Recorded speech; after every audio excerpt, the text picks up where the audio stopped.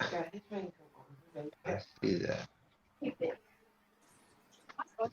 Oh, it's rain. Bluetooth connected.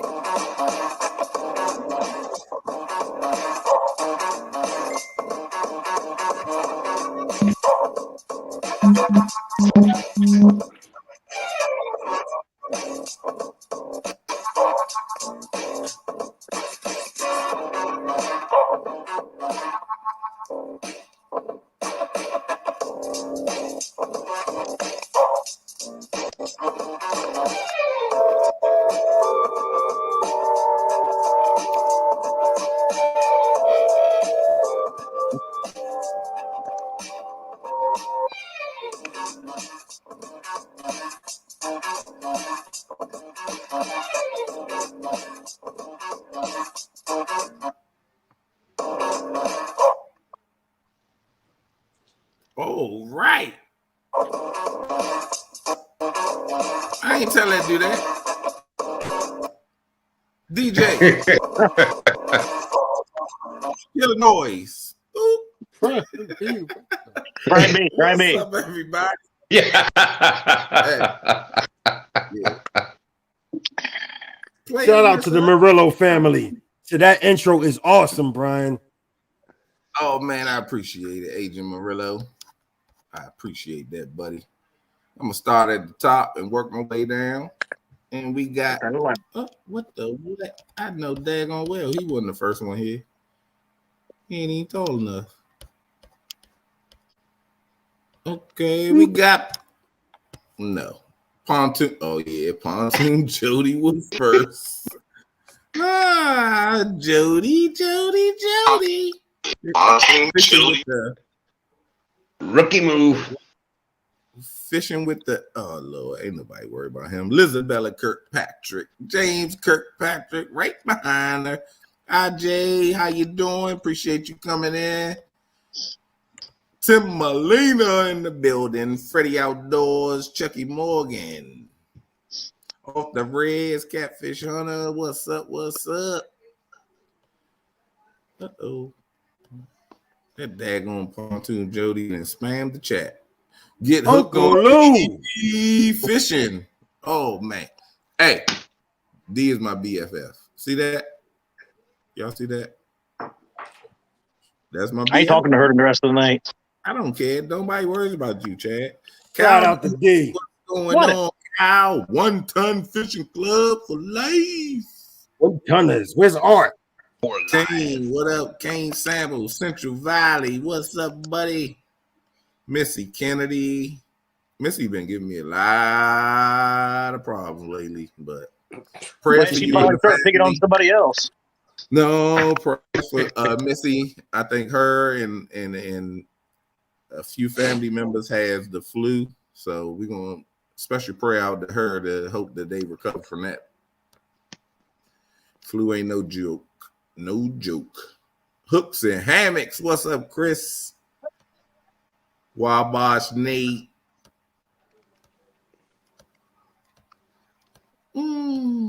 Jody and Chad spamming the chat. VLB, what's going on? Greenwell, what's up, buddy? Uh-oh.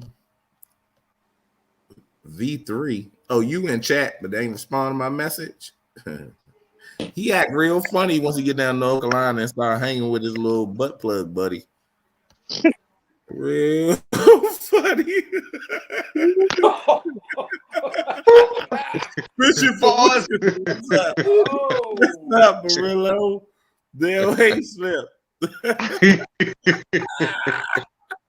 What's up, buddy? Mac Fishing, Potomac River Angler, what's going on? Solo Texan, what's going on? Chris Now, hold it. I asked how Christian free with- this thing was. I didn't realize it was going to be that free. With Robbie, what's going on? I gotta say hello to my darling. Hello, Chris. Dina, how you doing, honey? Uncle Lou in the building. My Uncle Lou.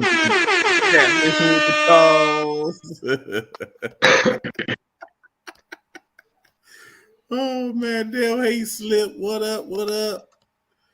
Oh, I'm trying to David Smith, what's going on? Oh man, that was funny.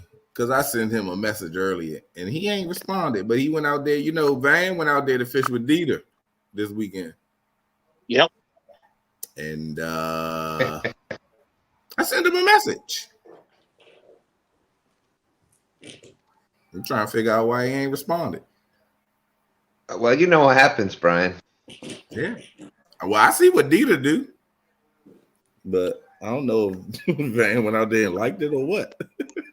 I don't know why he didn't reply to you. I've gotten messages all day long from him. Oh, shut up. He told me don't tell Brian B. Especially about the one pitcher. That one.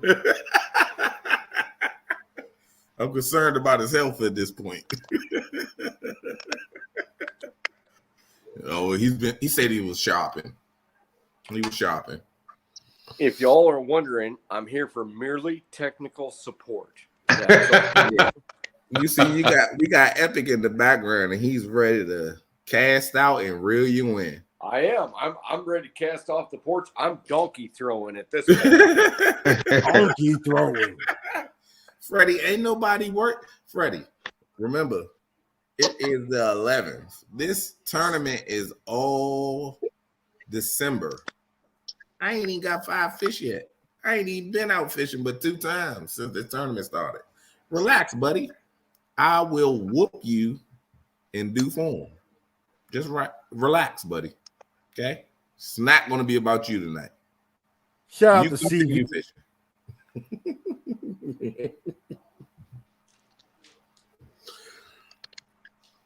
Hey, Chad.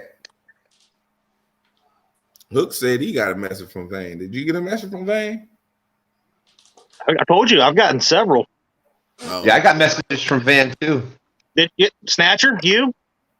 I might have. I don't know. Oh, Man, I apologize. so it's just me you not responding to? Okay.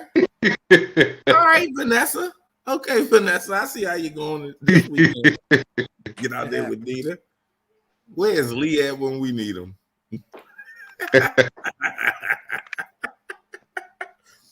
We got 39 awesome people watching already. Thank you. Appreciate everybody coming in. We just Make sure you smash that like button if you haven't done so already, and let them know it's about to go all the way up. You already see what time it is.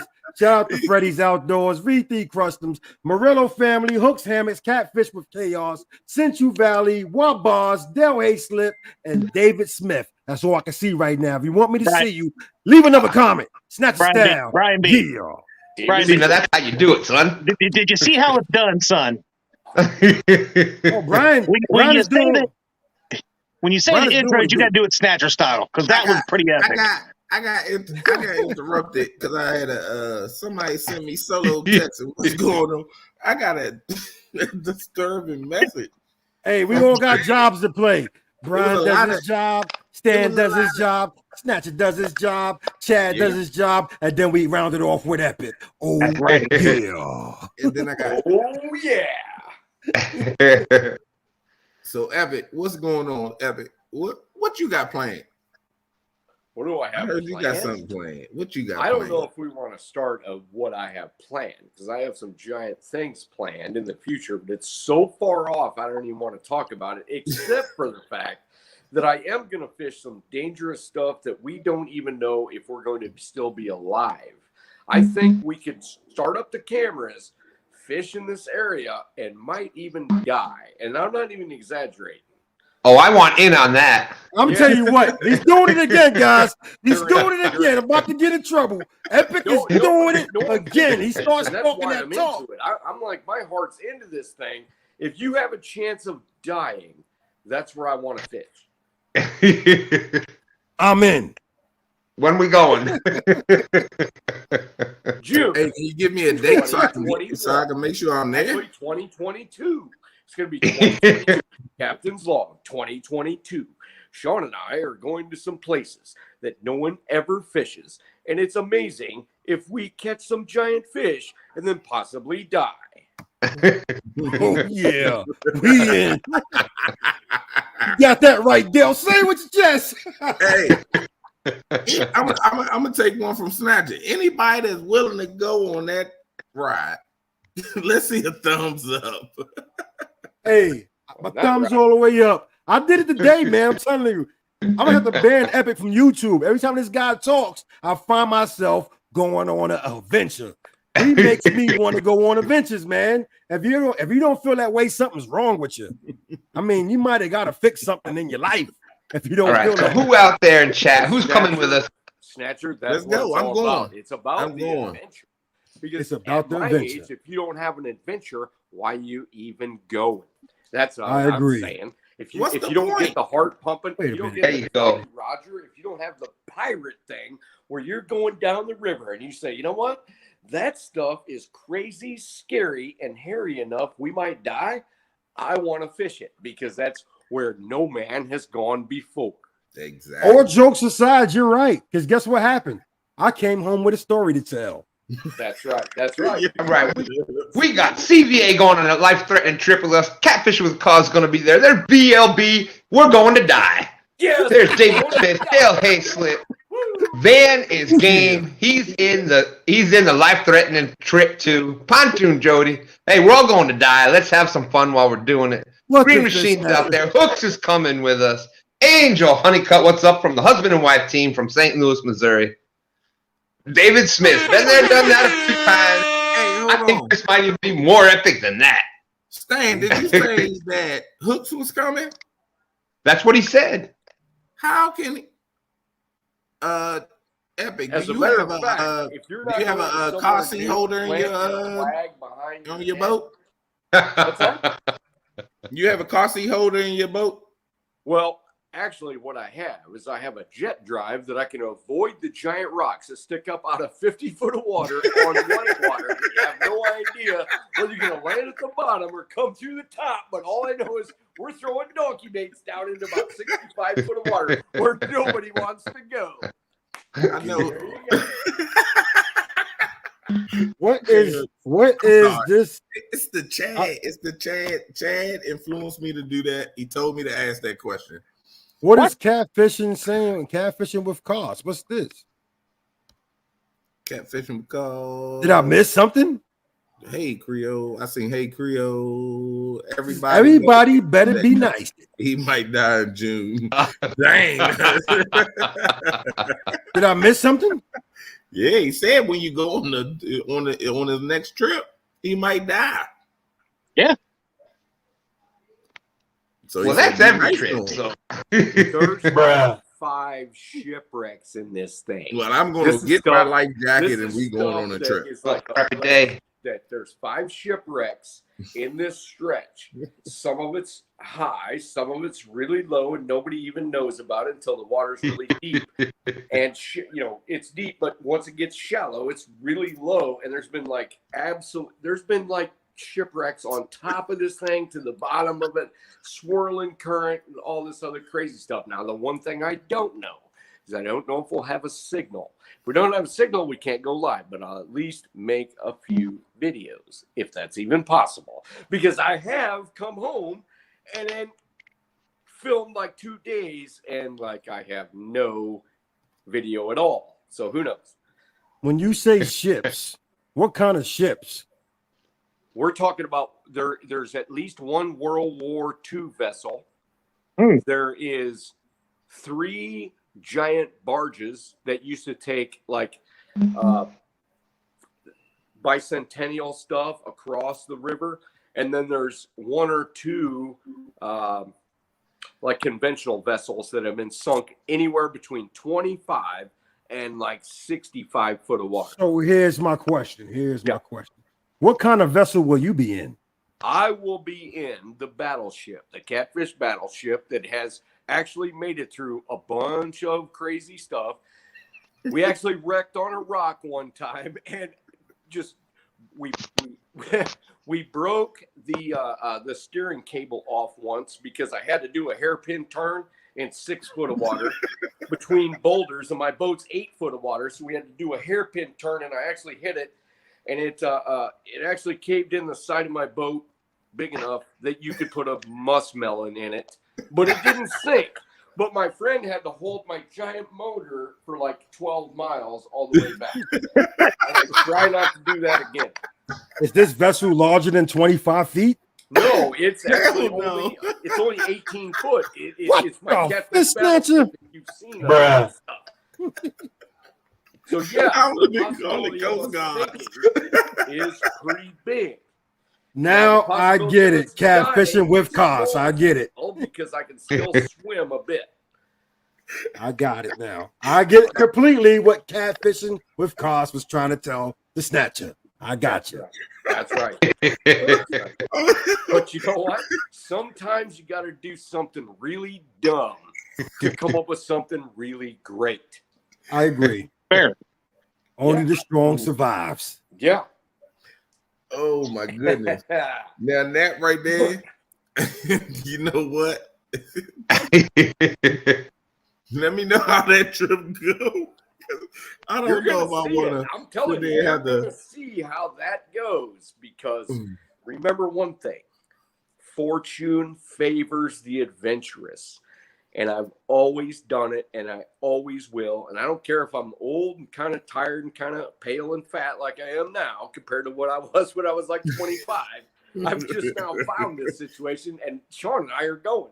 We're planting the pirate flag behind us on every anchor that we go, and we're doing it, and we're going.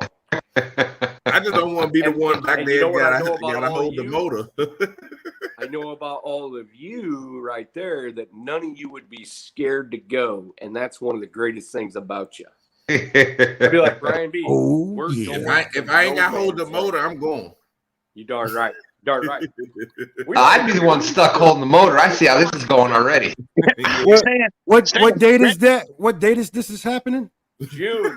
We're going to do it in June because I believe that there's giant flatheads to be caught where nobody has done that. So if you understand, okay, so catfish science, this is the warning. It's going to get a little boring, but okay. So as soon in our area, as soon as it warms up from the winter period where flatheads are kind of sitting there all nice and being happy with each other in a big fat pile, all of a sudden the water warms up and they start moving upstream. They start to be irritated with each other a little bit, so they got to spread out. So by the time that we get about May 15th, May 20th, if the water temperature is really good, we'll just keep going and they start to spread out, and then they start to move up on their pre-spawn migration, which their pre-spawn migration in the middle of Illinois, so you could pretty much stretch a line from probably where Stan lives all the way to the West Coast. And you could say that as soon as that water comes up, that the flatheads start doing their pre-spawn upstream migration until they start gathering below dams. And every one of you guys that have watched YouTube have seen the results of that. Hook Catfish is of ultimate mind of that. He fishes up in the Wisconsin area below dams, and he catches a tremendous amount of flatheads. I used to do it on the Mississippi below almost every dam in my area. So let's just say this one is kind of the Jurassic Park of that, because there is no quantification of what is going on here because no one fishes it. So that's what Sean and I are going to do. We're going to go to where no man has gone before, and we're going to plummet those waters from 50 to 30 foot. And it's all crazy because there's rocks that stick up in the main channel or of the edge of the channel, clear up out of 55 foot of water. It has crazy ass current going around them and whatever, and you kind of need a jet to go because I've been questioning people lately. How many people fish this? Blah blah blah. Nobody. Almost nobody. So back to the panel. Man, hold on a second, guys. Brian, where you at? We got to let everybody know what's going on. Hold on. First of all, Mama Snatcher. Yeah. Load up my Uncle Lou's rod. I'm going fishing with Epic.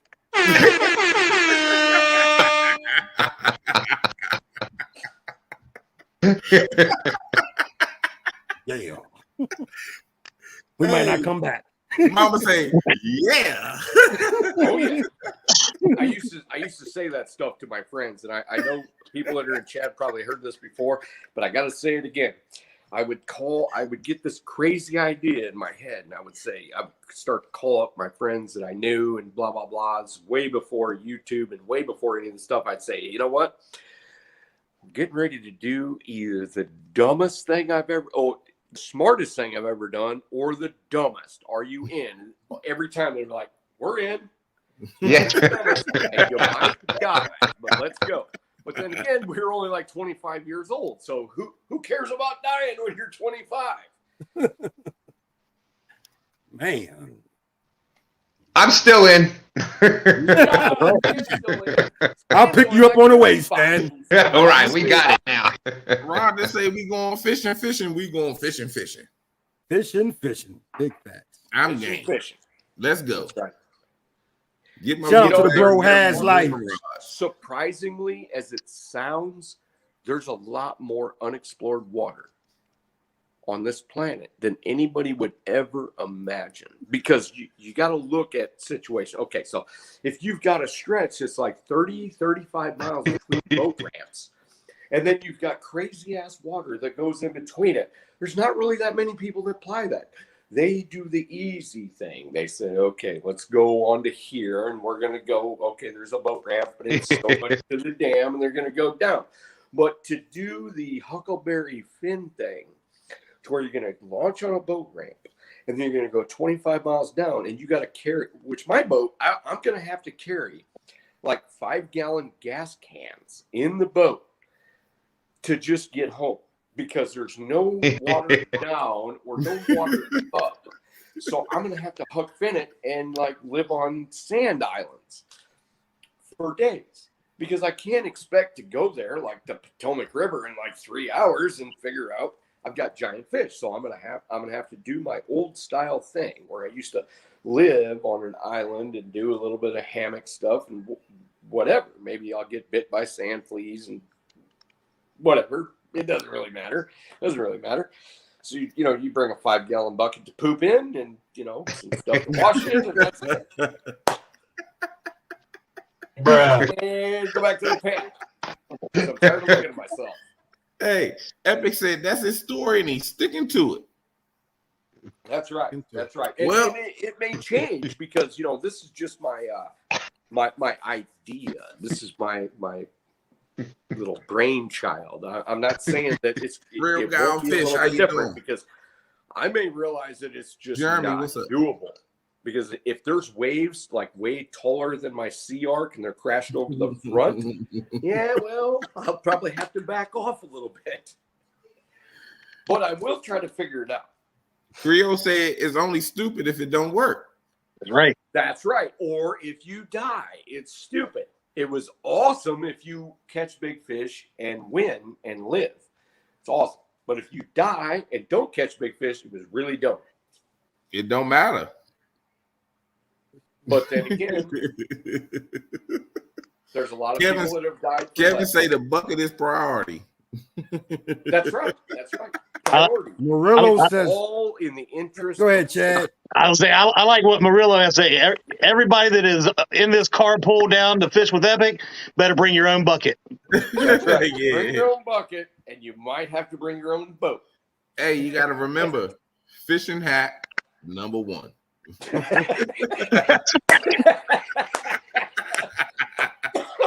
Fishing hack number 1. Yeah, but you know what? You don't want to use fishing hack number 2 and fishing hack number 1 bucket at the same time, because the one with the holes is not going to be your friend if you use it as number 1. Oh, yeah. Well, number 1 should be no leaves. That is correct. And I can tell you proof of that, but I'm not going to, because it's not that great. You gotta, but like, Yeah, right, no, I don't want to know that. You gotta bring your own bag. You can Some dispose info of the is bag. best. We don't want to know some info. Dig a hole, and be done with it. That's No. true. I'll leave some stuff. Well, actually, usually where we fish, there's no hole to dig. You just got to pick your spot. Kevin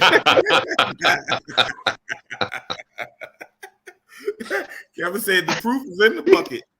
With Chad. That's right. You That's got right. me in this. And It's all because of you. I've never seen a fisherman that didn't have something to wipe with, whether it was the socks, but I usually keep a big fat roll of paper towels on my boat. Oh, Hank was messing with me because I kept paper towels in the spray bottle. He said, "Oh, Brian didn't want to get his nails dirty, so he got his spray bottle and a paper towel." I was like, Right. "No, I can wash the daggone hands off, but I don't know what I may do." Oh yeah.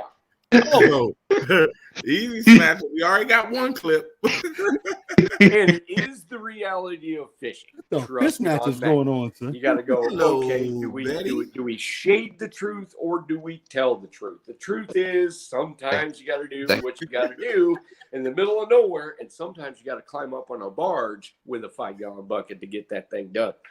But we try not to. Boy, this show went to crap in a hurry, didn't it? All right, Brian B., it's time to start scratching your head right there. Just start scratching it, Brian. I don't even know what I'm doing right now. I don't know where I'm at. To the panel we go. Excellent. I got a question for you, Brian. Is this the crappiest conversation you've had on the show yet? It kind of with the shit. I'm just saying. Hey, one thing about it, everybody do it. So people just giving you some pointers on what to do. I'm just saying. I know you did it, Chad. I've never. All I can tell you is never anchor up below where I'm anchored up. Because I might send you a present. Where do we go from here? You might Only up. That's the only way to go. I was saying there's nowhere to go but up here, Snatcher. So anybody else fishing this weekend? Understand? Hey, everybody, like, what in the world did I just Betty just said, what in the hell did I just decide to watch? Nikki Who said, decided to talk? What did I just walk into?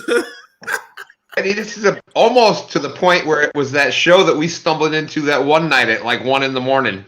That was something. So, oh yeah, we still haven't gone that low yet. So we still got a little way to go down. yeah. Hey, I didn't write that story. That was an epic story. So that's an epic story. That was Palmetto says, so how about them Cowboys? That's right. The chat is looking pretty crazy right now. Nobody's talking about the Cowboys in here.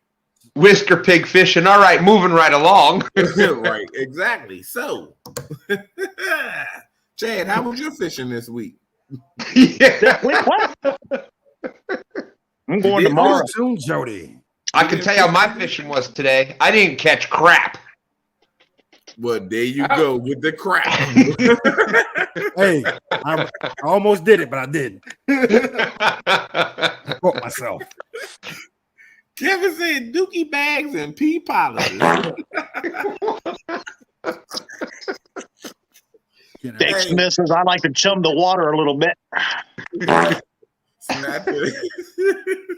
All I got to say is stink bait did not work today. Chill out. Hey, Snatcher, that right there. Can't That blame was it on the the first bait. time. Like, oh my goodness, what in the world? I don't know. I screenshot it. No, man. That's for the bros only. Betty says, y'all don't know real shit till you tell a nurse. This is just daily life for her. All right. Yeah, shout out to her because she's a nurse. She does Right. She does a good job. Bruh. We're getting close to Christmas. So traditionally, I would take a review of what I've done in the past year and figure out what I was going to do for the next year. And so my Christmas, New Year's resolution, of course, you already know what that is. We're going to fish or die. But generally speaking, how is that going to affect all of you for this next year? That's my question. Brian B., go. Say that question again. I think I think Brian was doing like me. Resolution, I'm done with the and I have buttons, already people. made up Trust my me, I'm mind done with what the I'm gonna buttons. do. It's going to be catch fish, big fish in dangerous waters or die. What are you going to do to be different from next year from what you did last year? Oh, I'm going deep waters. Like I've been doing. I'm not changing nothing up. I'm going deep waters all the time. And keep doing your principle. Sweet. Mm-hmm. All right, Chad. What are you going to do? I'm going to change catch your fish. stars. What?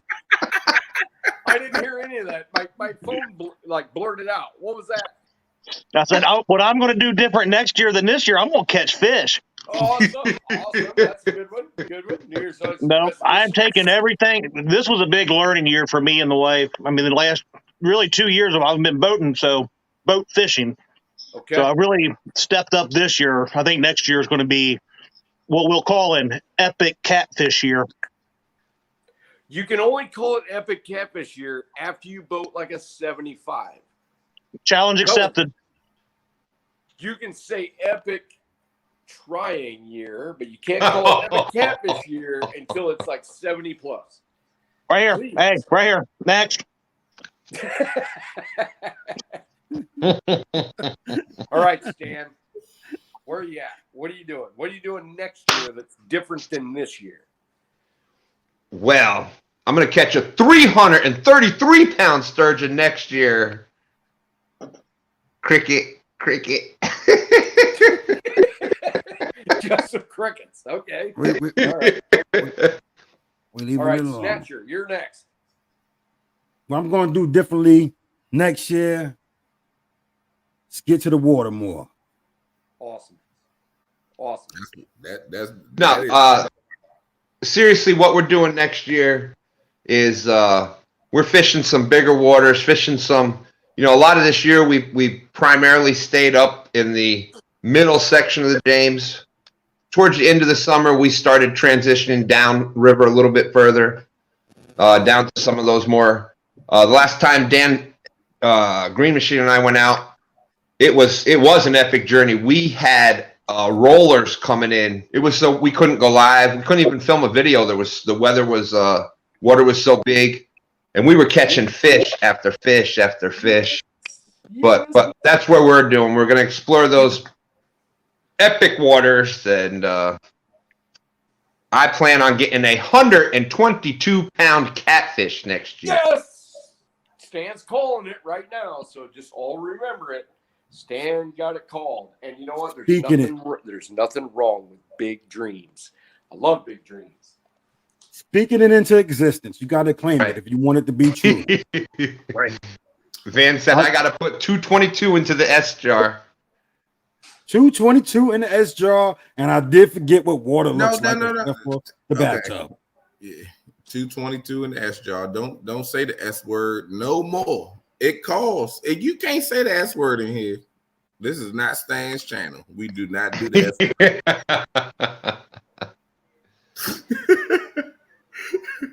I did a chat. I kind of snorkeled a little bit when I laughed. Hey, Brian, I didn't even see this in the chat. They are asking about the somebody getting the stink of Walmart off their hands.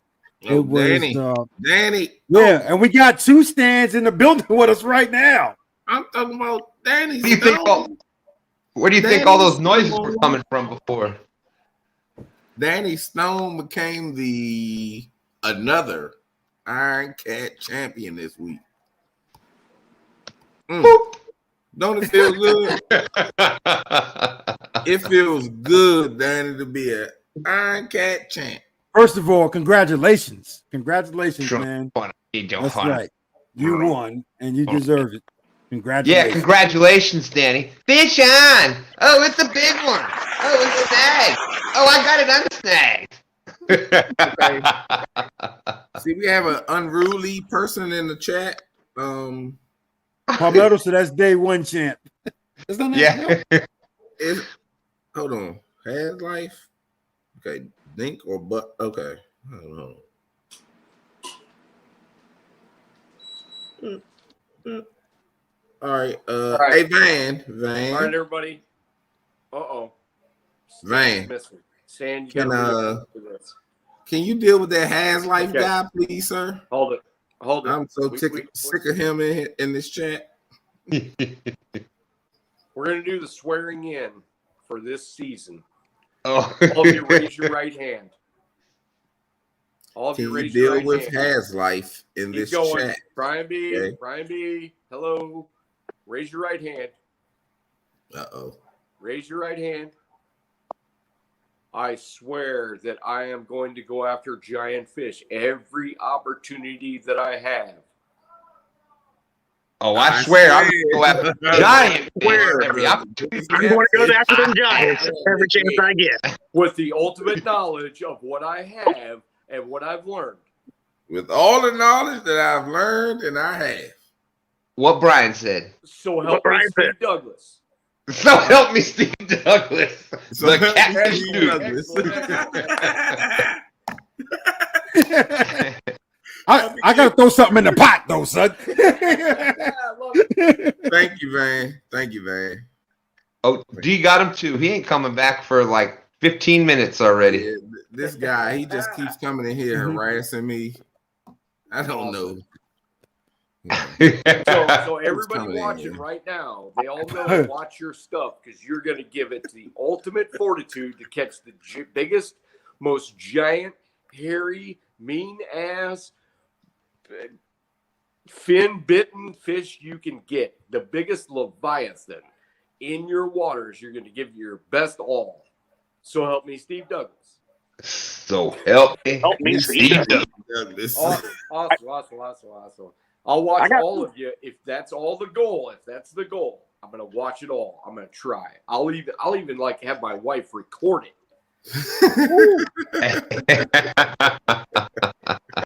Now, Brian B, how you gonna treat your daddy like that? What? Your daddy has life. I know that's your daddy. You got to remember that Has is younger than me, and yeah, but they give him that Papa name. That joker, that joker is not my daddy. That boy can't fish worth a lick. Well, look, we're up to 65 awesome people watching. We had some more people come in. Palmetto Cats, Retired Rick, Nikki Hayes. There's Creole Catfish and Catfish Cameron. Oh, I got to say hello to D Fields again. Big Bill's Veteran Catfishing. Guerrero Bagre, how's it going? I think we said hello to Palmetto before. Jeremy's Tournament Cats. Solo Texan Adventures, how you doing? Daniel's out there. He wants to catch a 20-pounder next year. Kane Sample.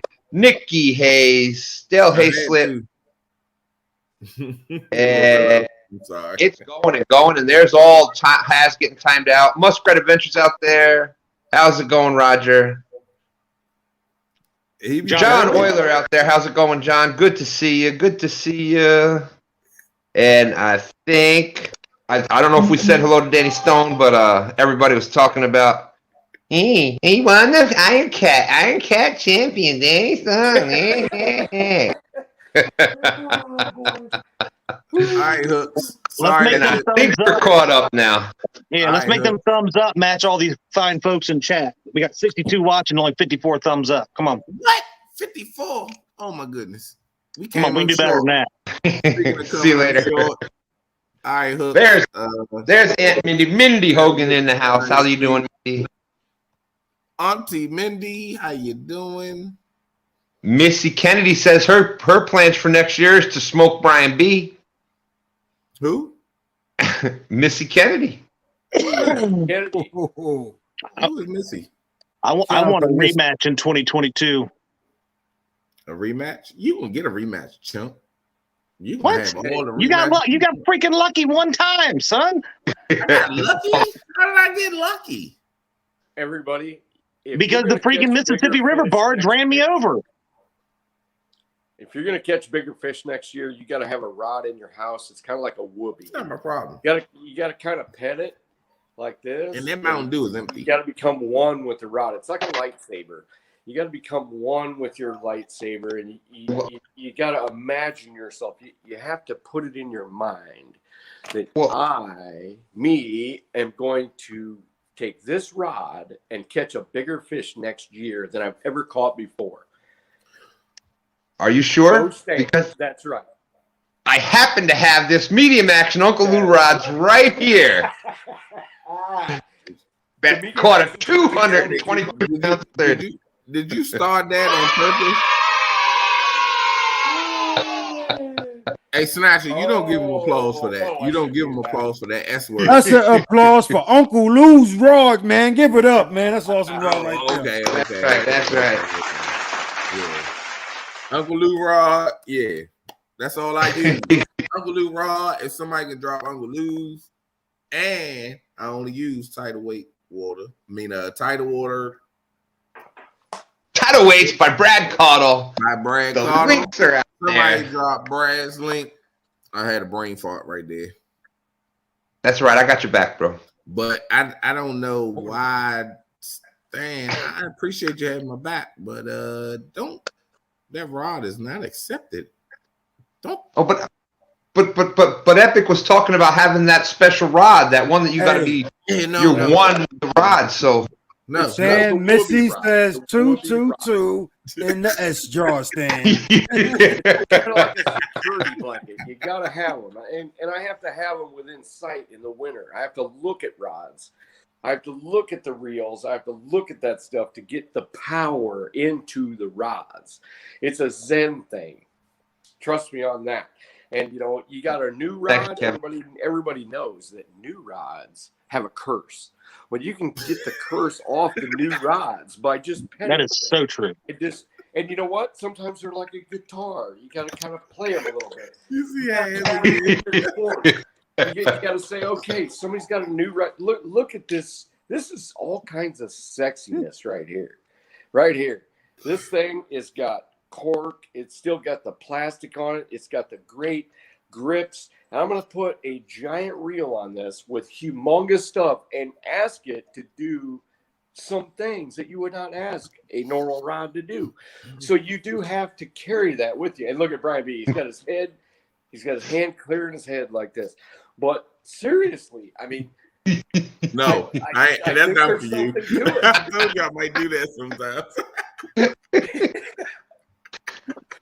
So I told Brian B, I said, start tapping your forehead like this when I start talking too much, because I'll just keep talking. And he's got his whole hand up. My hand right here. What is this? What is this? I mean, this is like, oh my God, what did I do? All right, I'm going to go through 20 minutes. The crazy thing is, don't talk at all. I'm going to walk over here and you people talk and I'll listen. I have to tell myself that, because old Jolly Roger will just keep talking. My chat. I don't have that issue. I'm a quiet kind of person. I'm the one that just sits here. I give everybody else a chance to talk. You won't hear me say.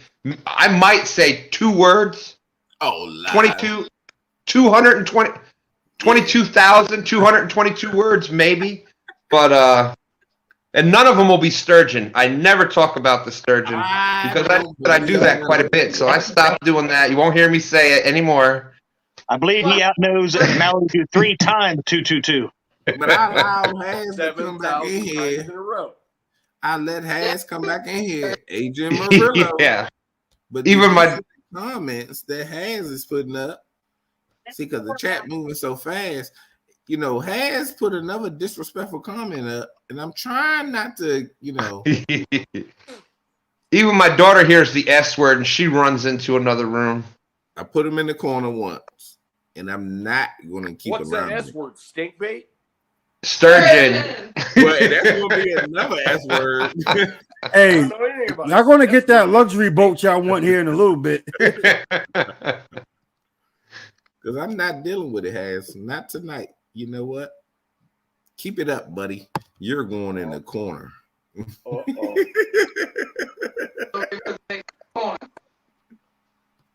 You're going in the corner, buddy.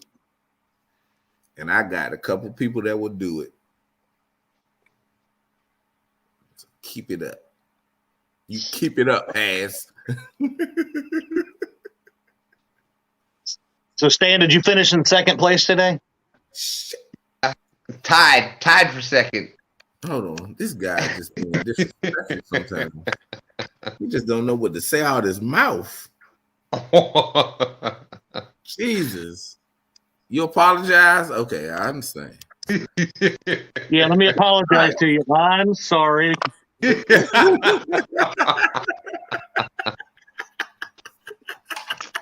Brian B.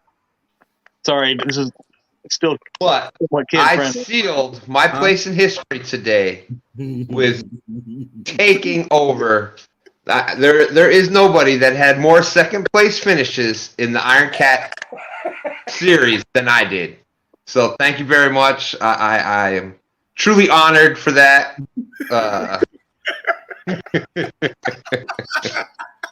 Stan has officially secured second place for all time.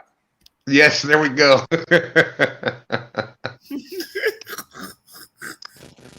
Let me pee in the bed. Guess what? Has hating because he ain't never. You did better than Has because he ain't never won an Iron Cat. He tried to, but I kicked his butt off.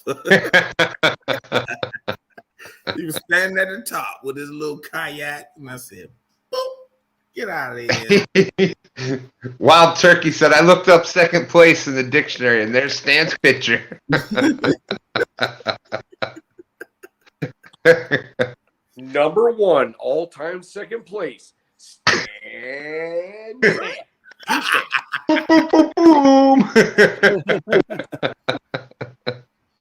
3B, what's up? Troy, what's up? Matt. Your boy Wild Troy. Turkey, what's going on, man? Minnow Dunkers. Excuse me because I'm not speaking to everybody because the chat is moving fast and we are chatting as well. Big Mike, what up?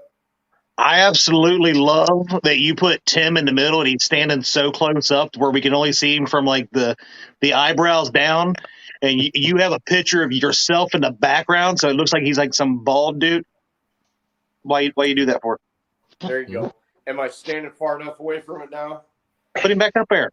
But the crazy thing is, I don't like how that is. See, if I go full screen though, then I can't see the chat. But I like Tim up there better because it looks like Tim's bald. How about that? How about that one? There you go, Stan. I figured I put the best fishers at the bottom. So you know what? You're right. Fishermen, not fishers.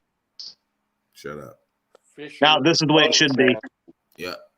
So we'll go from no, I'm not gonna do that, but I can't. I just put the weakest one first.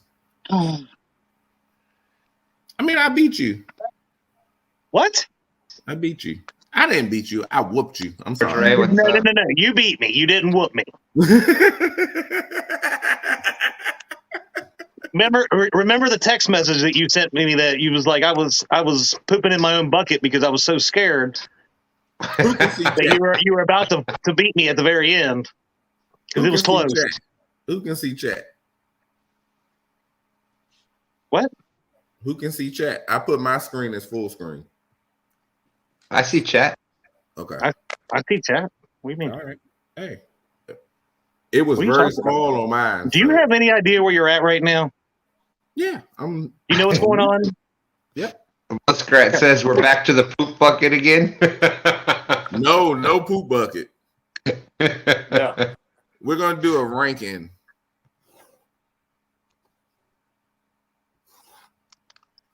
There we go. Let us know when you get us situated. We'll restart the show. Man, Stan has. I mean, right now you're getting us all freaking seasick from moving us around all the time. Fucking epics over here about to grab the motor and start steering us in the right direction because things broke it. Started steering. It's like freaking, come on, man! Oh my goodness.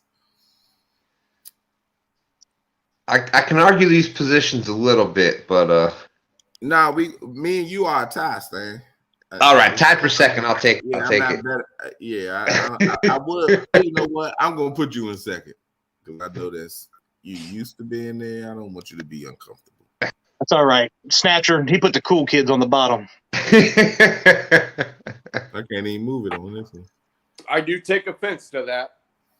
But you're first, Epic. I mean, Yeah, I mean, Cool kids on the bottom, he says. yeah, the cool kids on Snatcher not even here right now. He is sitting there probably Snatcher's probably like this with that lasagna, tearing it up right now. Palmetto says Snatcher's using the bucket. that's what I was going to say. He's on the barge using the bucket. Snatcher had lasagna and he said, "Okay, you know what? Don't take no pictures of me. I trust y'all." Oh man. Hey, the man. All right, everybody. Back to catfishing. One bait. You got Here we one go. choice of bait where you're gonna fish. And you gotta win a tournament with it 25 miles from your house. What are you using? 25 miles Anytime- from my house. anytime- Only 25 miles or 30, your closest water that you would fish a tournament, and you have to go against 50 other people. What are you using? What are you choosing? Right now, any time of year or what?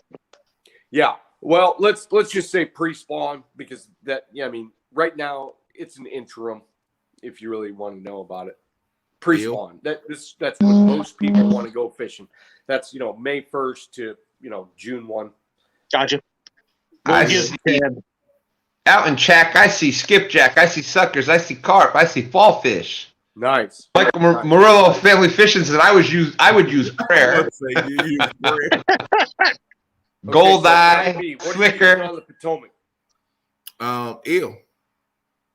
Stan. Gizzard Chad. And the Chad. Gizzard Chad.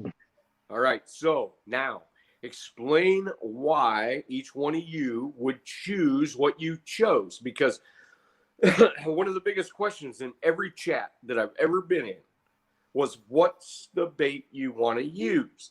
And unfortunately, there's nobody that can type all of the stuff that leads up to your decision. Brian B. Yeah. Because that's one of the most dominant baits in the Potomac River that the catfish feed on, especially in the time that whenever you ask. Yep. Same reason, that's the primary forage fish in the James River. The gizzard shad, the James River gizzies, they're monsters, and that is the primary food for It's blue cats Okay. in the James River. Yep. Go check. Yep, same thing. That's going to be my primary all year So round. You all have the same reasoning. It has nothing to do with ease of getting them. It has nothing to do with, am I going to have to travel? It has nothing to do with, can I freeze them? It has nothing to do with any of that. It's what's available and has proven prevalent in your river system at the time. Mm-hmm. So everybody repeat after me. So help me, Steve Douglas. I'm kidding. but pretty much that's what all of us have to convey to all the new guys. They're like, okay, yes, you can catch them on shrimp. Yes, you can catch them on jelly beans. Yes, you can catch them on soap. Yes, you can catch them on this or that. But I'm going to choose the bait that is the most prevalent in that area for the time and the season that I'm going to present baits to catfish. And I hope to be able to catch the biggest catfish of the group. Sorry, I don't want to sound condescending, but I've had that question for like 30 years now. And I hope that since you guys are all catfish ambassadors, that is what gets conveyed, because that's true. It's not chicken. Chicken is a bait that you can catch catfish on if you cannot levy fish or your favorite bait out of the river for the time and period. And the same thing goes for shrimp, or the same thing goes for chicken or golden chicken or whatever kind of chicken. It doesn't really matter. Pheasant. You don't have an opportunity to get anything but chicken, and sometimes that works. Sometimes it works better. And I'm not so jaded as to absolutely know that sometimes a terrestrial bait will work because it's got the same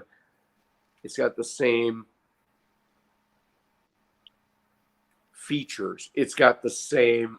I'm trying to say it's simple, but it's got the same DNA. It's got the Amino same, acids.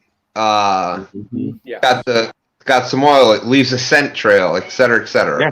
absolutely, it does. And everybody knows from handling chicken, it gets greasy. You know, it Go gets ahead. what. I'll be And right back to now. me, if I'm going to use chicken, I don't want it to be nice. I don't want to have freshly washed it off, like when my wife wants to cook me chicken.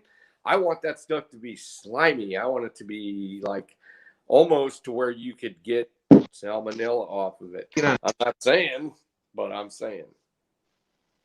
But no, I agree with you. But with the like talking about gizzard shad around here, it's going to be my number one bait. I'm going to have that each and every time I go out.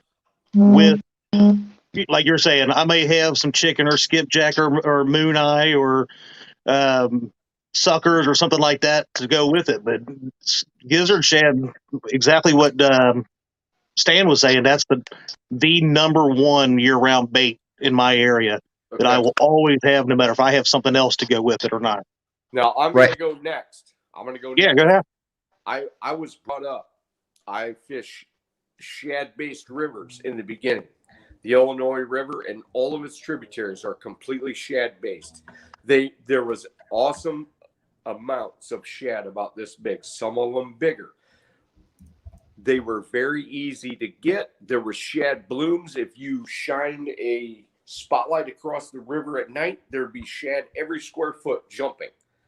But as soon as the Asian carp came in, the shad population took a giant dive. And so we were all scratching our heads.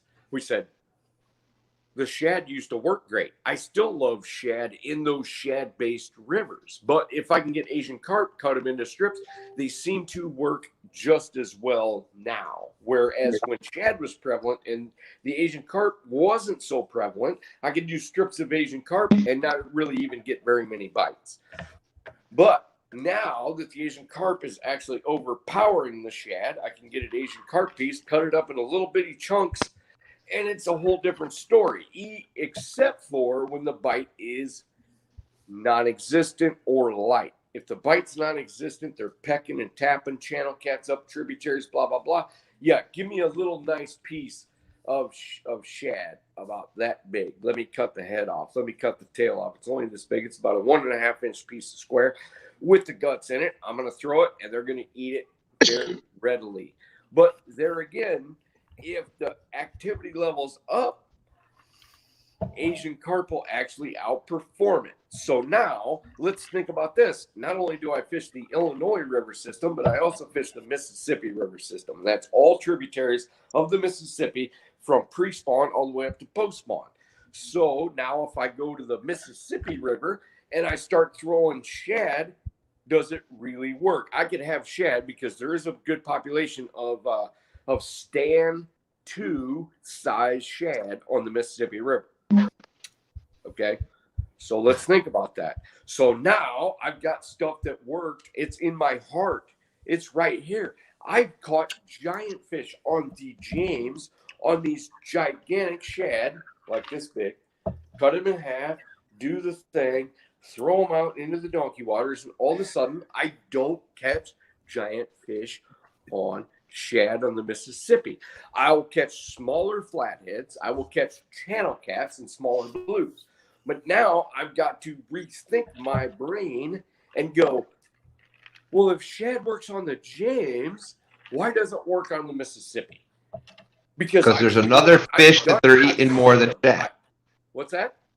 I said because there's another bait fish that they're eating more than shad. That's right. And so now I've got to reevaluate, and I'm taking you across my thought process as I was learning all this on my journey. because my journey took me from the Illinois, it took me to the James, and then it took me to the Tennessee, and then it took me finally back to the Mississippi. And so I'm thinking, okay, I've got it figured out. Absolutely not. I didn't have it figured out at all. I was just a young, dumb doofus thinking I knew what was going on 25 years ago as I'm fishing shallow, way too 25 foot of water, which I thought was deep at the time. And I'm trying to focus on what paid off for me in big channel cat and flathead mentality with the bait I learned from the James River, and I was all wrong. So if I get in any other river, I keep my mind open. If I go to the Tennessee, I keep my mind open. I don't think that I got to have donkey suckers. Which works for me on the Mississippi. I don't think I got to have eel on the Illinois, even though they're all good baits. I still have to listen to the fish and the locals. So if the locals are okay, and here's let me tell you, like in the Potomac River right now, eel is at record numbers of eel in the Potomac River. It's double any other year that's ever been recorded at record high numbers, and you'll see everybody on the Potomac catching big fish on eel. They use skipjack in the Tennessee River because there's a lot of skipjack there. That's the primary, and at certain times of years, that's what the big fish, that's what they eat on there. So basically what Epic is trying to say, whatever that primary forage fish is at that time of year in your waters, that's the bait that you should be looking for to use to target those bigger fish more consistently. But it is a penchant. It is not a promise. There is no contract that I can make with the fish gods that says if I go here and I use skipjack on this day, on that day forward, there is no thing where I can sell my soul to the devil, because I probably would have if he just said, listen, son, I'm going to give you the best bait. You just got to sign right here. No, I wouldn't have. But let's just say if somebody could have told me that, if you have the best bait ever and you just got to sign this contract, it's going to be skipjack, or it's going to be chubs, or it's going to be crayfish, or it's going to be this, or it's going to be that, I might have wanted to sign my name on that dotted line, but I didn't, because I knew one thing. I had fished enough different waters to know that it is not something that is a constant. There's only trends. So remember this, everybody in chat, everybody in the live, there's only certain trends on any certain body of water that you can deal with. So you do have to, everybody asks me, what's the best bait, Mr. Epic Catfish? And you know what I tell them? It's location. Location's the best bait. Secondarily, then we have to figure out what's going on in the waters that you're doing. Is it white bass? Is it well, some people call them sand bass? Is it green sunfish? Is it, believe it or not, largemouth? Is it smallmouth? Is it any of this stuff? And you go, we all know it's true, because all of us, 1, 2, 3, 4, all of us 5 talk to people all around the country, and they go, well, it works this way, and there's this on this river, and blah, blah, blah. So you got to say, okay, I listen to the fish, and all of us can feel good about listening to the fish. If I think donkey suckers is going to work the best everywhere I go, I'm the dumbest human being on the world, in the world. I'm like, they work good for me there because they proved it to me. Actually, big suckers was actually my third guess, and it actually proved to be one of the best baits, regardless of what I thought. And it actually proved me wrong. And I've said this in many lives, that as my time has gone on the whole journey, I've proved myself wrong more than I proved myself right. And finally, I'm 50 some years old, and I actually have more success than I do failures now, because I used to have more failures than I had successes. Go, everybody. What's Well, going and on, then guys? you've got to look at Came seasonal right things. into a lecture. I just popped right into a middle of a lecture right there. You got to look at seasonal things like on the James River. There is a time of the year It was during that That spring. was an epiphany of mine I've had for like 20 years. When I thought I knew everything and I had to recalculate it, I had to rethink it. I was like, you know what? You think you're, and I was telling me to me, you think you're smart and you're not. You're dumb. You've done the dumb thing and put my humanistic thing into it when I should have been listening to the fish. Because the fish are the ultimate, they're the ultimate tellers of whether we're right or not. What's The fish up, told me I Eric was dumb Burnside? more than I've been smart. Dominic. Well, and then there's Go seasonal everybody, things like on the I'll James. keep We going. have that spring mating run where the hickory shad come up Whoa. river, the white perch make a run, the herring, river herring, etc. They make a huge run. So that one particular about a month period where that's happening, gizzard shad fall off, and those baits become the primary food source. So then you switch to those for about that month period, and then you go right back to gizzard shad after that. And Stan, that gets me going better than my wife walking in with a short. Good luck. But seriously, I'm like, I get all fired up about that because I know there's transient What baits the that come fish into that these do? rivers. I'm like, I already know the wife walking in the short dress, fine, but this thing's awesome. And if you look close enough, it happens in every body of water. I said before, fish are all the same. You just got to figure out each one in each body of water. Yeah, They are the same. They're the same but different. nope. They're all the same, except for the circumstances are different. Catfish are catfish no matter where they swim, no matter whether in North America or South America or in Europe. Catfish are all the same. It is the events and the cycles that change what's going on to a prevalent situation. And that's what I've figured out in my life that I hope to convey to people. And I'm not trying to say I'm like the ultimate knowledge about this stuff. Facts. But one thing about it, I didn't understand giant fish. I did not understand their location until I understood the fact that catfish are no different. It's me. It's my dumb human brain that expects them to be different. So I had to figure out the constants. I had to figure out what's going on as far as events. And I had to throw those out and coin an entire equation so that I could have success no matter where I'm at on the planet at whatever time.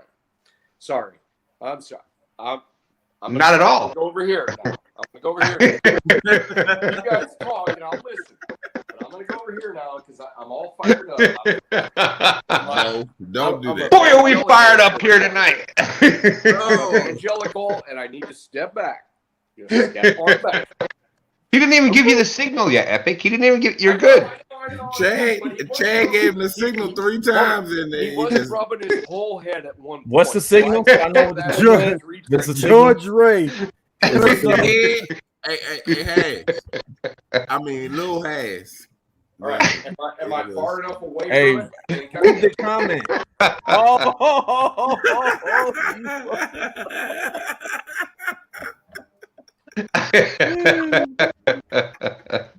Nobody saying your name. Yeah, I can change it. You gotta remember, I can change your name on here. I can't believe I didn't see that.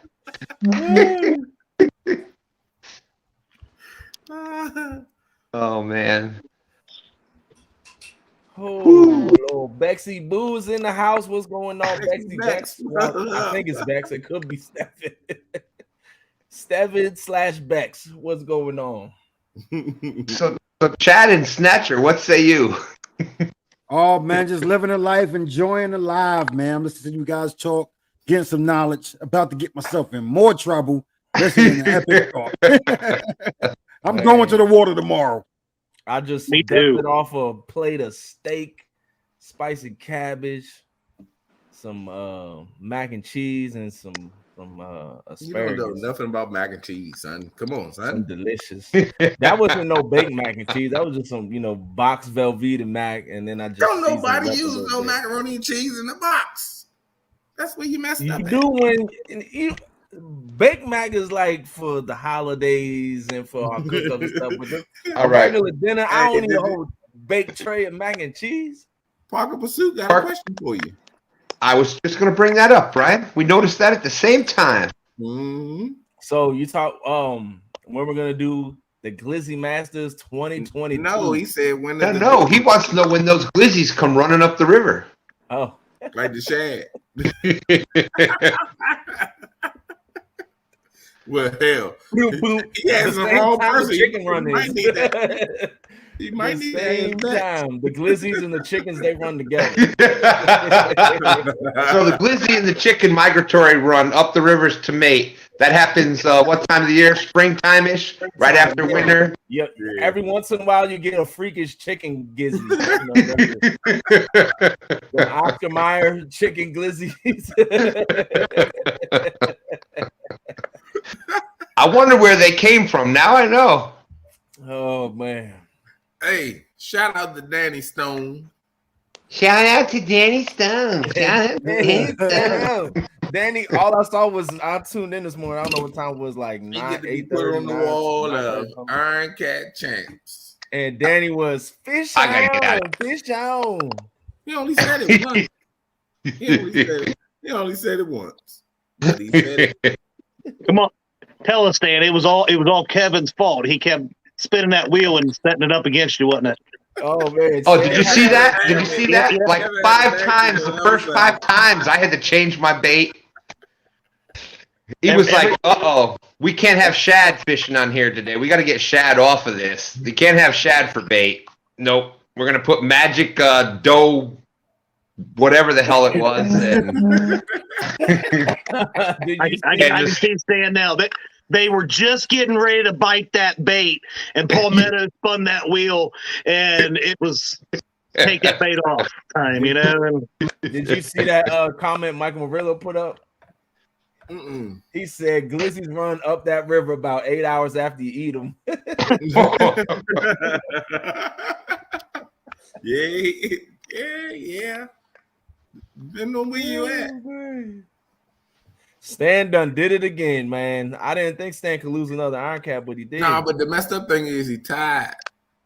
He tied this time for second place. He never tied. It's not over yet, though, right? But there's one tomorrow. Yeah, it's not over yet. Nah, but it was a 1-day thing, and then tomorrow's a whole different. see, I think we need Kevin to like tell us what's really going on here, because you're going back to your whole monster hunt rules where you think you took first place on day one. On day one, when we really took third place overall, you're like, I took second. I won day one, and that's what he said. That was out of his mouth. You have a day one winner. I bet. There was only one winner. You have a day two winner, and the winner overall with the biggest fish is the grand champion. That is what he said. If Kevin is still in here, he can stamp that.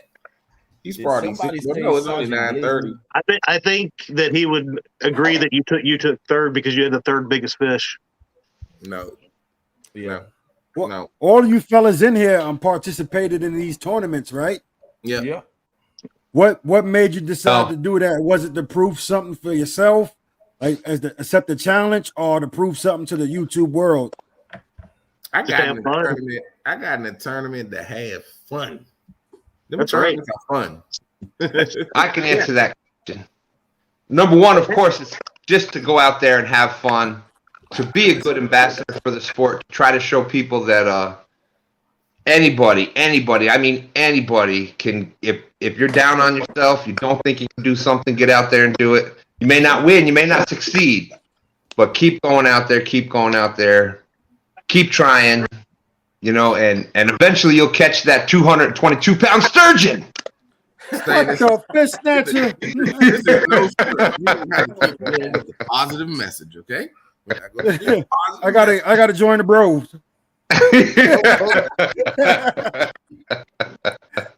I'm gonna have to put a no sturgeon right here as my profile. Oh, that's the idea right there to go with. Anti-sturgeon. No, but seriously, it's these tournaments are just a lot of fun. It started out as just a way to get out there, just to prove to myself. It was the first one I did was on. Of course, we've got right below me here, Fishing with the Chad. He had the couples challenge. That was awesome. Not only did it get a lot of us going, it got a lot of channels started, but it showed our spouses what we kind of do a little bit. So big shout out to you, Chad, for that. And that kind of started out just to prove to myself that I could go out and do it. And then once I did that, then I was like, I'm signing up for everything. This is a lot of fun. I want to show people that you can do it. You know, if you don't think you can, just go do it. You can. And that's really what it was. Yes, sir. How about you, Chad? The tournaments is like Stan said, kind of started them out just to have fun and get everybody together on screen. But being a part of them is just having fun. You know, just like I know Brian was in the boat tournament that he won. Stan and I was in it. Stan and I was just there. Really, You know, we were just there to have fun. I mean, we definitely. Yeah, we called each other ahead of time, like right before the tournament started. I'm like, "Are you going to catch fish? Because I'm not really going to try." Let's let Brian's just getting going. Exactly. Let's let Brian do this one. You know, if you back off, I'll back off. We'll let him run with it, and we kind of had that agreement. We weren't going to tell everybody that, Stan, but for like 3 weeks, 4 weeks. But so what, Brian? Y'all did that for like 3 weeks, 4 weeks. It was just the one boat tournament. I mean, we Kevin was like, guys, I need to fill these spots with the greatest anglers we know of. But when we seen the list, we were like, this guy really needs a win. He can't freaking beat Has for nothing. He's on the same body of water catching, a tenth of the size fish that Has is catching, Chunky's catching. No real loss. They catch bigger fish. Anglerholics, all these fish snatchers even catching bigger fish than Brian B. So I was like, this guy really needs a win, Stan. He's like, you know what? I'm not even going to go for second. Let's just chill out. Let's have fun. Let's make it a fun show. Let this guy do something. And then we called E. Get the stories together. Brian B don't even know. We called E and we was like, E, you have to find a fish because Brian B ain't going to do it. Shout out to E, man, for real. Big shout out to E, man. We didn't know about the one that puts Brian on the fish. On the boat tournament. We didn't know. Oh God, here we go making excuses. Hold on, Brian. You're supposed to be answering about the question of what made you want to be in the tournament. Yeah, answer the real question. For the fun. It's all for the fun. Every tournament I've been in is all fun. Fun and games. I'm doing something that I love. So I'm asking you guys this because I got a question to follow up behind it as well. Okay. Yeah. So Epic, did you do tournaments? You do tournaments? Yeah, you don't want to hear that story, but yeah, I did them early on. What made you what made you decide that you want to do tournaments? That I wanted to or that I didn't want to? No, what made you decide that you want to do them? Because I was good at it and everybody else wasn't. Honestly, I don't want to sound terrible, but good reason to do it. Let me tell you, you just felt like you could win. My first tournament was in a channel cat only waters. It was 10 fish. What's up, Chris? And my weigh-in was 182 pounds, and the closest to me was 22 pounds. Okay. Well, what you had? But what do you think happened out of that? I'm sorry. Hold on a second, Snatcher. There's different things. We're talking about like these YouTube tournaments that we know right now. Yeah, right. That's different than like. That's the question I'm asking. That's right. Thank you, Stan. That's the question I'm asking. YouTube tournaments. Yeah. Yeah. Because it has a follow-up question. YouTube tournament. This was tournaments years ago when I was still like 22, 23, 24 years old, and I had bought a jet, and I went up the Fox River off of the Illinois. Right. Doing what I do, and my average was in 10 fish was like a 18.3. And the guys that stayed to the main river, their average was like 2.2. Why haven't you tried YouTube tournaments? Oh no, I don't want to do that. Okay, I mean it's not for everybody. And I'll tell you why. I don't want to do YouTube tournaments because I don't. Even though I think it would be fun, it would be kind of a not a good thing for YouTube. Well, because you might want to hear this second question. Yeah. So let's let these guys that have done the tournaments answer and watch this. How do you feel about it? What made you want to do YouTube tournaments? Because I has what it takes. You know, that's why. Yep. Was you trying to prove it to the world or to yourself or? You know, I didn't start doing tournaments until I started my Do You Has What It Takes. And I just wanted a challenge. I hosted tournaments and, you know, this is cool, you know, but I like to be out in the action. I like to be out there fishing. That's where I like to be at. So I wanted to Brian will wait until I'm talking to change my name. Oh, he did that, son. I was like, what the fish snatchers? We've been going back and forth this whole time changing my name. What the fish snatcher? He's changing name. But I started when I got the kayak. That's when I started doing the kayak online tournaments and stuff, and I just want to become a better angler. So just, you know, the pressure and learning and more time out on the water and trying to figure out the bite, trying to figure out the fish, trying to locate holes, trying to, you know, find out where they're at, where they're going to be at, and the pressure of just trying to find them. I like the online tournaments over like the in person because of the CPR, the catch photo release. It's a lot safer. It's a lot better on the fish. We have tournaments here in DC from the bank every month, but I've never you know, I never entered in or never done one because you have to have a way to keep the fish, you know, while you're catching them, you still have to keep them and then go to a weigh-in and all that stuff. So I just, you know, I didn't want to partake or participate in that because I'd rather just weigh my fish and let it go, then, you know, then that's something to do. So preservation of the fish is why I do like these, you know, the online stuff, and they're fun. You know, we like to have a good time with them. So it's entertaining, it's exciting. So my second part of it is for all you guys that's been in it, would y'all recommend other YouTubers that's into fishing get into tournaments? Because what you say that helped you push yourself to limits that you haven't tried so far, like you pushed your limits a little bit, and you're getting out to a broader audience by, you know, doing these tournaments. Would you recommend it to other YouTubers that's into fishing? It's up to the person, you know. It's up to, you know, you have people that do YouTube, they do it for different reasons. Not everybody that does YouTube does live streams. Some of them just stick, you know, majority of people just stick to doing just videos only. Well, you created a tournament this time it's not live at all. Yeah. So like for me, I'm gonna use myself for example, not speaking for anybody else. I can go out there and challenge myself and not make a video about it at all. You don't even have to be a YouTuber to do this type of tournament. Anybody can do it. But it forces me to go outside of my elements, you know, and do things that I'm not comfortable doing.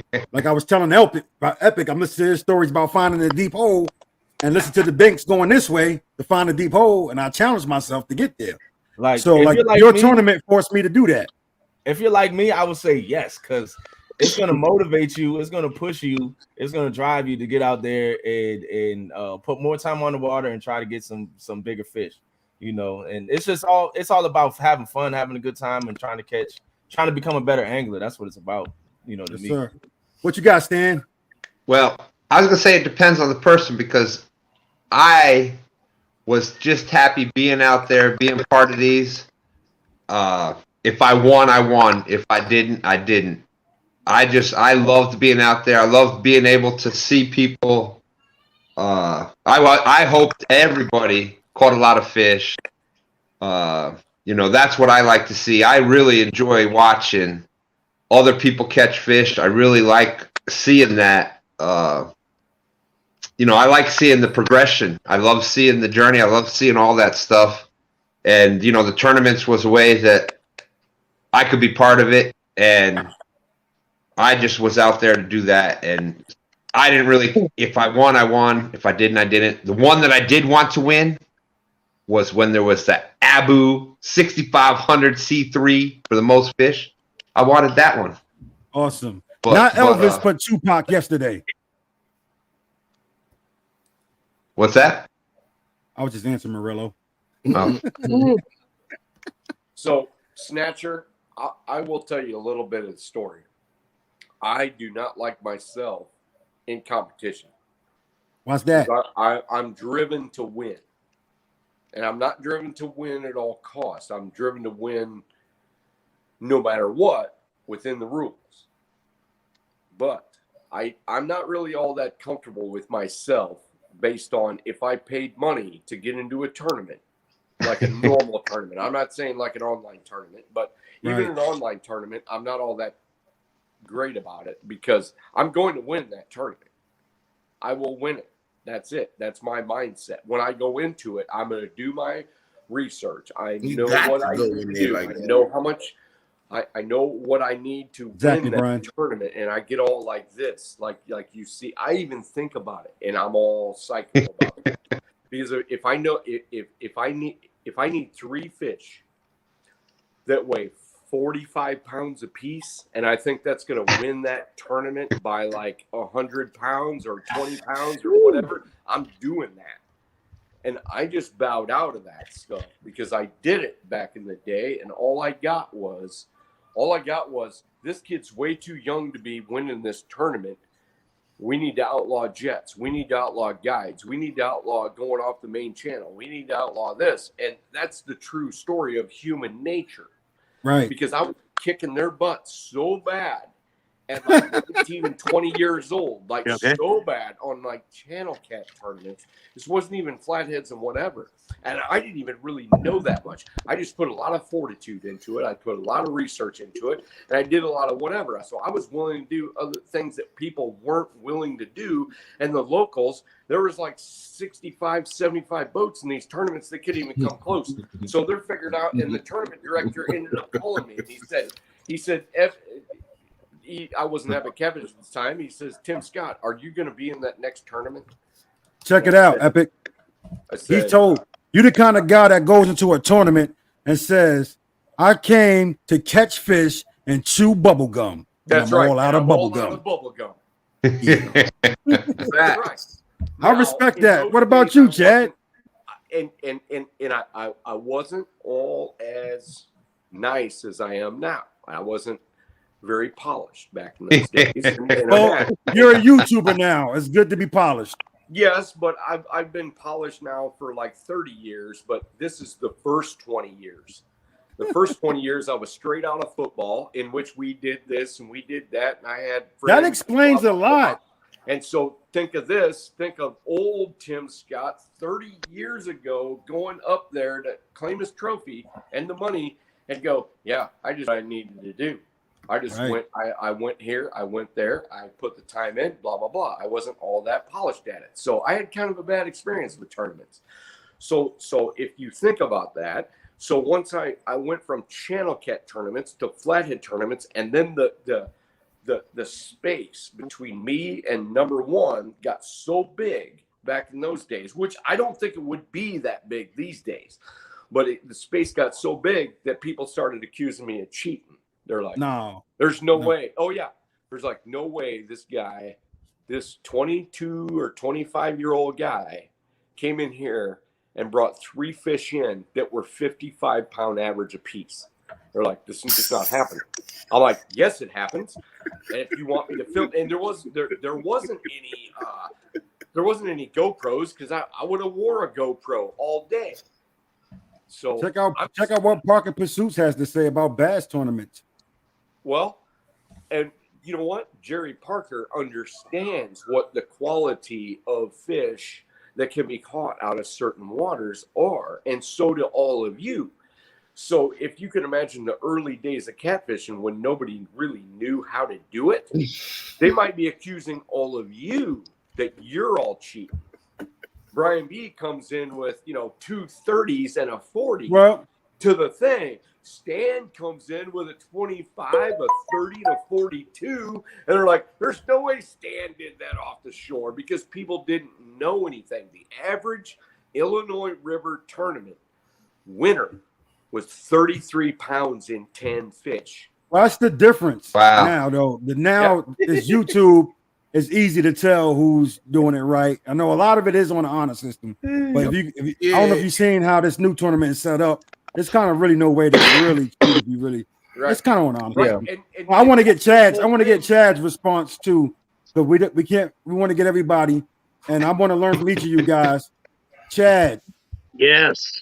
what you got? So here's my thing: if you want to do the online tournaments, again, like you guys were saying, individual choice. But here would be my advice: you got to have fun. If you are so competitive that it is going to turn into a negative experience, don't do them. Mm-mm. If you know everybody's going to go out there and have a bad day, mediocre day.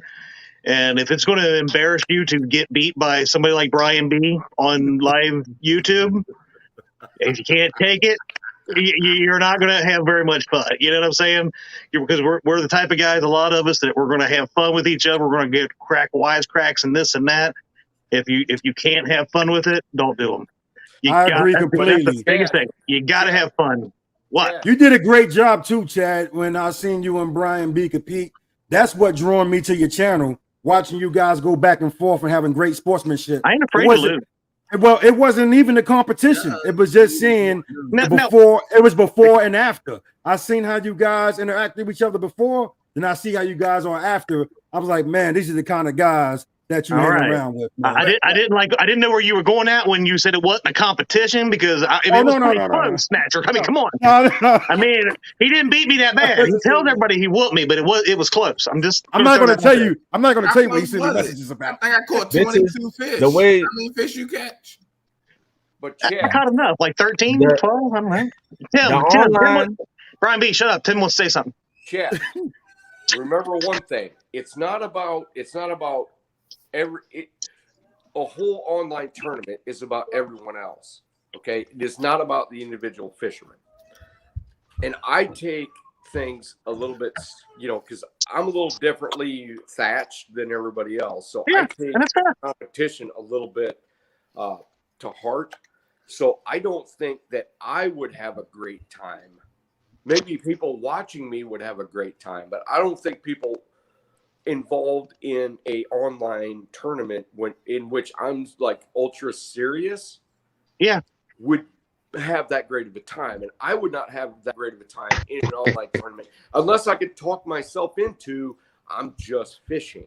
Okay, so exactly. When I hear contest, because I grew up in like the I'm like, I don't know what you even call me, a Gen Zer guy.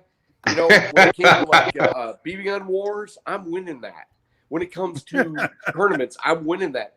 I'm not gonna like BB gun war anybody in the eye to do it, but trust me, I'm jumping over the hay mound to come to drill you in the back of the whatever. Well, and the thing about it is, it's hard for me to control that.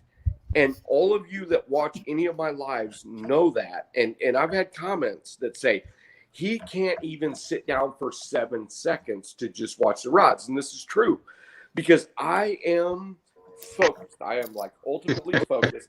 I have the Zen thing going, and I fight. I really do. I try to talk to people, and thank God for Sean. Because without Sean, my lives would be terrible. Because I'd be like all focused, all time, blah, blah, blah. And thank God we can catch some fish. Because I can loosen up after we catch like a 70. I'm good.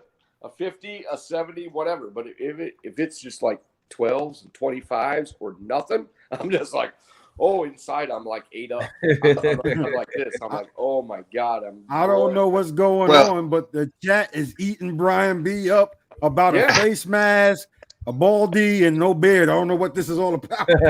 I've seen a lot of laughing emojis about it. Well, what I want to say about the online tournaments, they are. I'm obviously you want to compete. You want to go out there and have a good time. They're great for channel growth. and the entertainment. Exactly. You want to come in there, and most importantly, you want to have fun. You want to entertain. You want to put on a good show. Yep. We know how, you know, bringing people together on bigger channels and stuff is going to help you grow as a channel, and that has been the metric. But YouTube will take hook sets away. They take subscribers away. So the best way for you guys to make sure that they stick and they stay is if you have an impact on the people that are watching, and you just bring, you know, you add value to their lives, can make them laugh, you can make them smile, you can have a good time, and then they're more likely to come over there and you know, be part of your family and to watch. And that's what the most important thing is about the online tournament. Everybody up on panel. I get that. You guys are great at that. I am terrible at that. I'm very terrible at just having fun, and I have ground myself. Light up, Tim.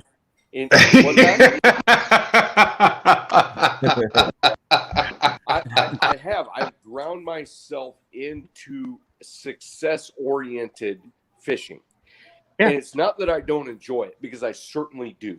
But my heart does not get any fulfillment by having fun. There is no fun about fishing. There's fun about fishing.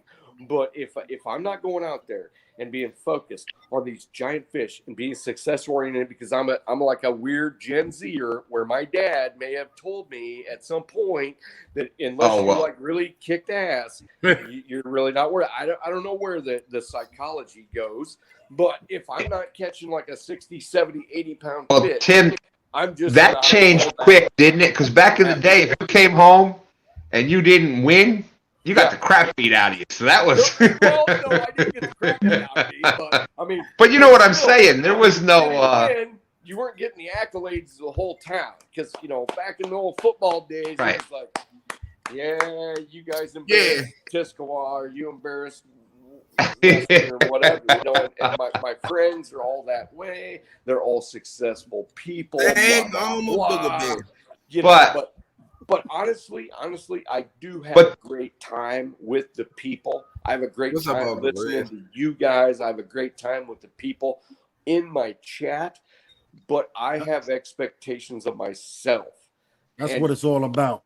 But Tim, you are a person that likes seeing other people succeed too. If you go back to that live where you let Sean be Catfish Heroes was the hero that night.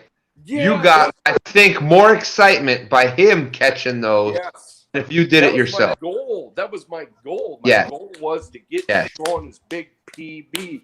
And he multiple had a PBs. Series of unfortunate events before that in which he lost his soul. And I'm like, I like that, Bex. And if you remember back, Tim, it was the same. That's why I loved it, because it was at the same exact time where I had lost my soul. We were at that same.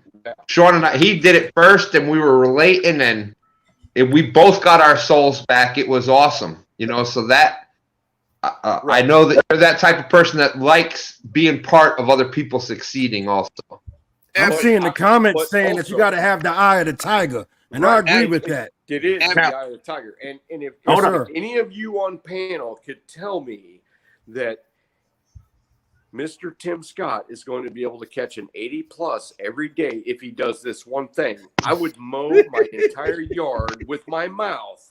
What the fish catcher? Morning. That's how much I care about. I would get on my hands and knees and mow the whole yard, and it's like 5 acres, with my mouth before morning. Everybody rub their head. That's how much I care about. I respect that, man. I respect that. Man, Dad. Real quick. So when I'm talking about, you know, having fun with this, you're exactly right. You don't go out there on these kind of tournaments to just hang back and kick back in your chair and not fish, right? Exactly. Like Beck was saying, you do go out there with the mindset of a plan that you want to catch fish in that. But I'm talking personally, you know, at the end of the day, win, lose, or draw, you have to. Everybody's competitive.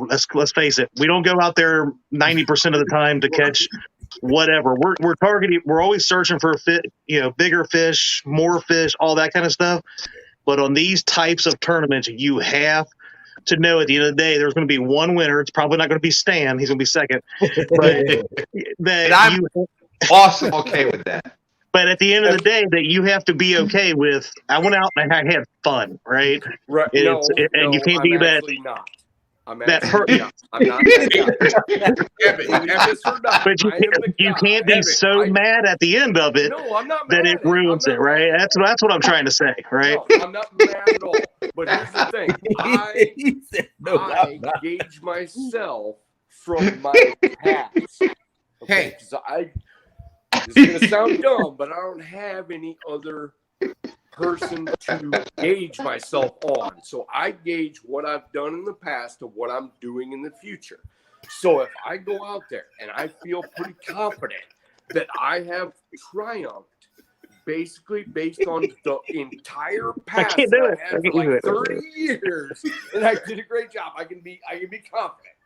But if I sucked at it, if I was weak at any point, if I said, you know what, I'm kind of tired, and I'm kind of whatever, and I forgot to throw those donkey baits, and I didn't do this or I didn't do that, you know what?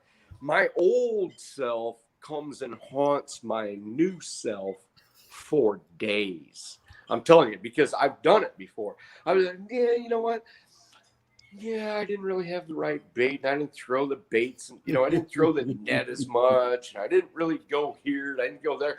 And so for days, I'm thinking in my mind. I'm like, you know what? When you were at your weakest point, because it was 110 degrees and you gave up on me. I did not give up on me, which I argue with myself. I'm like, okay. So here we are getting into the deep thoughts of a guy that is a monster hunter. So think of this. Whenever you give up on yourself, it's not really the fact that the fish won. The fish didn't win. You just failed yourself. To me, I'm not saying you of anybody else. This is the standard that I put myself to. And the standard that I put myself to is younger than me by like 20 years. And that's a hard thing to do, except for I'm smarter now than I was before. So basically, when it comes to intersection, I can say, okay, I've done everything I can and the fish didn't cooperate. I can feel okay about it. But if I come home from something that cost me $500 and 300 miles and a hotel stay and all the bait, which I took 40 miles to drive and 40 miles to come back, and I come back kind of fishless. If my biggest fish is only 40 pounds, I'm like, you know what? I didn't do something that I could have. I didn't notice something. So you know what that does? That forces your mind into saying, okay, I need to understand fish more than what I do already. I agree. We all just started out just chatting, Danimals. And some of us Cut rose. me off because I'm going up. Well, Nah, I hit the button. But Here's the thing. This one right here, I got to go. I blame. Here's the thing, Tim. These online tournaments we're talking about, we don't got to pay money to enter. We don't got to travel 400 miles to do it. We don't put money. Not on these online tournaments. These ones that we're talking about, they are just for, hey, we're gonna get some friends together. We're gonna go out there and just have a good time. Whoever wins, wins. Whoever doesn't, doesn't. But remember, That's where we're going. When I started this thing, I could tell the truth. No, go ahead. We were all backstage. I said, "How much?" We've got two definitions. We've got two different definitions of tournaments, and that's what that's. Yeah, but that's I'm in a tournament against myself. Ebbet, what'd you say? Every time I fish. Hey, you said, hey. He said, scratch the side of your head. Somebody's going like this. All right. Hey, I went like this, and Chang was rubbing his head. We got you, bro. I know. What did I keep telling you? I am a catfish psycho, and which you guys have not even been privy to yet. Freddie wants you for president. Freddie said, man, whole YouTube, what I'm really like. I'm used to being second. I'll take VP. Hey. Okay. Nah, yeah. Epic vice president?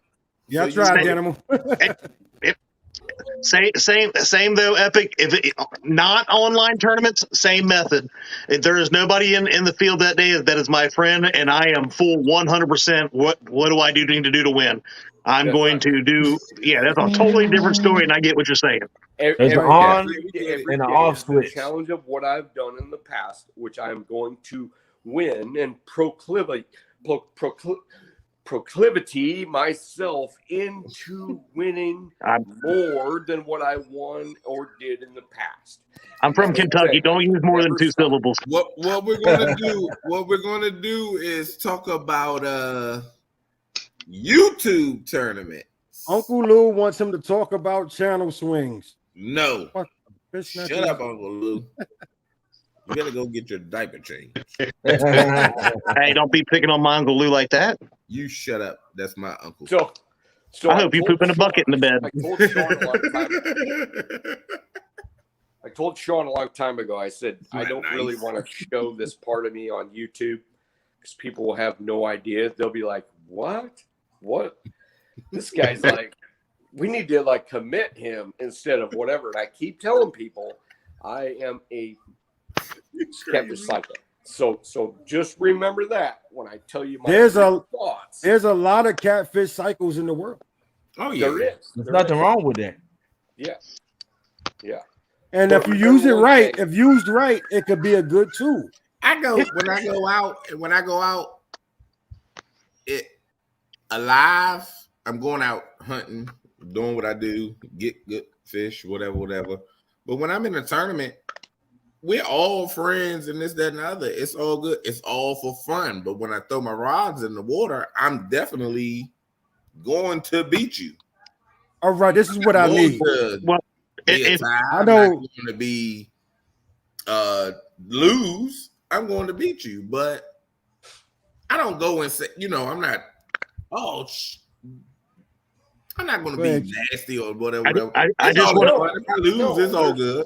I just want to point out an Epic will let you know when he was up there on the Potomac that throwing your rods in the water is not a good way to win. You should only throw your baits out there. P City that. I said P City. Yeah. I said I'm Right. sorry. I apologize because I was so focused on being able to do what I do in your waters. I got rods that are noodly, and I'm trying to throw donkey baits that weigh 3 pounds on this tiny rod, and it snapped and like threw out of my hands. And so I said, you know what? No, I will not donkey throw a channel cat rod meant for giant blues ever again. I think what to sum up all my questioning is, and people in the chat, y'all can participate in this one too. Put a hand up in the chat if you would be fishing if there was no YouTube. Heck no. It's a lot of people. It's a lot of people that won't be fishing if it wasn't YouTube. Look. You think so? Yeah, heck yeah. You said, would we not be fishing if there was no YouTube? Would you not be fishing? A lot. You gotta remember. If there was no YouTube, would you still be fishing? I'll still be fishing if there was still Absolutely, no YouTube. I'd be fishing. And then Snatcher, you can ask. So that shows. all I mean, how many you're people doing it for like the love. Epic Catfish less that they know that he's a complete psycho. Oh man, I don't know about that. But I know Catfish Cameron said he's going to be fishing. Catfishing with Cars said he's going to be fishing. We got David still fishing. Dominic Hollis fishing in Freedom's going to be fishing. Mark Knotts, Danny Stone, Uncle Lou is going to be fishing. Cody's giving a thumbs up. I guess that means he's going to be fishing. Freddie's outdoors. Silly question. Always fishing. Shout out to Washborn Nate. Gives it a thumbs up. And then Buck Williams is going to be fishing. A1 Fishing Family is going to be fishing. There's a lot of people out there that's still going to be fishing without YouTube. Yeah, Roger. We've been, that means there's some love. We saw that. Yeah, I see. I seen what Roger said too, and it won't let me do that. No, I can't do it either. I don't know what's up with that. I tried it on my tablet where I'm on YouTube. I've tried it different things, but yeah, but no, it's working for some people, and somebody said you got to like hold it down. Oh man! You a mod in the chat, you hold it down, but it's different. The Animal Man is great therapy. You on your tablet? Yeah. Hold it. You got to hold their picture. Like you gonna time them out. You can't hold. No real loss would have had a harder time learning how to fish without YouTube. I mean, I'm in that same boat. It's taught me a lot, especially my bros, man. Y'all be surprised how much I learned from these guys you see right here on the panel. That's the point I was going to say, Snatcher, is that I think a lot of us would still be fishing, but there's a lot of people out there, even people up on this panel that learned. They weren't taught like I was taught fishing from before I can remember. Stan 3, my son, was taught. He was out a couple months old when the first time he went out fishing. Right. He held fish in his hands from before he can remember. When I was young, you know, every young kid, you want to keep all the fish you catch. My father let me do that a couple times. He showed me I was young. And he showed me how to clean one fish, and every fish that I wanted to keep, I had to clean every single fish. Well, you know, after doing that a time too, you're like, all right, we don't got to keep all the fish. Well, I'm getting at too. Also, if you think about it, so if you're a fishing YouTube channel, and if you would fish without there being any YouTube, you're going to be successful because you like to fish anyway. So if you're going out there just fishing and having fun, the content will come. You know, just continue to do what you already love to do and record it once in a while. That's all you got to do. That's the whole point to the story, right? If you love to fish and you fish if there was no YouTube, continue to do it just that way. Makes sense. Jared. And on that note, they ain't just watch videos. Let's take a break to get a message from our sponsor. Okay. What the? I ain't got none, son. This sponsor is posted by Little Debbie's. Little and Debbie. If you don't have as Michael Morrell, Little Debbie's, then you might have the Reese cups. And you fired. That's upside down. Man, how are you going to do that to Reese Cup? Sponsor it right. Zebra do I got to teach you product placement, son? Do it again, son. Sponsored by Uncle Lou's Nutty Buddy. Uncle Lou, you're fired.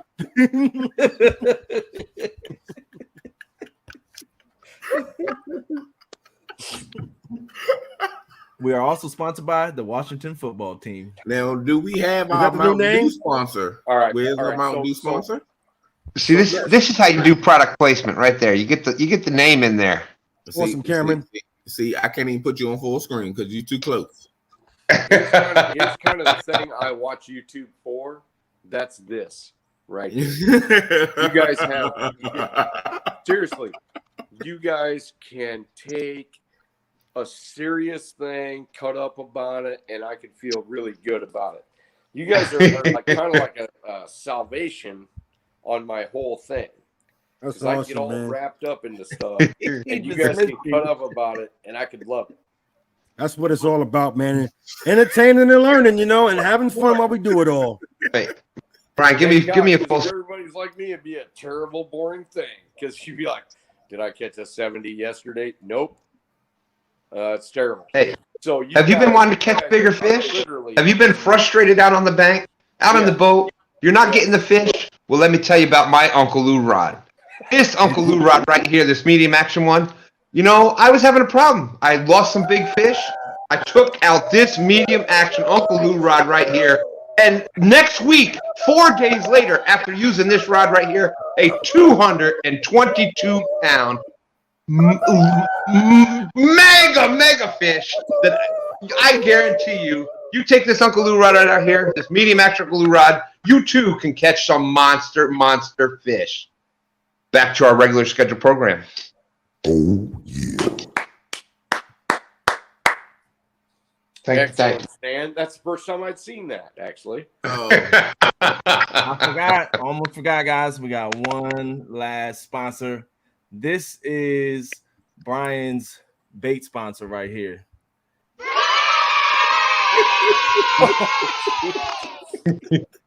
Brian likes to use binkies to catch his little dinkies.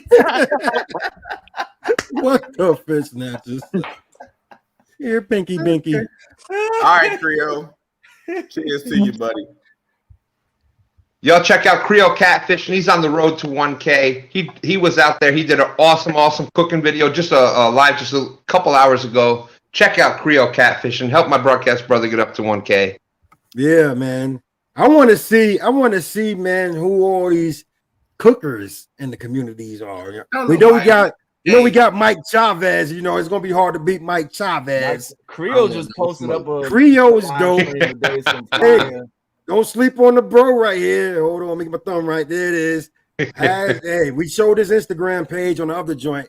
Y'all know Brian B stays in the kitchen at 2:00 in the morning. That was his wife. Ain't nobody. That was his wife. He just tried. What you saying, Brian? Does this have to be a live thing? Yes. So you want me to cook off against you? Is that what you're saying? You think you I have want what it takes in the kitchen? say, since we do a no script, what I want to say is, hold on. What do you want to say? Let me hear. Get a little closer so you can hear me. Me and you, Snatcher and Stain, no script, set a date, and we do a cook-off live. Well, hold on. I'm gonna get Creole to stand in for the Snatcher. Now wait a minute. I'm tagging Creole in. Brian B's just gonna walk in with a Papa John pizza. Stan said he's gonna be the judge. Stan said he's gonna be the judge. Snatcher. Brian is gonna walk in with Papa John pizza, and for dessert, he gonna have these. Yeah. He didn't even do nothing. He bringing that mac and cheese. I didn't. Mac and know cheese is a side dish. We need to let the chat decide. I know that got us in trouble before. I know. Wait. Here is a question. Here's a fishing question from Steve Mosley. And it says, so after there's like these storms that were in Kentucky, Kentucky came up into Ohio. When you get these big storms, would you fish shallow water or deep water? Both. You got to find them. You don't know where they at. Fish shallow water first because they might go up feeding, but you just don't know. Fish are it's like it's a trivia game. You don't know where they at. Yep. And here's my thought, because that's exactly I've been watching what the river's doing level wise all day, seeing when it's going to just really spike. For me, the very first thing I'm going to do, if it hits a certain point, I'm hitting, and it does. I don't care if it's 13 degrees outside in the late fall or late winter, or if it's April and stuff, and it's 10, 15, 20 feet above normal pool. I'm going to be hitting freaking creeks and stuff like that. Depends on what these fish are doing. Those creeks they're going to move up in there, and it doesn't matter really what that water temperature is, as long as it's not completely frozen over on me. So that's what I've learned so far. And because of my little boat, I'm not going to be out there like Epic up against a dam when there's 8-foot rollers and all that kind of stuff trying to get killed. I ain't that brave yet like he is, but I'm going to find them in different areas where the current's not rolling 90 miles an hour. So it just depends on your waters and where you're able to get to fish. What do you think, Kaz? My answer? I'd love to hear your answer. You know what my answer is?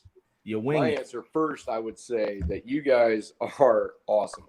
There we go. Because there's been seriously, there's been no time in history that I have heard a question like that had so many open-ended answers that you guys, there wasn't a panel of people that were so close to the answer that I'm still pinching myself. I'm going to tell you right now, Brian B., you, Snatcher, Has, and Stan are so on to the what I would call the spine of what catfishing is and always will be, that you guys have an instinctual knowledge, not just a knowledge of where you say, well, what answer do I do now? You guys have a knowledge that you can put out an answer that people are going to be able to get really close. And the only answer I would have to that, any different than anybody else, was that I would listen to the fish. I would go in my standard normal situation. If I wasn't getting paid off in bites there, I would have to go shallower. And I would have to go shallower yet. So if I normally, after say a tornado, and I've actually guided people after severe tornadoes in which trees were ripped into the water and all kinds of crazy stuff happened.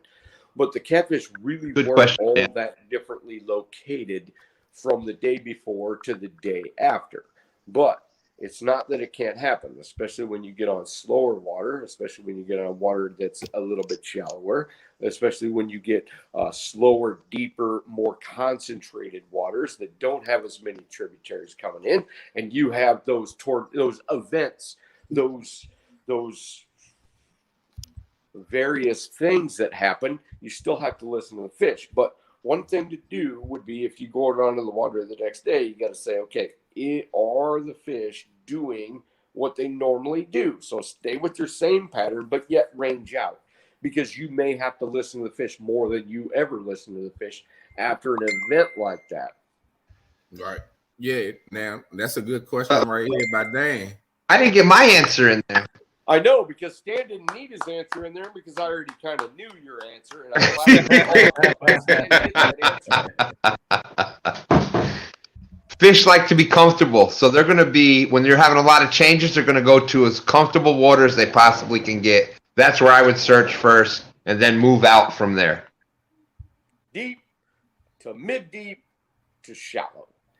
And if you can move fairly quickly to that, and the fish are telling you what you need to hear, or they're not. If they're not telling you anything, well, then it's anybody's guess. And you'll hear that in my videos. Well, we work this area, we work that area, we work this, we work shallow, we work deep, we work whatever.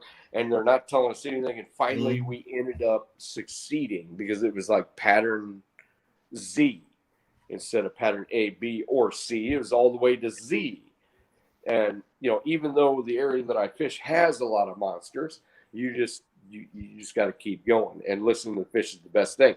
But you all had a very intelligent answer saying, okay, I would go deep, then I would go shallow, then I would go real shallow, and then I would basically assess it after that. But and dude, I only got one one other result. If I go deep and I go shallow, then they just, either way, they're going to come in between. So that's how I look at it. Or not, because events will sometimes, especially if it's a cooling event, it may shotgun them deeper than you've ever seen. If I'm left and I'm right, in the middle is really shallow, guess what? They're going to come out there and hit it one way or another. and dude, sometimes a guess puts you on them quicker. Sometimes you got 3 or 4 things to guess, and you guess the right one, and you're on them quicker. No, I'm using. Why would go this? No, I'm gonna go boom and boom, and in the middle, if they in the middle, they going left or right at the end of the day. Yep. And that's why a lot of times when you see changing conditions, a lot of times boat anglers, when you see changing conditions, boat anglers a lot of times will be on it quicker because they can fish the different spots, the different depths a lot quicker than you can from the bank. But now let's get to Dan's question. Dan had a great question there. Who would fish the way they currently do if they hadn't found YouTube? And I'm going to answer that, and it may surprise you a little bit. I don't know if I would be fishing the same. I'd still be going out hard and doing whatever. But when I found there was big catfish here in the James River, I didn't know a lot about big catfish. So nowadays, when you have a question about something, what do? You know, back when I was a kid, you went to the library and you looked at a book, or you got Field and Stream, or you got whatever. Nowadays, when you got a question about something, you look it up on YouTube. Well, and when I first looked it up, I found Mike Chavez, and I searched specifically the James River, and that's kind of the first people that I found. So I guess, you know, kind of YouTube did affect the way that I kind of fish. And then, you know, this past year I've talked a lot personally with Epic, and I've watched other videos and stuff. So of course it has, I've learned more from talking to other anglers like Epic, and watching other people on YouTube.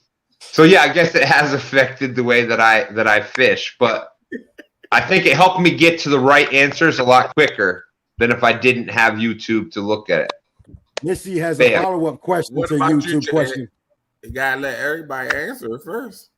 Yeah. What do you think, Brian? I just said, what about you, Chad? Me? Probably not. I got into the tournament scene outside of YouTube, which I started learning, but learning through meeting you guys, and there's people that I've actually met and fished with that have taught me things as well. I think that's been a game changer with this community, is not only watching different people's style and videos, but talking with them and learning different things. So I don't think I would be. I think the answer is no. Definitely learn Yeah. more. Well, I see Mike Chavez out there. Like I said, I had a couple weeks ago when I got to fish stand day. I'm sorry, when I got to fish stand day with Mike Chavez, that was just awesome. I had a blast with him.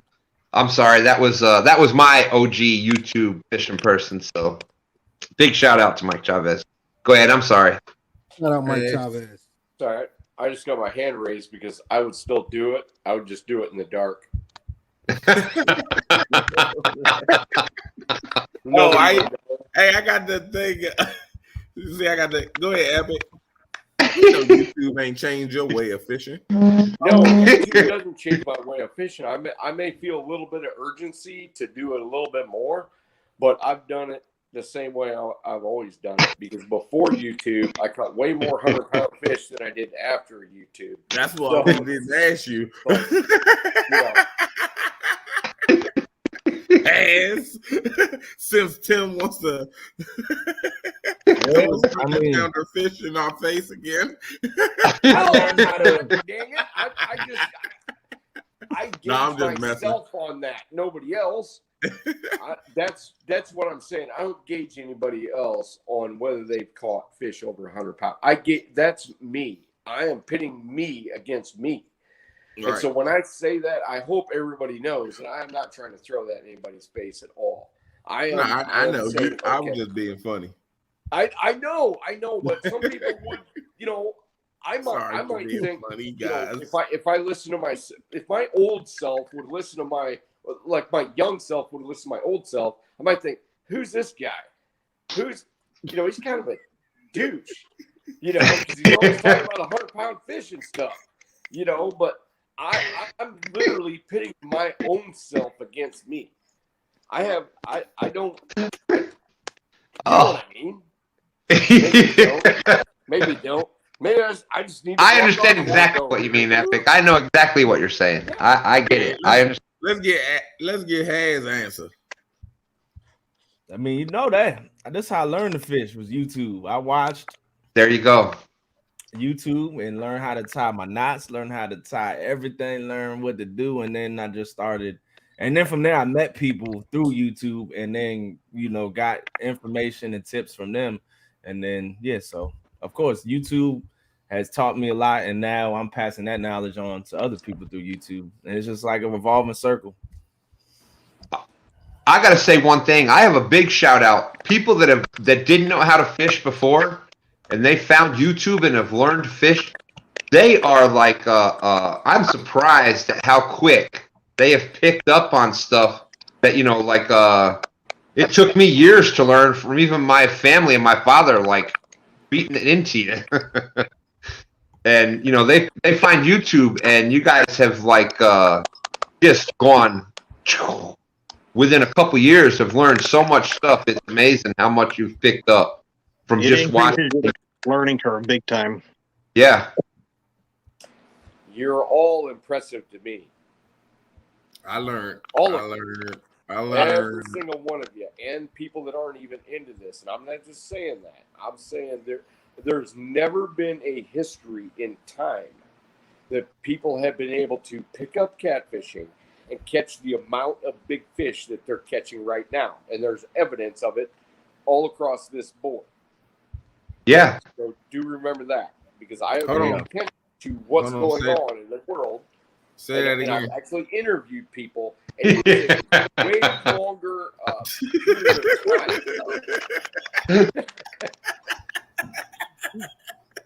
time. So just remember that. I mean, if I would have put out on the internet, hey, I want you to talk to me about catching 60-pound fish or more, I would have very little. Chad, are you telling Brian to read in between the lines? I am. So, I just put out that thing on the community page, and I had lots of people saying, hey, yeah, I'd like to talk on your live show, or I'd like to discuss big fish. 20 years ago, I'd had maybe one or two. You guys, this whole new YouTube age is, in my opinion, one of the greatest catfish ages that there's ever been. It's the new wave.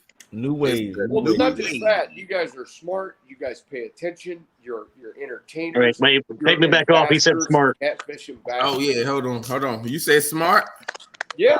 All right, I wanted to reply to everybody that's smart. Yeah, you guys are smart. And entertaining. I do not condone this message. Yeah. This guy entertaining. I wouldn't give him smart though. I mean, I love him and all. I mean, You just wait, Brian. B. He may be smarter than everyone up here. He knows how to play the game right. All right. You're never gonna get an invite on the bait shop like that. I'm actually that was the worst show we ever had. I'm actually bringing up YouTube Studios and deleting my Brian B edition one. See there? It ain't gonna hurt me, dummy. But man, YouTube, especially this year, has definitely like catfish. I probably would say I probably caught maybe 40 or 50 blues the year, like in 2020, and 2019 was probably like 10, 15. This year, I have over 700 blue catfish that I've caught. And that was YouTube, finding this community, getting motivated to do this, and learning and just putting time on the water. Put a lot of time in and learning these blue catfish. Come on. Take the knowledge you hear. What motivated me to go catfishing was, well, like I said at the very beginning of the show, my buddy asked me to fillet his catfish. And then when I started fishing, I started like, okay, we were catching fish, but I started looking at different ways and better ways. And boom, all this came up, and a live YouTuber, Chunky, came up. Didn't pick anything up. Oh, yes! But it was a lot of videos of how you gotta to give him fish, Chad. YouTube. I need everybody in the chat give my little bro a fist bump. Boop. Here, give it right here to the camera. Boop. There you go. Hey, you can tell we haven't done this before, right? Now, give him the 2. How old are you? You gonna give him the 2, or you gonna be shy? Nope, just fist bumps. Everybody get daps. There's a lot of people in the chat. He's giving daps. He gives everybody daps. You get a bump. You get a bump. Mark Knock gave you one back. We got one from Muskrat. Cody says, "What's up, little bro?" Look at no real loss giving you the dap. Fist bump. That's all for you. Mike Chavez is my mom's little man. Yo, this right here is the future has life. He's gonna take over my channel as soon as he can catch a fish. Come on, give me one. Give me one. Fat boy, fat boy fishing, Big Bill, Creole catfishing, showing love to little bro. Dallas says, "Howdy, y'all." Wave and the fist bump. What's up, Dallas? Oh, Appreciate I told you, y'all being look here. at you. See what Mike Chavez says? There's Yeah. Mama's little man. Yeah. That little man got like a whole bunch of grandmas out there. Sharon spent a good amount of time with him at the Potomac River meet and greet. She had a blast with him. She was taking him around, walking him around everywhere. Oh yeah, he had fun. She was out there. She was out there like that was her baby. I gotta take a water break. Speaking of that, guys, we're actually planning the next Potomac River IJ, meet and greet. hello, IJ. I'm sorry, As I didn't see IJ in here. Hey, IJ, how you doing? We are planning the next Potomac River meet and greet, and we're looking at Memorial Day weekend, probably that Saturday. We're gonna get everybody together again. We're gonna get together And, and see what happened and put it together and see what. So if you guys are able and available, come on to You Potomac better River. get We're it gonna have together. food. Start Probably planning gonna now. have giveaways. We're gonna have games. We're gonna have a good time. This is gonna be another party on the Potomac. I would Let's like to definitely remind have everybody of one thing. And the one thing is that as little as 40 years ago, there was only a handful of people in the country catching big blues. As little as 40 years ago. There was no blues on the James. There was no blues on the Potomac. There was no blues in most of the part of the country. It was basically relegated to the Mississippi and its narrow drainage. Mm-hmm. So this is the height of catfishing in America. Yeah. Telling you.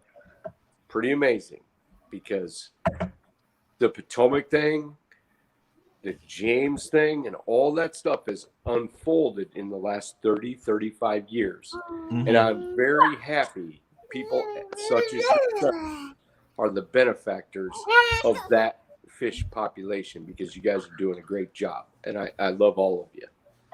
Love you too, buddy. I appreciate you coming up and showing some love. My hands don't quite bend that way, but I'll give it a shot. There we go. Come on, Stan. I'm trying. Hey, fellas, I appreciate you guys having me on, inviting me on there, Brian B. I'm going to jump off here. I'm going to get up very early and get the water myself, plus my head's starting to do its nightly thing where it says you're old and tired and it's going to start hurting because Brian B has been running his mouth about you all night. Nah, So- your head probably spinning from looking at yourself all this time. Love you too, D. Hey, can you go ahead and take all my fishing rods to the bed? We're going to snuggle with them tonight. Okay. I'm chopped liver. I get no good. I thought D and I were tighter than that. I don't know what I did. I'm sorry, D. If I upset you, Hey, thank you, D. all right. Anybody else? Any other guy on this screen that you want to tell you love? I mean, go ahead. D, Yeah. what's going on? Hands feels left out. Go ahead. No, I mean, yeah, I Snatcher. love everybody. Because, you know, it is one of those things. And fish snatcher. Hey, D, is good a night, great honey. And yeah, you know what? Maybe Chad, if I actually watch your stuff, I might like you a lot more. Hey, It's not just- I mean, What I mean, hey, I take a water break and come back to the smoke. What did I miss? hold on. Yeah, I mean, what the fish snatcher? I did All right, not sign fellas. off on that Every statement. catfish. Hey, Out. you know, Tim, maybe you'll go back and check out I don't have a lot of videos out there. Most of mine are just live talk shows, but I do have some stuff out there. I'll watch you. Hey, You'll see one where- of my favorite. Hold on a second. I can do this one. Go ahead. One of my favorite and most talked about, and one of the videos that I have talked the most about is fishing with the Chad. You check out his double Kentucky rig. He does an awesome job with that DIY on how to do that. Check out that double Kentucky rig on Fishing with the Chad's channel. Okay. Amazing, awesome DIY video. Chad, I appreciate you putting it out there. You taught me something even, so thank you very much, my friend. Hey, I am glad that you have watched it 222 times. Exactly. But I catch fish from every once in a while. You know, like I said, I'm still learning the whole boat thing, but I've had a pretty decent year. We're getting there. Was everybody signing out or something? What happened? Is it over? No, Chad's jumping out. He's I'm Chad- jumping out. I got to get to bed. My head's starting to kind of hurt. Listen, Chad has to go compete in this boat competition. I do. I need to get some more fish.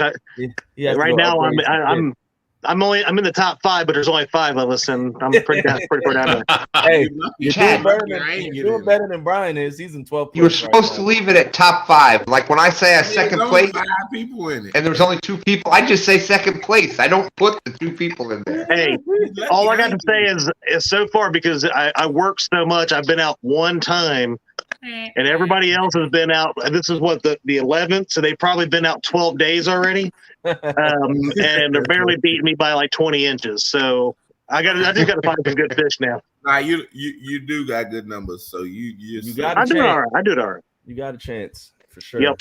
All right, guys. Have a good night. I'll see y'all tomorrow. Good night. God bless. You too, brother. Daycare. All right. Hey, I'm in second place, buddy. Oh, Oh, And then there's the 4. Oh, nope. nope. All Get back to 5. You could cancel me too, Stan. no, it slid. Oh, he slid when you. It's not me. You slid over. Oh, Hey, we have no powers over this show. It's all Brian B, guys. We got no script. Brian B show. Hey, but what we need to do is since y'all talking trash when there's no script. So what we got one planned? thing I learned about this whole thing is I kind of like that Chad guy. The cat's kind of all right. You don't watch his stuff. No, Chad is kind of all right, isn't he? I know. Chad's a good.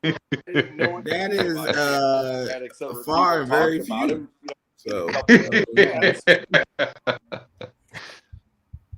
So Chad is perfect, man. All jokes aside, he's an awesome YouTuber, man. Great timing, good content, and he's an awesome entertainer, man. This is funny, and I ain't even trying to be crazy or nothing about it. No funny business or nothing. Me and Chad sat on the phone the other day, probably for like an hour and 45 minutes, just running our mouth. He is funny, man. Oh, is that when I was trying to call you? I see now. All right. Okay. When I was trying to call Stan. But we literally sat there for like an hour and 45 minutes. I told y'all. And Chad gets paid. Chad got paid. I don't even sit on the phone for 30 minutes. That was my buddy. Brian is paying Chad more too today, guys. Did you know? Hey, that's why I was telling Epic that backstage that Brian has changed since becoming a big YouTuber. He's not the same Brian we all know. We don't get paid vacation. We don't get. We used to get snacks when we first started the show. He used to have snacks for us backstage. We don't even have snacks anymore backstage. I had a 6-pack of Mountain Dew ready every time when I was on a no script. Now, no Mountain Dew. I got to get my own. Grab some. Man, everybody's out. So Brian B, he's a bad union guy. That's bad. Snatcher, his picture isn't big as his. Just that's bigger. what I'm saying. His picture is the. Anybody else notice that? Oh, hey, Chad's still listening. Good. No, we can't talk about. Chad's still listening. He didn't just. Chad is recording this for future playback. No, Chad told me. He said, I thought we were good. I didn't know that I wasn't part of the clique. And I'm like, it's no clique. Anybody can come up here, if I feel you're welcome. Boop and boom. Ain't no clique over here.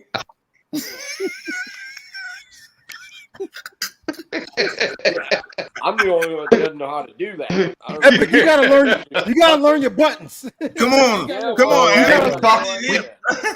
gotta learn how to boop. You gotta boop. Snatcher stand. We taking our basketball. We going home, son. I'm about to spit on my computer. Long as you don't take your fishing rod, son. Don't take. Right underneath the picture, Epic, there's a thing that says cam. You hit the cam, and it'll go like the cam. Where the hell's the cam? Look at. Okay, cam. Chad said it took Brian. There you go. You got it. Hit it one time. There you go. Oh, I got it. Now. Yeah, now you're down with the team. Now you just hit cam again, and it brings you right back up. First rule of the click. There is no click. John Parker. We know that you are listening, and it should be you this. in here. I don't care. I just want to get paid my worth. What it is. I can't speak for Snatcher and Stan, but Brian, I just want to get paid my worth. That's all. Shut up, ass. I'm talking to John Parker right now. Oh yeah, you ain't got to worry about this no more, guys. We taking our show on the road. You good to go, buddy. On the road, taking our talents to South Beach. I got your back. I ain't listening to them dummies. Agent Murillo, are you still in here? If Agent Murillo is in here, I need a new contract. New contract. We strike. I'm gonna use a John Parker. No script. Boy, I say boy. No script. No script. Brian got to do better than this, son. Okay. Agent Murillo, I need you to find a loophole and get me out this contract. It's worse than Puff Daddy in the 90s. I need out, son. You are stuck. You are in the contract until I sign the paper. Oh man. Murillo can only give me the paper. 3 hours, one break. You're still connected. All up in the videos. All up in the video. Look, I was in Man, we should never show that thing that cam trick. He's gone. Epic kicked himself out. He's like, "Oh, I learned how to do it." Learn how to do it. And they like, how do I get back?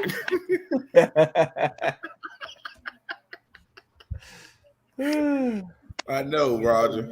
These heathens don't know how to act. Settle down, guys. Settle down.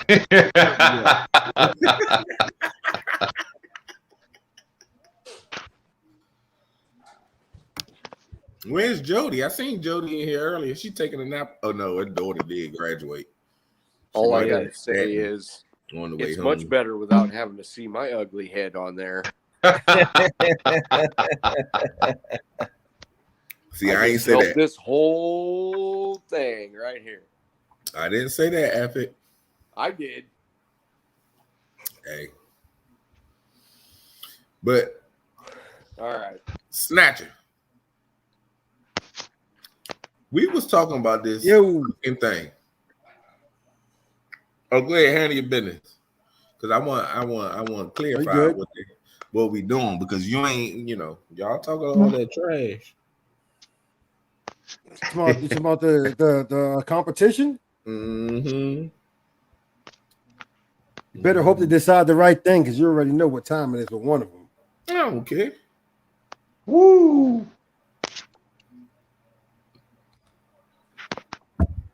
At the end of the day, Pontu Jody is here listening to the bull crap. Bull crapping. It's deep, Jody. What the deep? You better get your boots, Jody. Make sure you break out the farm boots. Make sure you get the wet wipes. I seen her earlier and I ain't see her no more. I was like, oh, she going night. And I don't know Wait. about y'all. Wait. A little bit white right now. Beck says, I'm not much a chat live kind of person. I'm a dance. What the fist snatcher, son? What the fist snatcher you just say, son? You're fired. I'm fired. I know.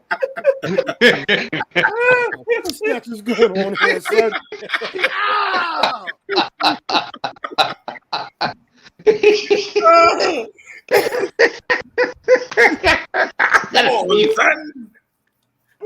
It's Brian's fault. I ain't do nothing. You ain't let that man take a break, son. See what happens? He's break deprived. What the fish snatcher? Exactly.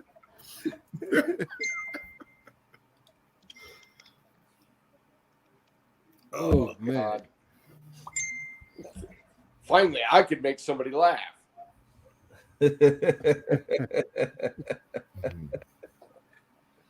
Oh man, That's funny. What's good, Brian? Brian, what you over there contemplating? Nah, I thought Snatcher was gonna tell him what we gonna do.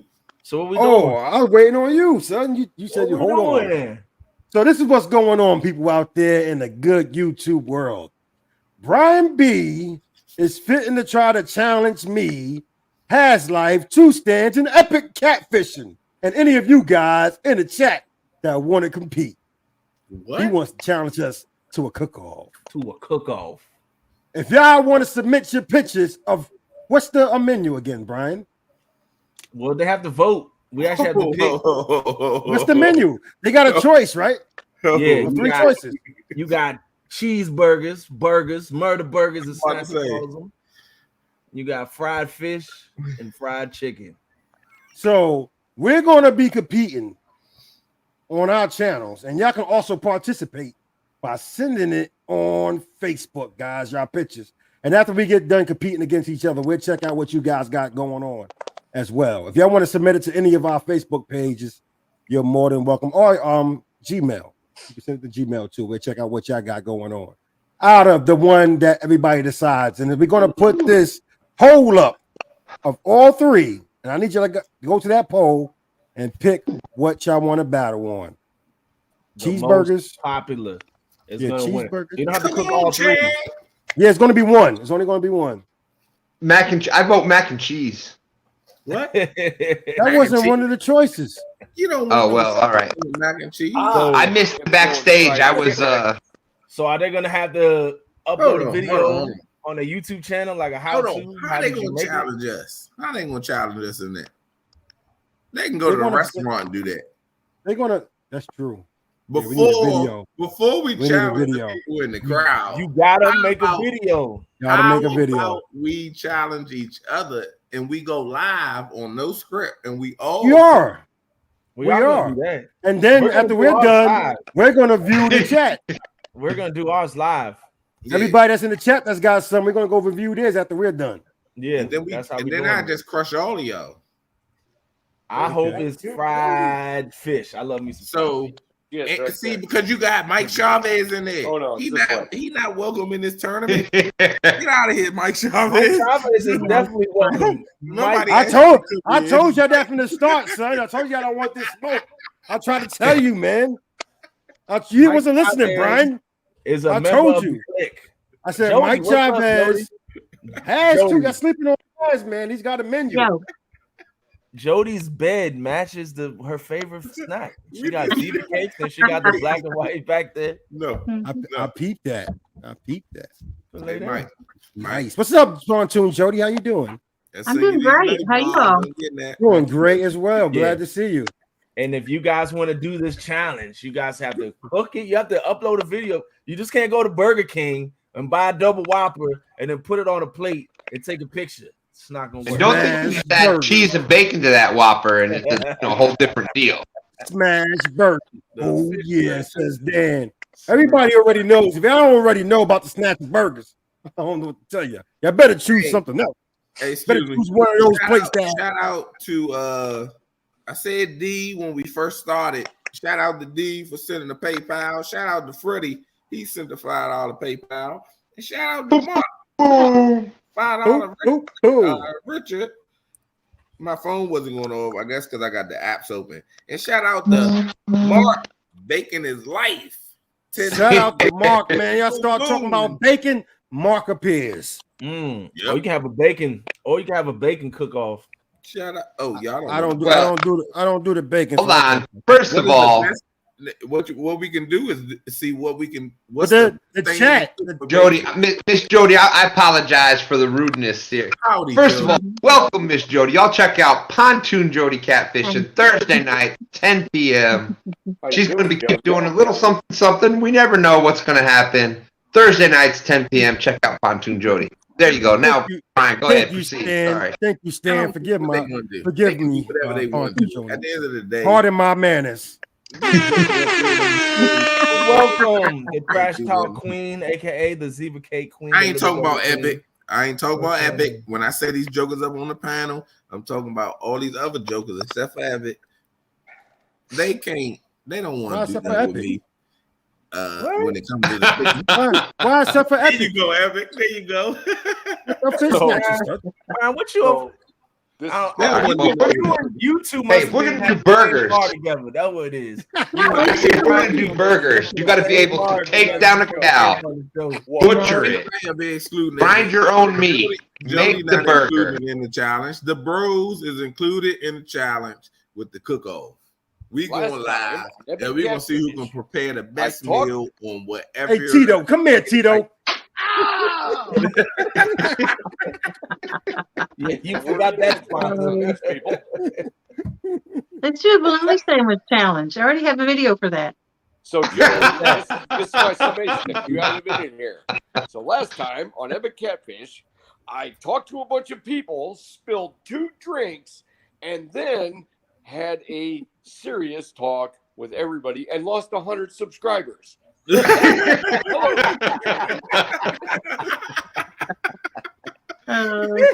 But I learned how to go boop. Exactly. said, no, we're not No, doing that's that on my channel. Captain's log. Told everybody what I was really. They asked me for a cook-off, and I said no.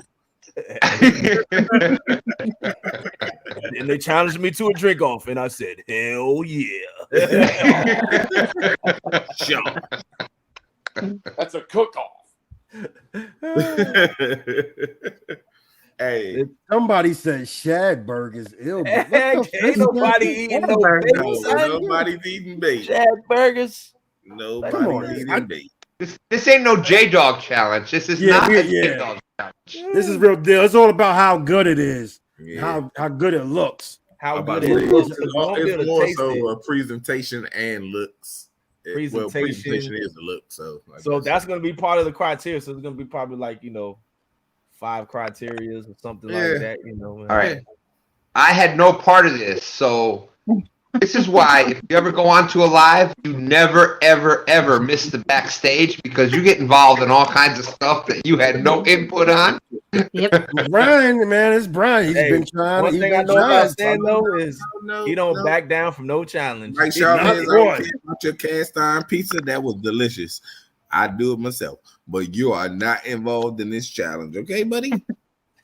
Well, Text me, Sandra, secrets. Sandra's in the house. Sandra, so we are those of you that are just popping in, just missing it, we are gonna have What is a the cook-off. We're challenging the people in the chat. We're gonna be there's gonna be three meals that you can cook from. We gotta do a vote, and the most popular one is what we're gonna cook: fried fish, fried No chicken, burgers. or burgers. Catfish So burger. one of those 3 is what we're going to be cooking. You guys are going to Catfish. record a video, upload it on your channel, and then we are going to all 4 of us, me, Snatcher, Stan, and myself, we're all going to cook live. There may be some other special guests up here too that come up here and cook live with us. Just have fun. Not Do Mike something Chavez. different. Why? Fishing, We'll Hey. put him up on the judge. Mike to be a judge. Chavez, you are welcome to stand in for the snatcher anytime. He can Oh, come up for a yeah. judge. I'll give him he can be a judge. That would be a good person to be a judge. Mike Chavez, I want him to come cook. I want him to. No, Well, you're right. He would Hey, be you know what Haz is all about the smoke. Haz love the smoke. Susquehanna State? No smoke. Yes, I He did. goes Right big there. or go home. What the Haz, We you do can't- need some judges because we can't. cook, Haz. You ain't your wife cooking food. Brian, you make hamburger helper. What are you talking about, son? That's your special dish. Hamburger helper. Just for Danny Stone, Danny Stone said I gotta thank Pontoon Jody for today. Since Thanks you a lot, talk Jody. all that trash, stay tuned. Oh, for the sorry, macaroni Stan. and cheese I video created a monster. upload. Bet you can't We need do to that. ask- We need to ask Pontoon Jody some questions now that we got her up here. Yeah. Dun, dun, dun. I So- see. Jody gonna make a bologna sandwich with some onions. I don't know if you was in the live when we was asking all these questions about fishing, and I know you're a big time fishing woman out here that catches real fish out there. You're not a joke, so I would like to know some of these questions as these guys answered. I want to see it come from a woman's perspective. How do you feel about it? So, do you guys remember some of those questions I asked? Well, I remember some of them. Jody, what was the first fish? So look at your Oh, yeah. paper. What was I the don't first write anything fish? down. What was the first fish that got you excited and hooked into fishing? That was it. Thank you, Stan. That's why Stan was Yeah. Scotty Pippen. I grew up with a creek and a pond and the woods. I was a big tomboy. I always fished. I You would climbed have been trees. my friend then. But I guess, I was about 10 years old and I cooked into a catfish in that pond. We didn't even know there was catfish in it. And it took forever to get it in. And then I didn't know what to do with it when I got on there. I didn't know what it was when I got it on the bank. And so my uncle heard me yelling and he come all the way over to the house and helped me unhook it and showed me how to, tell me what it was and talk to me about it, how it would stick me and stuff. So, and from then on, I always wanted to catfish. So I gave you the fishing bug. Well, I fished every day. As soon as I got off the bus, I had cane poles and stuff laying there, and the bus would go up the road and let some kids off and come back down. And by the time it come back down, I had a bass sitting there to show them. How is it being a woman in a male-dominated sport on YouTube? You can shut Well, the door. when I first come into it, I didn't have a video out, and everybody thought I was a man, so it's great. They accepted Really? me because they'd call me dude and bro, and Was it didn't make me? no difference. I'm and bad for really that. I liked that. apologize. Well, I never did there that. is no. I gotta say, there is no male, masculine, feminine with Snatcher's bro. That I is was a gonna say. universal. Yeah, that's Yeah. right. When But I Snatcher never- says bro, that's universal. You could be man, you could be female. He I call means my it. sister bro, for real. He means it from the heart. That's like an affectionate. You're my good friend. I'm putting some. Like when I pop up the deuces to you, it's the same thing. When Snatcher says bro, that's a good Yes, term. sir. That's like, hey, you're in my circle. I'm That's throwing right. that out at you. I That's never, right. Nobody knew I was a woman, though. I I never like knew that. if Jody was a lady or a man. So I was like, you know what? I will always give her the wave instead of giving her a pound. I was like, I'm gonna keep it neutral. Now, some people I Jody- know that who they are, depending on who they are, I'll whatever. But Yeah. I would just get a wave, like I don't know if that's I'm like Jody. Florida Until Channel I looked at the video, then I seen it was a woman. I was like, oh, she's a woman. And I would give it a wave, and I'm like, yes, I was right. Yeah. Now I get I I'm have gonna no accept problem it as a saying in man. front of everybody you catch bigger fish than a snatcher. How about that? You see, I would have never said that. I never. Brian, Hey, a real Hey, man host. has no problem admitting the truth. host of the show, check the basement. Hey, so while we wait on that, In the basement. Oh, now that you on YouTube and everybody know that you're a woman and you're doing a lot of great things, as we can see. You have a lot of Always in good the content basement. that you're putting out, good shows and stuff like that. What's your goal? Where you're trying to get to with your YouTube channel? When I first started out, I just thought I would put some videos out. I never dreamed I'd have to talk because I am kind of shy, and I never dreamed I'd be on doing a live or anything like that. And it killed me at first. And like Avid really helped me get over it. Helped let me do his show. So I appreciate him for that. But my goal is to. I plan on kicking Epic's ass. Oh, that's what I'm talking about. Go for the gusto. Bang, bang, bang. I don't know if he was here earlier. Don't get him started. He doesn't take challenges well. Epic does not like to lose. When you say Jody, start out challenge, he small. goes to Call out 0 Brian to or 1 something million. first.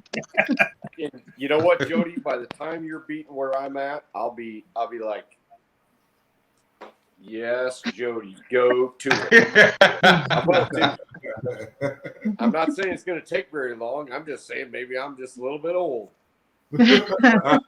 But Tim, I think you'll agree with me, Epic. I think you'll agree with me that the learning curve nowadays is so much like straight up than when we were learning things. Like there's It's a great thing, Stan. It's a great it's thing. without I'm a doubt, so without a happy doubt. that people are doing that stuff. And you know what? I don't have to be top of everything. I really don't. I kind of wish I was bottom of everything. I'm looking up at this point. I wish there was people going out and scoring this and doing that and doing the other. Epic, And why do what? you think I'm glad I'm in second? That's why I'm glad I'm Look at second. Roger. Look at Roger smiling. Like it's a happy Look at him. He scored a giant fish doing bumping, which I'm actually against it. But Roger says otherwise. So I love that. I love the fact that somebody did something that I don't really think that it could happen, but yet Roger does it. Jody's kicking butt. Has his kick. Y'all are Kicking butt and taking Fantastic. names. Kicking butt, taking it. What's up, Roger? Thanks for What's popping going up, on? man. Muskrat Adventures is in the house. What's going What's on? up, everybody? Man, What's chilling, up? man. How's your evening going? It's going really good. I've been enjoying watching you guys. I thought, man, I'll get a piece of this action. Come on up. Appreciate y'all coming up. Hang out. We've been having a good time up here.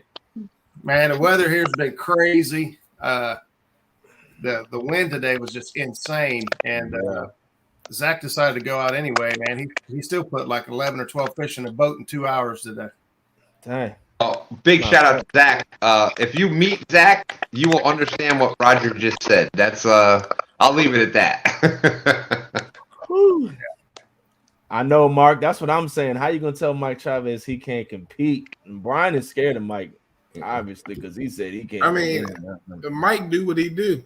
I mean, it's no. Oh, wait a minute. I'm having a straight up. Mike Chavez. I'm having really bad.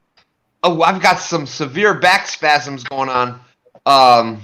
Mike, if you would like to take my place.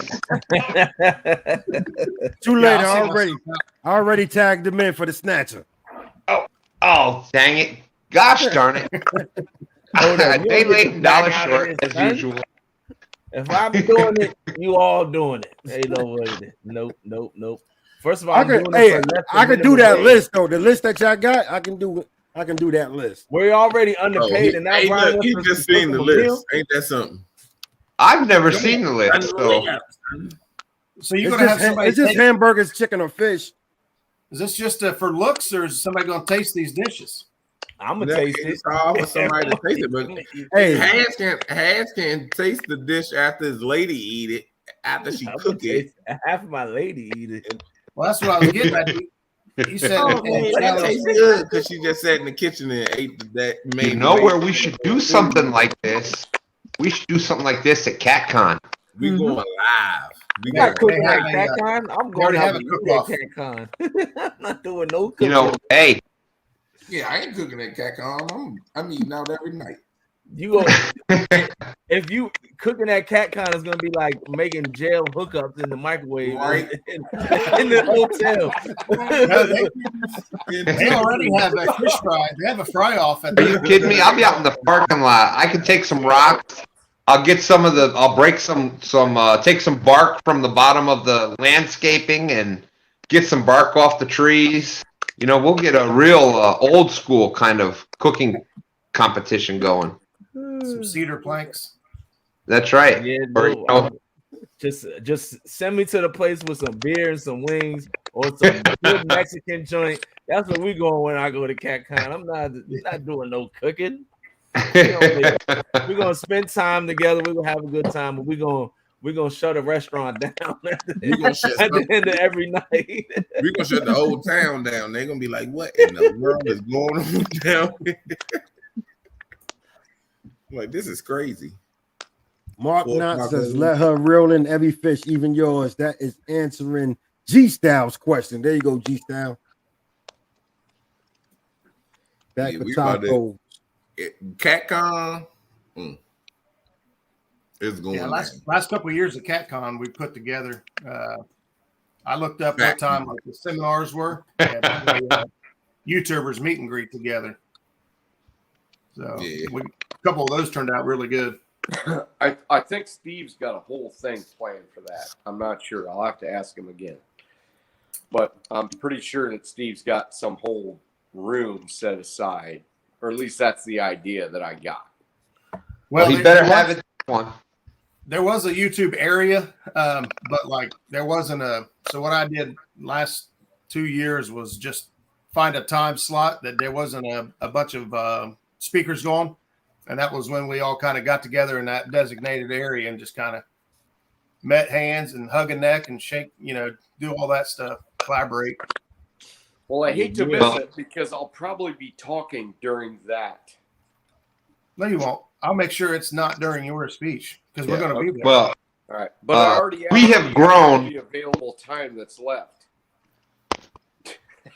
Tim, I have to have you just come over and finish. If there's an open window, Tim is going to be doing a seminar. That's all right, Roger. I'm pretty sure we have grown to the point where it's going to be more than that. It's going to be, it's going to be as people are walking around. It's going to be a YouTube extravaganza. There's going to be, it's not just in previous years, and big shout outs to the ones that came before us, but I've been here about a year, and you look at you got Has Life now and Snatcher and Jody and all these people that are within the past. Last year there was the virtual conference, so you're talking within 2 years. How many people are now like in this Catfish family?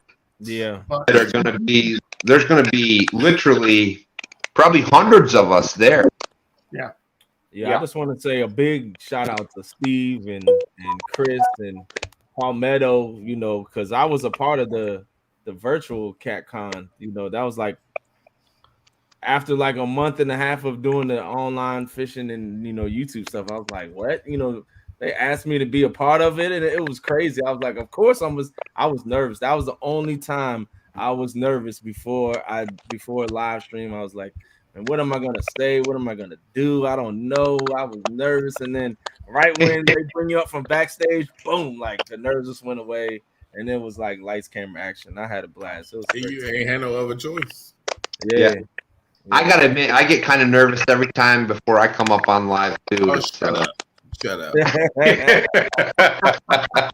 You don't have time to get nervous. Right. He go from one So, backstage to the other backstage, Sandra. and go backstage. He's like an actress. He just keep going through the backstage. That's right. I took, from the last slide, I don't know if you noticed, but I changed wardrobe. I put the green shirt on for this, so it was like an actual different wardrobe. So, Sandra, this was supposed to be outfit. my, Boom, he back out again. my big deep freezer, but the wife done took it over, and now it's a second deep freezer. We already got one deep freezer filled up with food. Now this one's filled up with food too. There's a little bit of bait in there, but it's mostly food. Bunch of food, bunch of frozen. You know what I meats and get? stuff. I get the Spidey sense. I get that everything's more real, everything is slow, everything's whatever, and I get right back into. I'm on the water. It doesn't matter if it's 500 people or 200 people or 20 people. I just get right on the water, and that's how I live, and that's how I talk. And because it's just one of those Zen things where, I get a little bit nervous too, right before I have to go speak. But after that, after about the first 2.5 seconds, I'm not nervous anymore. I just get into what I do, and I'm sure everybody else is like that. The lives throw me off a little. They do, because I'm used to. I'm watching the lines and stuff. I don't watch the polls that much. I don't usually watch the lines, but I've got my back turned to it because I'm facing the camera. So it throws me off a little, off my game. That's why you just gotta look at the rods in through your phone when you see it, and then you just every once in a while take a look back and see a line. Yeah. you get really good peripheral vision. But a lot of times you'll miss stuff, and the chat will tell you rod one. Yeah. Like, okay, rod one. I knew it was hitting. I was letting it go all the way down. I knew it. But then they say rod one because the wind was blowing. Yeah. And that gun ain't never moved a day in his life. I'm like, oh my God, why they telling him rod one? They'll tell Chunky that, and everybody say it. And it's because he's rocking back and forth with a boat. Yeah. And they don't understand that, once you anchor and your weights are set in the ground, if you move, your rod going to twitch. Right. You know what's awesome? You know what's awesome about YouTube is that there's people, some of us like to talk, and we kind of find those people that fish. You see me with Stan 3 and Dan. And I'm kind of like that voice, and they're doing all the fishing behind me. But I love fishing too. Yeah. But you see me on Thursday nights with Pontoon Jody, and I've got that. I can talk for. You put something in front of me, and I can talk for 4 or 5 straight days, probably. But but we all seem to find each other. We kind of blend together, and we find the people we're supposed to be with, and it works out really well. And Stan's not lying. There was a time when he was up for 40 hours straight talking the whole time. Probably goes for 3 or 4 It was days. actually it was more than that because I was talking the whole rest of that Sunday. He was just 40 hours on YouTube, but he was up Then before he took a and break. after he logged off. So. And I think I went on Avid's Live that night. I'm not sure, but Y'all run together. And We got Becca joining in. YouTube has made it easier. Becca because in the house. Howdy. How you doing, Becca? Hope You all see is your good friends with you. out there. you can just talk to them. I mean, anytime you have a stumbling block, you just talk to your friends because, I mean, Chris and Tully were out there. Vincent Fines was out there. There's all kinds of people out there that, you know, you recognize. And it's pretty easy. You look at the crowd that you don't know and you start talking. And then you look at the crowd that you do know. And with people that you do know, it's a heck of a lot easier. You know, I used to do it when I didn't really know anybody in the crowd. There might be 400, 500, 600 people in the crowd. You know, and this time at CatCon, there was in the crowd maybe 50 people, but yet I knew 10 of them, so it was pretty easy, actually. Well, and here's another trick: even if you don't know anybody out there, you can find people that look like people that you know, and you can know how you talk to your friends. And you just think, if you think that you've never met a stranger, you look for people that you think you know. Hey, you might know them. You never know. So that's who you talk to. You keep going from there. Well, What I have do no like? doubt that Stan could talk to a crowd of people he doesn't know for like 5 hours. There's no doubt about that. I thought he was going to say pretend they're in their underwear or something weird. Oh, like, yeah. No, I would be like, no, pause. Hey, this is my friend that we go way back, like 2 seats in the Cadillac. She got a YouTube page as well.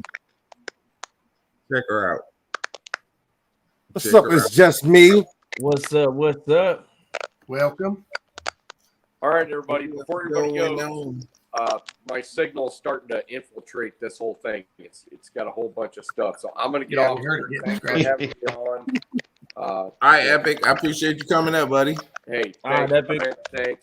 thanks, everybody. Epic, man. Have a good night, man. God bless. Jody. All right, be safe. Nice to see you, Roger. And I'm gonna jump in chat and watch the rest of it.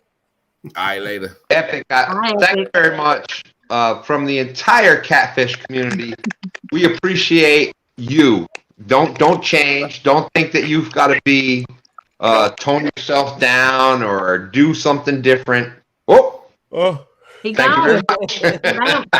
I didn't do He that. said, I Can't didn't- hang, huh? I did not boot him out this Right. time. I didn't accidentally hit the button. Yeah, it was definitely Brian. I had that effect on him. you just got hung up on, buddy. I didn't do it this time. Oh man, Becca, what's going on? Sandra said he gone. He gone. He gone. Hey, Sandra.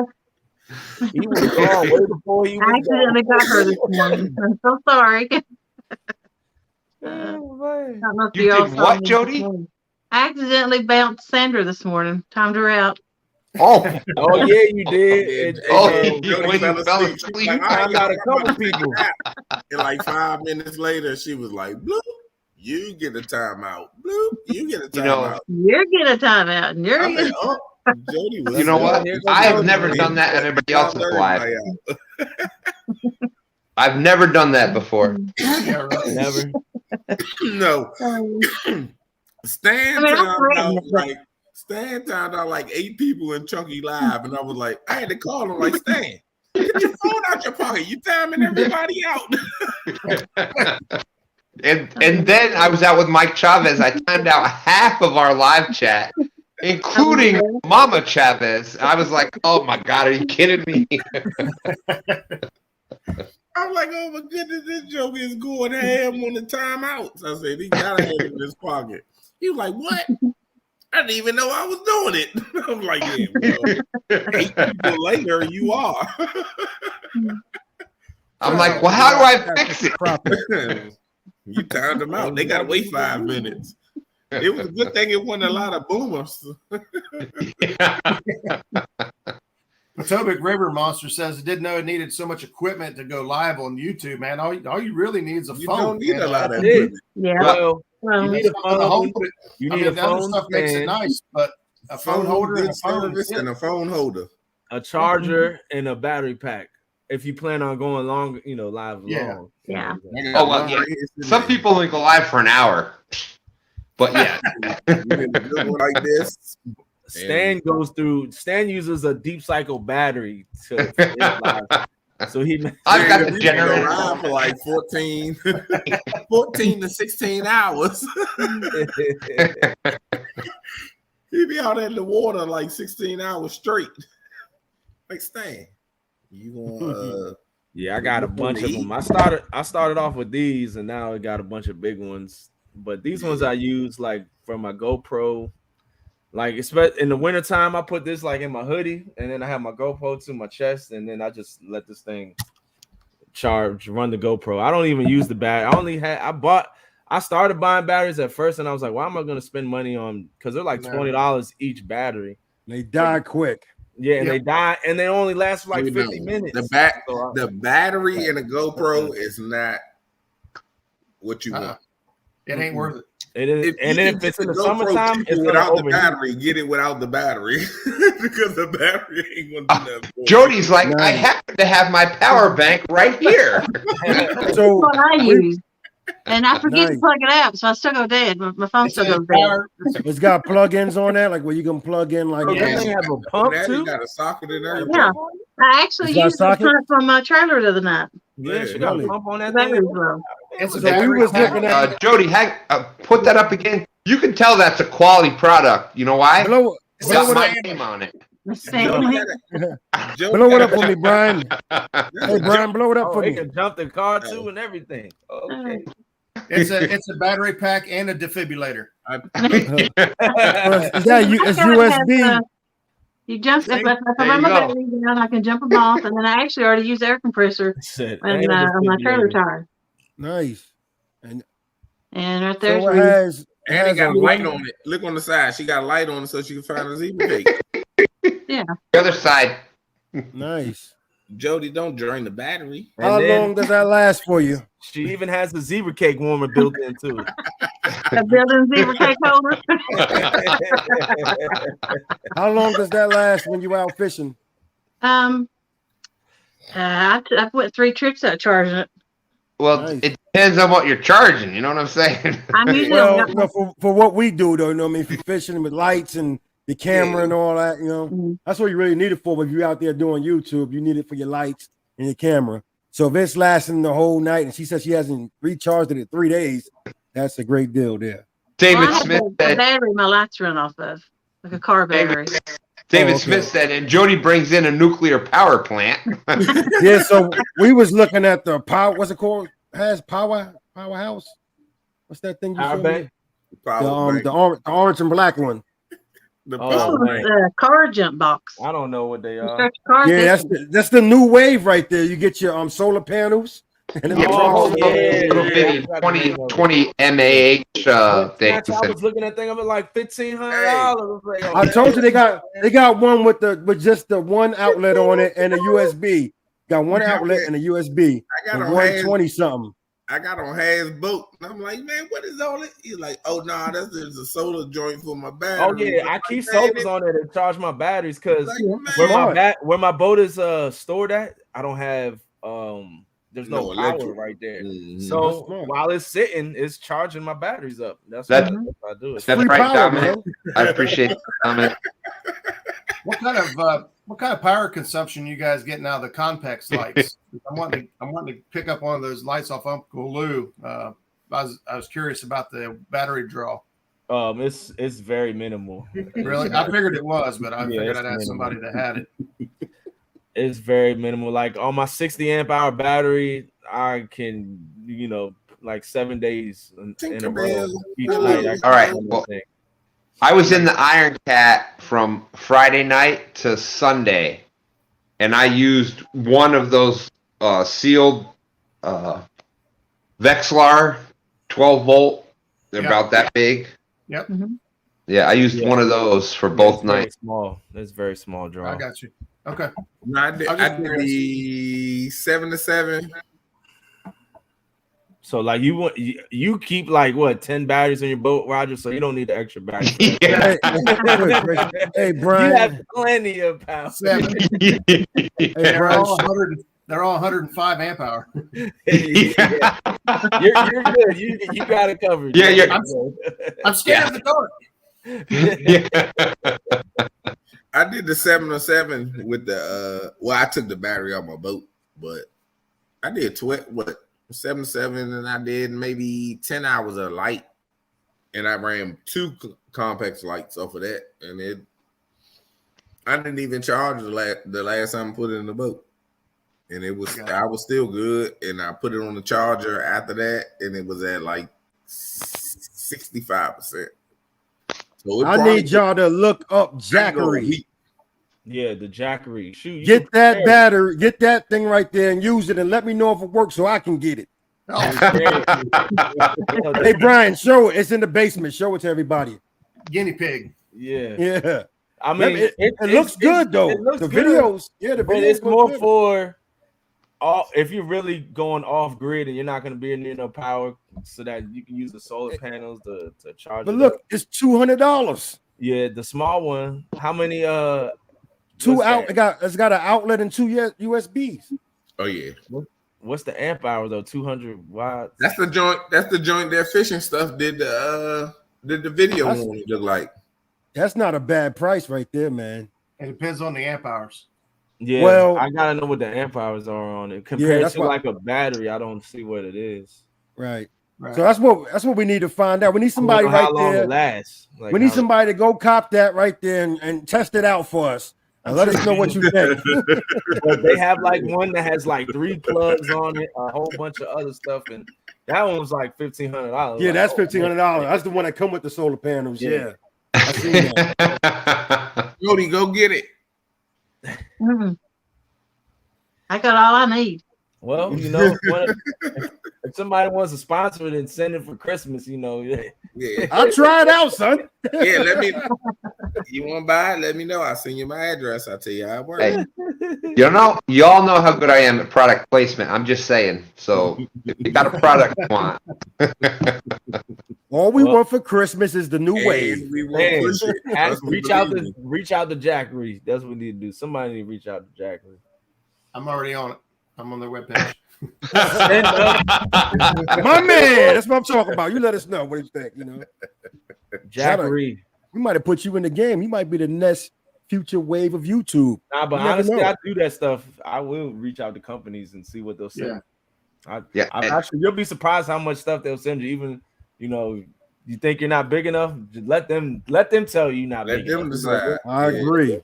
That is what I need to get better at. That's what I'm learning from the bros. That's the I'm like, well, I'm just whatever. And they're like, no, don't say that. That's that's what I'm learning. Yeah, I've been trying to get in contact with Little Debbie. Little Debbie? You need to. I had this company send me some spinning reels, Run CL. You're not going to eat them until February. I still haven't even used them yet. Let's see what one looks like. Get it, and I get you. I'll plug you in. Just relax, okay? Working on something here. What's up, says some of those guys use Jackery power their off-grid trailers. Yeah, they're good for that. Let me see that. Huh?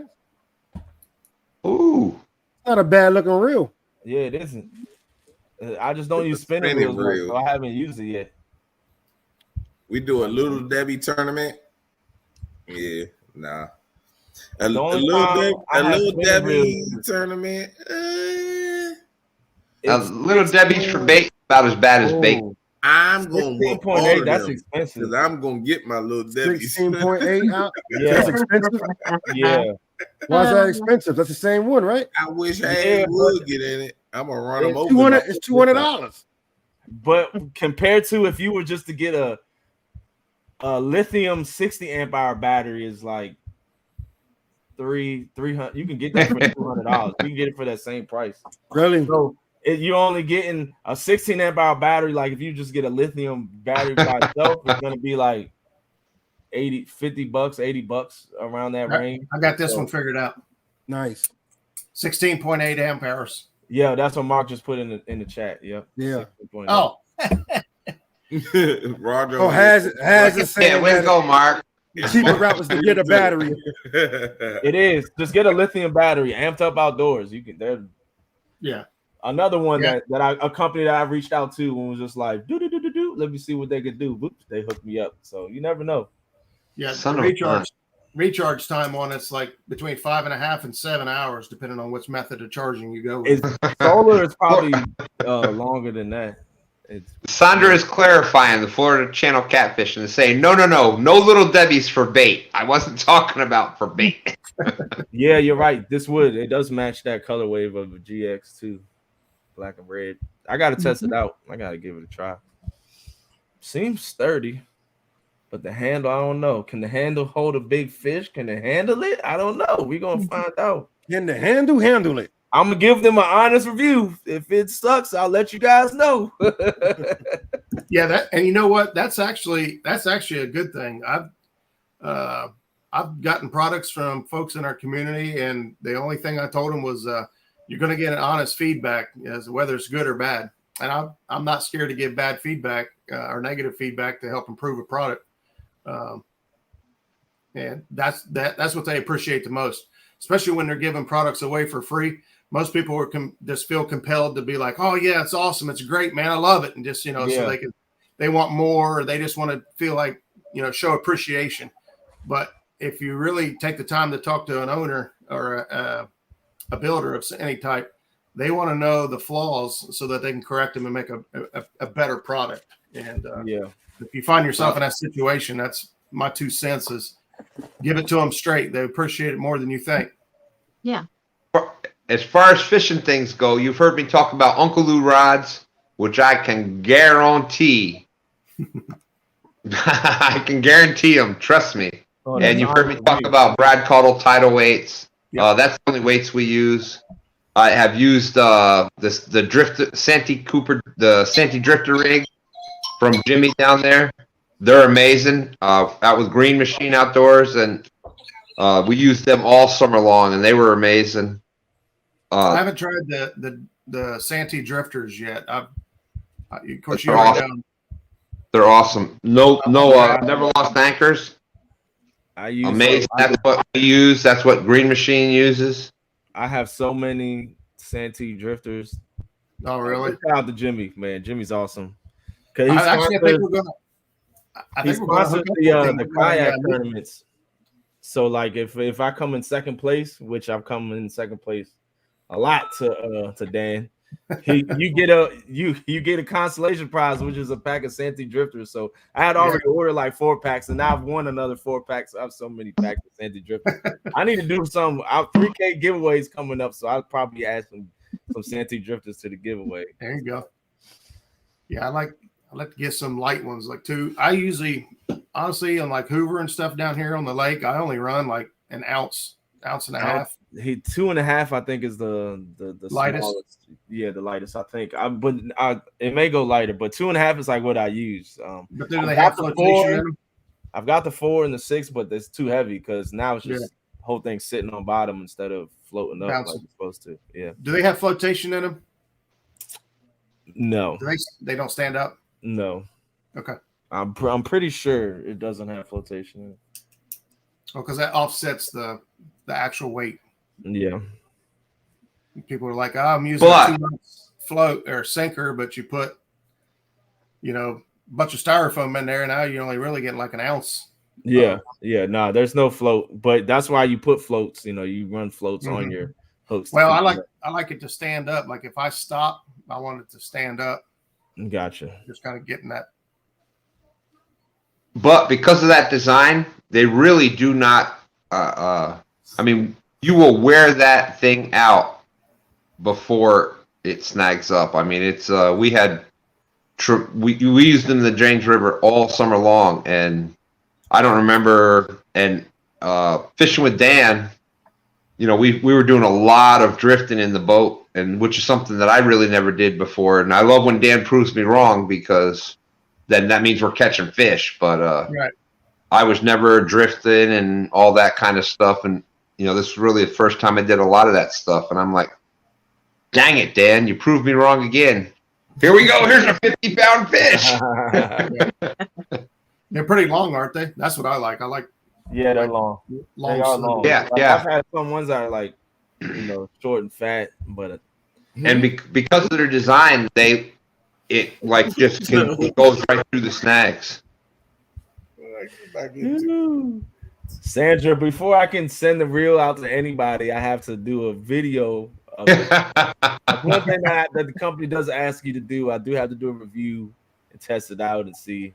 And if I don't like them, then I really shouldn't give them away because then I don't know. Somebody else may like them. I don't know.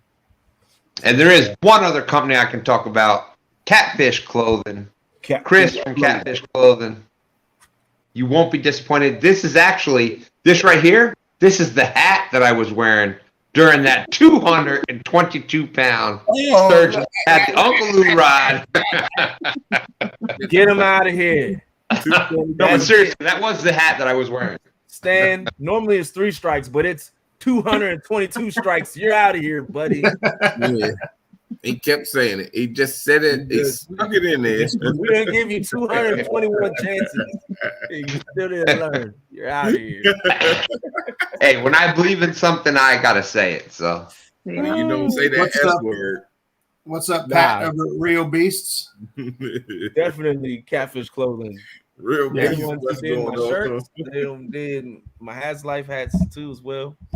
I got to meet Chris last year. First time I met him, we had a great time. We had a blast. We didn't catch any fish, but that didn't even matter. Like we were just laughing the whole time, sharing stories. It was a great experience. first time.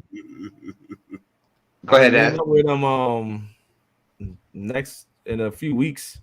I'll be getting together to do a dinner. So that'll be fun. First time I met Chris is when he drove the Cadillac all the way up from wherever he was fishing, way down the James during the first Iron Cat. He drove it way up into Richmond to bring me bait. Yep, I remember during the first Iron Cat. He's just Mike Chavez was there too. That was the first time I met Mike. Me and Mark, we went down there, got to meet Mike and got to meet Chris. We had a blast. We had a great time that day. I plan on getting back over on the James, getting some redemption, and then come over to Potomac to spend some time. Yeah.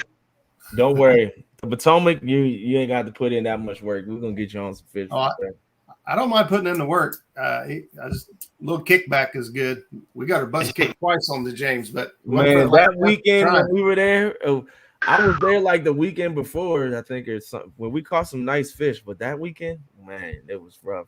That whole week was rough. That was one of the roughest weeks. We may not catch a fish for like a trip, but to do day after day after day after day for a week. Yeah. From and when I say day after day, it was like we'd go out what time, Roger? Like 4 in the afternoon, 4 or 5, fish till like 10 in the morning, go back out 4 or 5 in the afternoon. Oh, you talking about when I went to the James River and got skunked? Well, it wasn't necessarily skunks, but no skunk on the James. Fish were caught. Bait don't count. Fish were caught. Close enough. We caught fish every day. We just didn't catch the fish we wanted to catch. Yeah, the last night we were there, when we did that live, that was the night we caught the most fish. The biggest was probably like 20 pounds. We caught a striper. We caught a skate. We just went out and we just threw everything out, and we're just like, we're not, putting anything on this trip. We're not gonna say monster or anything the whole trip. We're just like, we're just gonna go fish. That's what we're doing. And we went fishing and we had a blast. We had a good time. So y'all did an exploratory fishing adventure. If you want to call it that. we did a retreat on the water. That's what we did. Not a retreat. We basically went like this. Okay, we're gonna go fishing way down here. That was a great time, though. That was fun. Yeah, we enjoyed ourselves. We learned a lot. I mean, each time you go, you learn a little bit more about the area, a little bit more, about bait.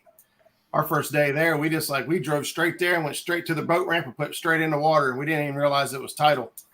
We're like, what the hell happened to the current? What's going on here? But that brings up a good point where Roger talked about Green Machine Outdoors put together an awesome thing. Check out GRN MCHN, no vowels in Green Machine, and then Outdoors.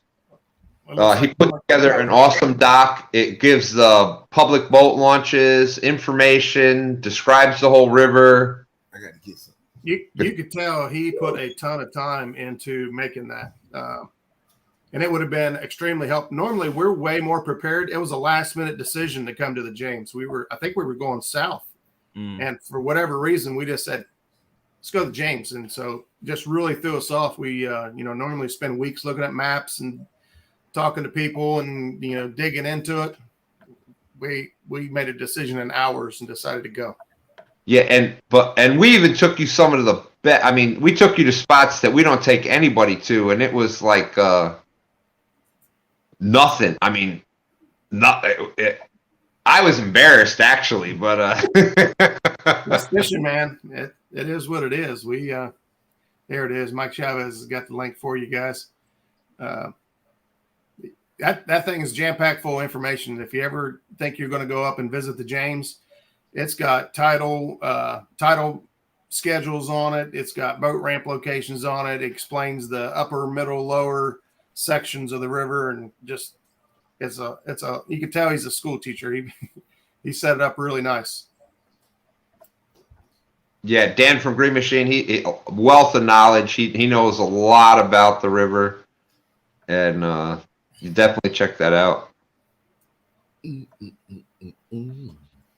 So what's the next big fishing event? Well, there is the Goober Gauntlet next weekend. That's right. He asked me to get in it, man. It's the high river. I know I can catch some good fish here and there, but it's just not reliable enough to try to go up against the panel of folks fishing the Potomac and the James and the Tennessee and Mississippi River, and the Ohio is just. Well, guess who is fishing this Goober Gauntlet next weekend on the 18th? Whoa. You have Double C catfishing, Chris Parker, who won the first Goober Gauntlet. Yeah. Yep. From Tennessee. And the Monster. And the Monster Quest. And the Monster, yep. And then you have Clint from Circle Hook Productions. He's the second person in the Goober Gauntlet. The third person Clint is fourth person in the Goober Gauntlet. The third person in the Goober Gauntlet is Stan 3 from Two Stands Fishing. And y'all want to take a guess who the second person is in the Goober Gauntlet? No. Two Stan. I am the second person. What? So I'm going to go out there probably from the bank and win that whole thing. What was the luck of that? I hope you do. Second person. And if one of the four of us can't show up, the first alternate is Bex from No Real Loss. So even if one of us can't show up, what a great replacement to put in there. It's going to be a great tournament one way or the other. Stan ain't gonna be able to come. Be fun to watch. But no, Stan 3 ain't gonna be able to go. And then I'll get Bex on the end, and that way they can put Stan back at second place. Maybe I might come up with the Potomac. You never know. You don't want to come to the Potomac. It ain't the fish Don't ain't come up biting. here. You definitely gonna lose. You might not get second place. The fish ain't biting right now. Brian, don't you have John Parker went and did a surfing juju all across the river. I don't know what he did. You remember when I put that hex on the Potomac a few months back? That was Jody. Jody put a hex on The it. vibe has sucked ever since for everybody. Jody put that hex on the Potomac. Jody ain't got nothing to do with the Potomac River. Yeah, Well, Jody's hex was so strong that son of a gun came all the way down from the Potomac River right into Chesapeake Bay, right up the damn James River, because that's went up against Bex, and Bex only caught like one fish. Ernie, Man. what's going on, Ernie? You even come back and bit me in the tail because I can't catch one either. The fish bite sucked after that. It ain't been right ever since. We're still catching fish. We just can't. I mean, I caught that good one last week, but it's just not. Hey, what's up, Ernie? Was you out today fishing? Ernie the hog snatcher. Ernie And the you got Hog Kelly Smasher. out there. Let me check these Quiet man, updates. how's it going? Up, still in second place. So if you was out there fishing, you didn't catch anything good. That's what I like to see. Kelly, I don't have to pay anybody off to be second. I need to pay somebody off to jump up to that first place. That's what I got to do. Mm-hmm. I could take second all on my own all the You time. was in first place for the first time, and you're not gonna see it again. Yeah, for the day the tournament for the started. first night of the tournament, Stan was in first place. But then after That's that, right. I was out there at 12:01 a.m. I was like casting the baits out. Like, these jokers serious. Uh-oh. Good Oh gracious. man, But- top of his head disappeared. Yeah, Oh, sorry, Brian. I know you're not talking, Jody. They're not gonna fall asleep because I'm sitting up. Mm-hmm. Can't say Anybody something. been out fishing at CatCon? I can tell you, Dominic. People have tried and talked about that every CatCon that I've been to, and nobody does it really. yeah, Because by the time you're done up in there, if you stay up there and spend the whole day, you don't feel like going fishing. You're looking for food.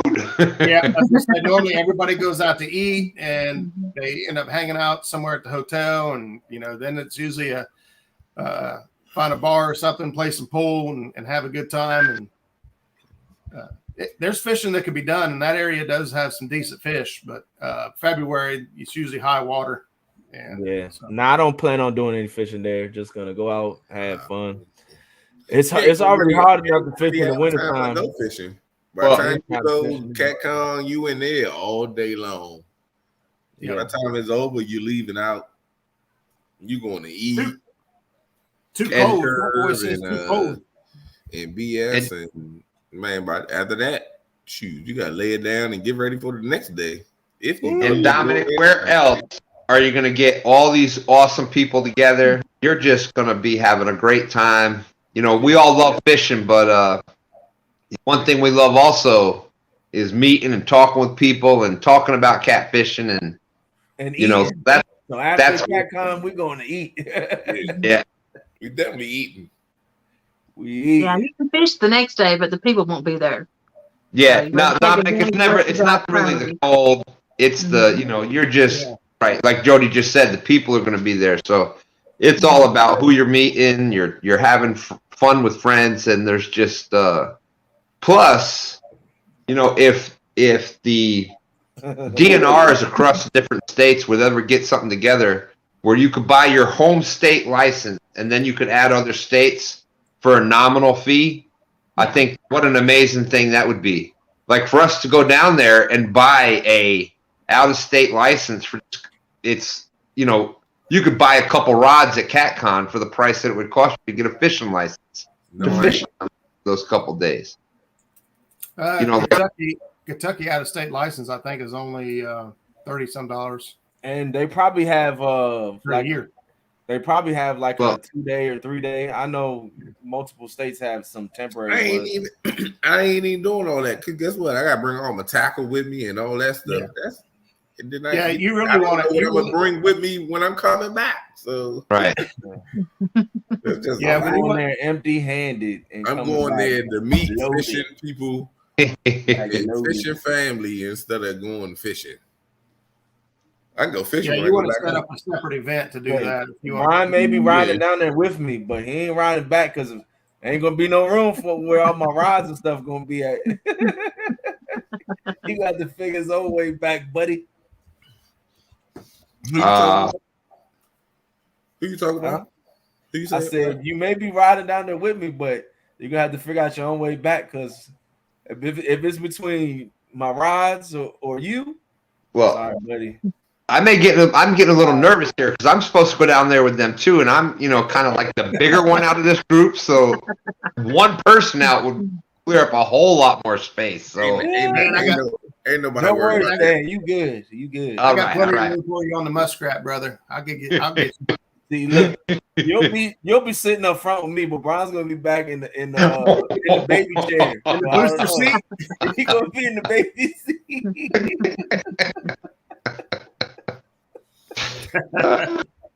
No.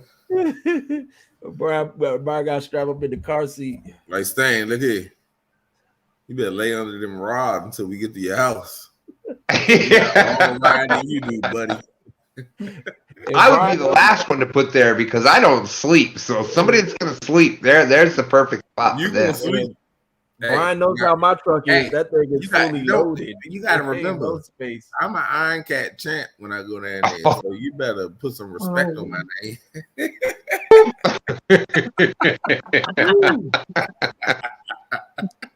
Mike Chavez needs a ride. Oh yeah, buddy. I've fished more hours in an Iron Cat than anybody else. I've caught more fish in Iron Cats than anybody else. I have took more second place finishes in the Iron Cat than anybody else. That don't make you a champ. That make you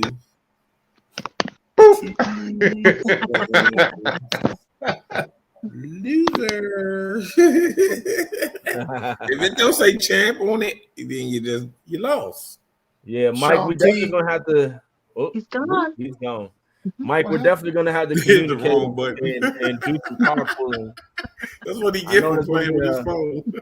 A lot of people from the Potomac River going, and so the less people that have to drive, the better. If we can all just carpool together, maybe take 2 vehicles and make it happen.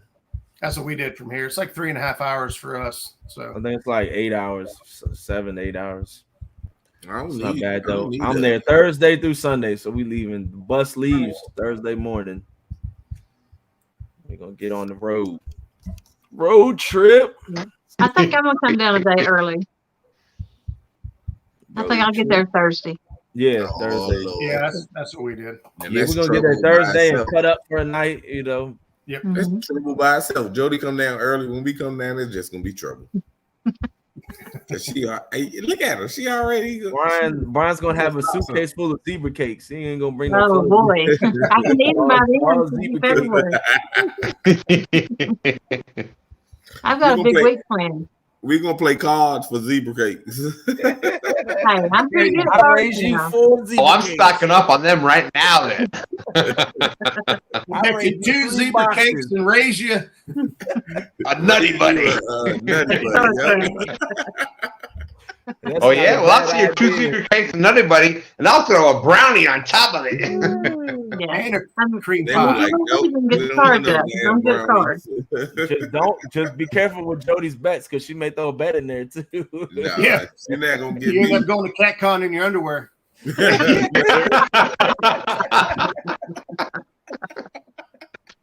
No, What happens at CatCon stays at CatCon. And you'll have to be singing fine. Too sexy for my shirt. Too sexy for my shirt. Says the person that ain't gonna get caught on live with Kevin rolling around on his stroller. Yeah. Kevin gonna be like, Brian B is there with his ass out with a t-shirt on. I don't know. I'll make sure I put a. Let's go over here by the big cat fever rods. If I lose, I'm gonna put a Palmetto cat shirt on so he won't. He ain't gonna have time for that. You gotta wear your tassels if you lose. Uncle Lou, you I'll wear my tassels anyhow. Oh, Did you say tassels? Yeah. Tassels. Uncle Lou and I've got to premiere a new rod coming out. The Uncle Lou bumping rod. So, you know. What do you know about bumping?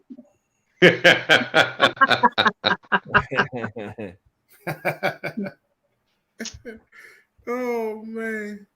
When I leave CatCon Sunday, guess where I'm going? Straight to Mardi Gras. Mardi I've Gras. had that planned for months. Straight to Mardi Gras. Taking your All ride right, as I may not need a ride back to Virginia. Whoever rides with me, you guys better be. We're just all going straight down to Mardi Gras. Like it sounds like we're going there. I've never been. Hey, that I've never is been either. Creel, if you're still in chat, Creel, we coming to you, buddy. He'll wake up the Especially in next day like, February.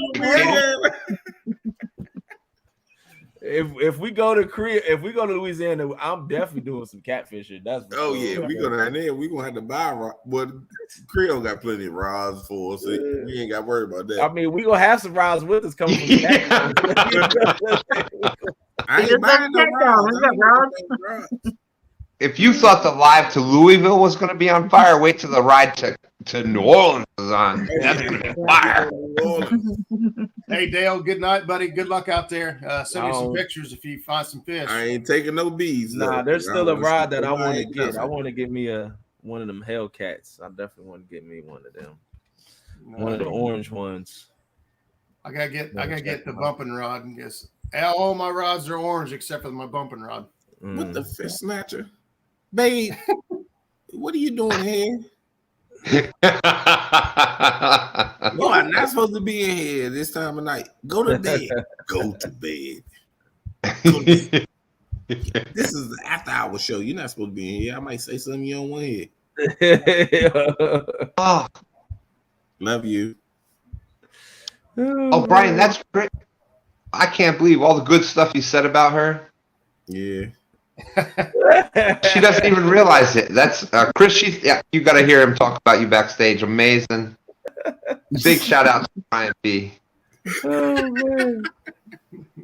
Dag blasted. Told her don't come in my live after 10. We normally start around 10. We gotta start. Real beast, you'll be happy with it. Oh, definitely will. I got one right over. Don't try it, real beast. Oh, you got one over there? Well, as a matter of fact, I got a bunch of rods over there, Hey, but there go, goes go one. ahead, Stan. Go ahead. I dare you. I dare you. There goes one over there. I need to take. Hi, Stan. I need to break out my Mad Cat 10 footer. right here, and I caught a 222 pound. I've Oh, got I'm getting tired. 2,000 pounds of catfish on my rods. Oh. Dee, how you doing, Dee? What's up, Dee? I gotta warn you, if you pick up Uncle Lou's rods and you start fishing with him, if you're shy, it's not going to work out because everybody at the boat ramp wants to come over and talk to you. Like, man, what kind of rod is that? What kind of rod? Man, what? Fine for me. I'm an attention whore anyway. Well, so I don't know if it happens in other areas, but you know what happens around here on the James River? Kick him out. You mentioned the Uncle Lou rod? Right now. Kick him out. People say, isn't that the rod that caught? You're a timeout. 5 minutes this time. Gotta wait back there. 300 seconds. You got timed out by a moderator or the owner of the channel.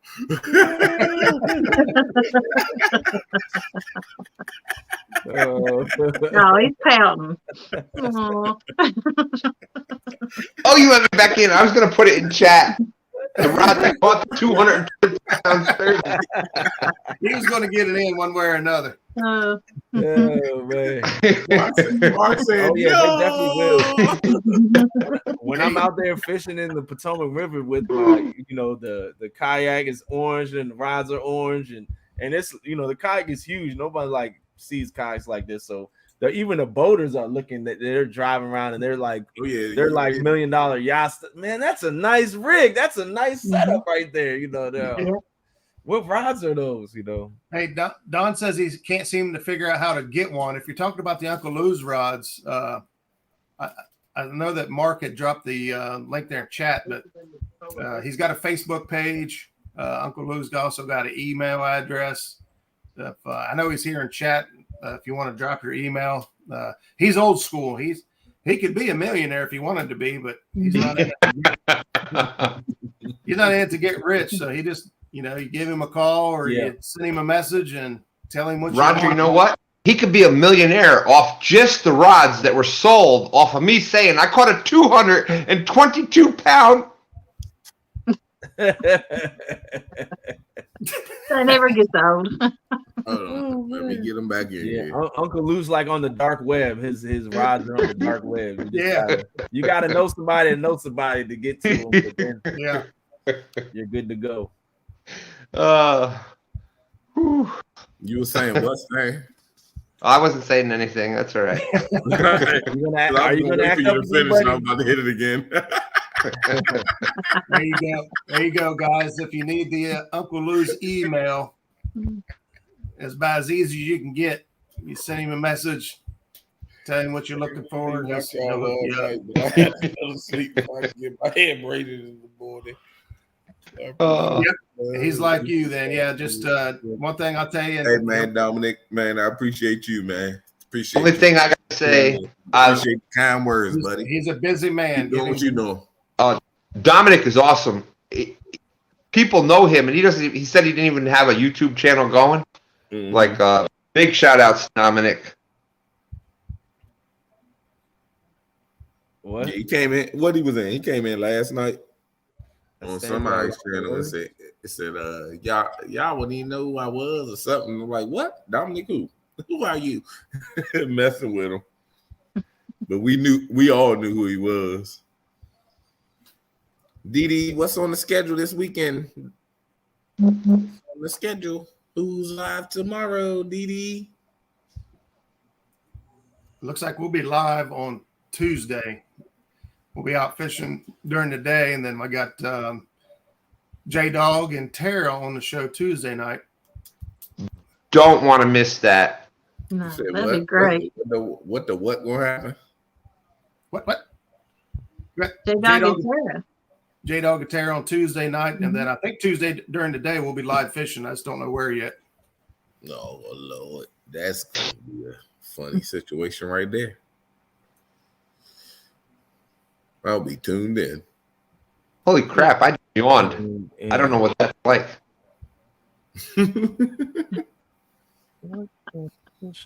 As you fall asleep, Nah, I'm getting tired though. Aw. I need some, If I he need start some rubbing his sugar. eyes, you know he tired. I need some sugar. I'm gonna have to go get me some of them Debbie cakes. I got in the Hey, pantry. it has like a baby. It has like a kid though. When he gets sleepy, he be like, Sweet dog. he be like, "Hey, hold up." I'll be like, my phone. "Is Stan still telling the story? Is it a dream? It's real." And then he get on the phone and be like, "Yeah, but I was just, shoot, I reeled all my lines in."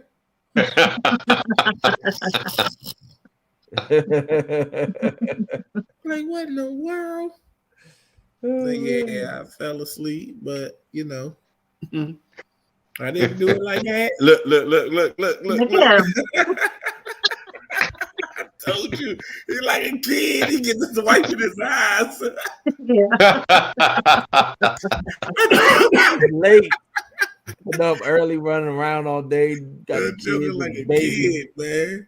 Like, man, my days of hanging with Brian and Stan until 5 a.m. is over with. Dude, I hang with these guys till 5 a.m. and look, Snatcher already got out of here. He knew what time it was. He was like, I'm about to go. Where did he go? Did he even say goodbye? He just kind of. Nah, he just kind of swindled himself out of here, and then he said he had a Look, phone this is call what he you had do to take. when these two, when these two are What, out, son? I got him out of there. you just meet yourself. I got a phone call, guys. You just messaged him backstage. I got a phone call. I noticed he And he still disappeared, was but I up wasn't for sure how long, so I didn't want to be the guy to be like, I just noticed he's missing. I've been noticed he was gone. Because but I ain't Brian say was that. saying, even like after the show ends, they will sit backstage and talk until like 7 in the morning. I've told them jokers a million times, hey, I'm going to bed. Oh, what the matter? You can't hang? I'm like, man, look, okay. I'll be up here. We going to talk. And I turn my screen off and I put it on a nightstand. And before you know it, I wake up. I gotta say it. Extreme y'all numbers on there. 99% of the time, Brian will hang all night long. But when he says he's tired, he means it. Like Like that night on Jody's, he was like, I was late coming up, and I said, I'm gonna be whatever. And he's like, "Oh, I was just about to get off. I'm kind of tired, but I'll hang out with you for a while." Nope. And Jody's like, "Wait, who's snoring?" She put Brian B up on the full screen. She's like, "Look, it's Brian," and his little icon thing was going. Hey, the next day, Doggy. the next day, everybody knew. Doggy. Hey, look, what you don't do is you don't turn your camera off and climb into bed while you live, because it's a bad idea. That joke. Hey, I was sitting there. I sat up in the bed. I leaned over in the bed. I rolled over in the bed. Man, I don't care what I did. I could have sat upside down. I still would probably fell asleep. Lo and behold, I was on Jody's Live. Yep. We I may have backstage. fell asleep on my own show. Jody was sitting there. I tried to cover it, Jody. I tried. Jody, no, you Jody did. was up in the Jody chair, was on her like, channel like this. She was like, "Yeah, I'm just gonna give me something to drink."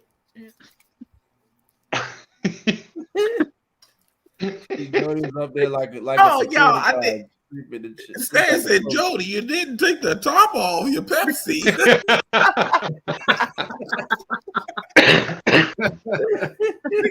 she got hit of that Pepsi, put it back, and she was sitting there like, "Yeah, yeah, that's what I was saying, Stan."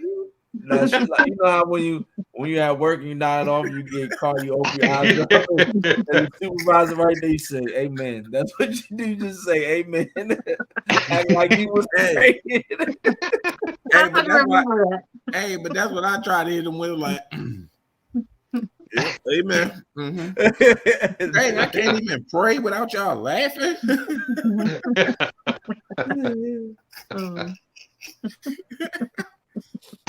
Like, you don't know that, sometimes you make noise when you pray. My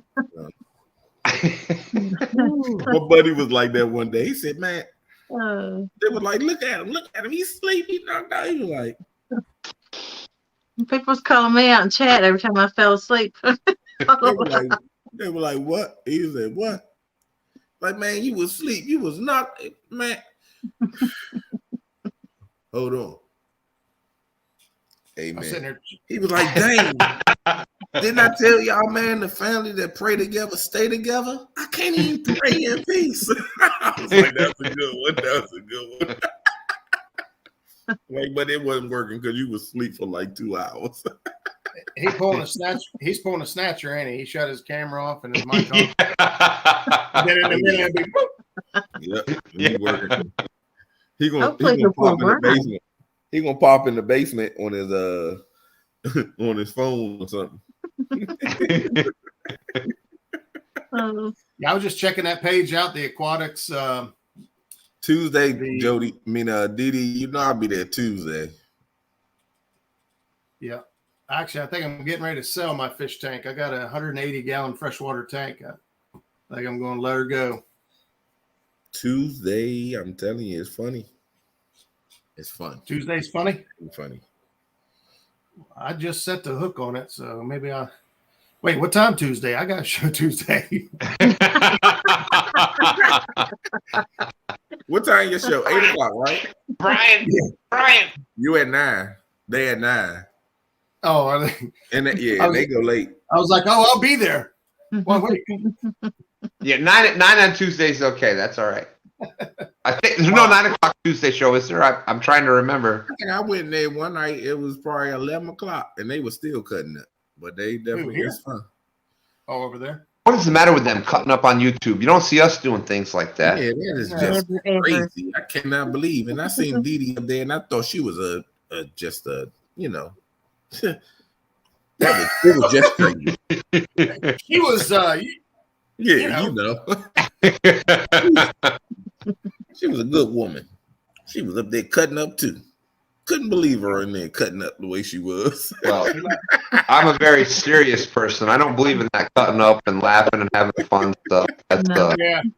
That's not my kind of personality. I don't believe in that kind of stuff. No Serious fun all the time. No fun. Uh-oh. Sleepy Willow came back. I went and got me some pound cake. Like, Definitely about to be sleep now. definitely. Wait. Hash, what kind of pound cake? Are you really here? Oh, don't imitate it because that's exactly how you sound. Oh, we all know how you sound. I had a light snore at that point. Did he say I'm a good woman? It only takes me when I'm tired. It takes me 5 minutes to get into deep sleep. I'll be gone. I'll be out. Yeah, You ain't lying. that's how I am. It's either one. I'm either asleep or I ain't asleep. That's it. Yeah. There's no. Yeah, It don't I take lay me long down, at man. all.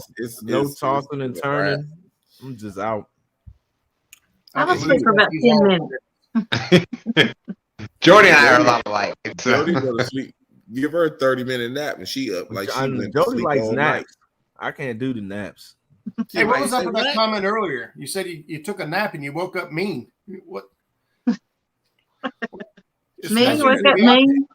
I never bother nobody or aggravate or anything. I know you said you felt mean.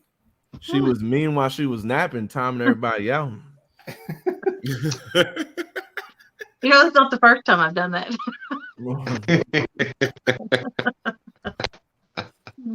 I've seen a couple people go through timeout rampages. Didi, you crazy. All right, I gotta jump out of here. Oh, shucks. What happened? It's even worse when you do it on your own live, though. That's when it's the worst. That's Mm-hmm. I was watching when you did that. You put Oh, your my battery pack Lord. or something on it, right? Yeah, I had my what I've been doing lately so that I can keep up with chat is I have the tablet. Yeah. So when I'm live, I'm reading the comments on the tablet. Well, we were in the boat with Mike Chavez, and I set the battery pack. Well, I better not do it right now because I'll time half of this chat out. But Yeah, don't do that. I set it on the tablet like that, and I set it on the boat. I'm doing other things, and next thing you know, I look up and somebody said, "Why are like all the comments deleted?" And I'm like, "Well, who the hell is the dumbass that did that?" Oh crap! I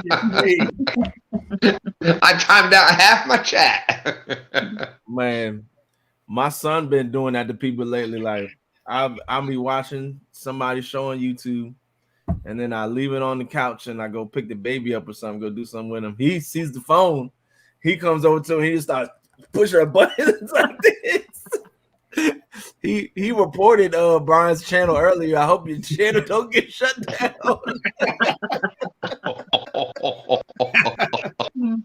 I wonder where that copyright strike came from. I'm looking at it. He's like, it says your report has been submitted. I was like, what did he do? Oh man. Oh no. Yeah, that's pretty bad. And never trust voice text. No. I made that mistake a couple times while I was driving, trying to be cool and do a voice text while I'm driving. I was looking for you, Mark. I was doing the investigation for you, but I don't see nobody neither. Yeah. I think they said they was going to bed. It doesn't bother me to get timed out. I don't know why people get their feelings hurt, over it. I got timed out. Jody, I got timed out the first time the other day. That was awesome. And it was by George Ray. What an honor to be timed out by George Ray. That was awesome. Mm-hmm. I went 2 days in a row without being timed out, and that's a record for me. I got Jody good on Mark's show. Jody had the shortest wrench in history. She had it for like 5 seconds. I paid to get that taken away. I threaten it all the time. Like I'll put a shark emoji up, like I'm circling like a shark, closing in on them to time them out. But I rarely do time somebody out. But I threaten it every day. Unless you get egged on to time somebody out. That's then you're like, boop. Or if somebody says you want to get timed out, bring up talking about bacon for bait, Jody will you're gone. Boop. Yeah. Hey, for $5, Mark will take your wrench too. Mark took my rent. Mark took my rent. Right there, One Mark's day. got the shark. Yeah, that's right. I Josh don't got you. I don't even know if he gave me my daggone wrench back, but he said, Hey, right, Scrapping, how you doing? It's all right. You ain't need it anyways. "Go ahead, Mark, Yeah. bite." But he took my wrench. He said, "Sorry, Brian, he paid me." Took my wrench and bloop, and then not only did I get hit by Josh, and I think Jody followed up with it. Maybe. Dang. He didn't even hesitate. He could at least waited a second or two to make it seem like it was a tough decision, but Yeah. Okay, ain't nobody to do. I'm not doing that one. Nope. You know, I don't think I've been timed out today. Hey, it turned over midnight. That's 3 days in a row I've gone without being timed out. Holy crap, Jody. Mhm. it's a good thing you're not in chat. Hold on a second. It's like, oh my goodness. I was like, oh Lord. Then it timed me out. Then I come back in with another one, and they were like, oh, bloop. I was like, okay.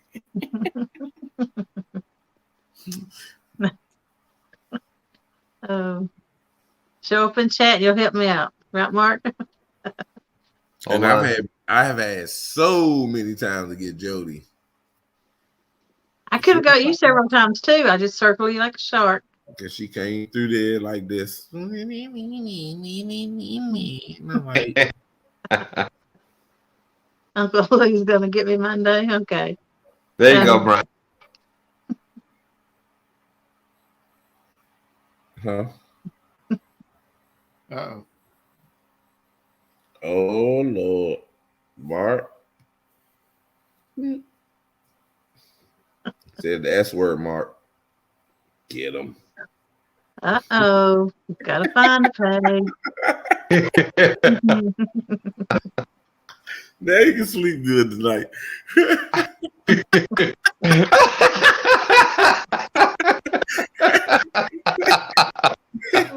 Now you can sleep good tonight.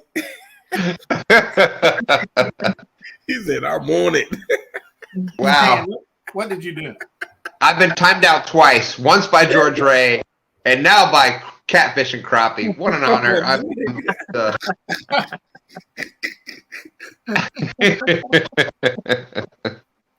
All I was trying to do was talk about my 222-pound sturgeon, and I was gone. I don't understand it. I didn't know Aaron was in here. I would have just told you to time him out. He didn't have a rent, but he wasn't talking. Uncle Lou says, Hello? did you see what Uncle Lou said? He's like, man, that was my biggest advertisement, and poof, Poof, it's it's gone.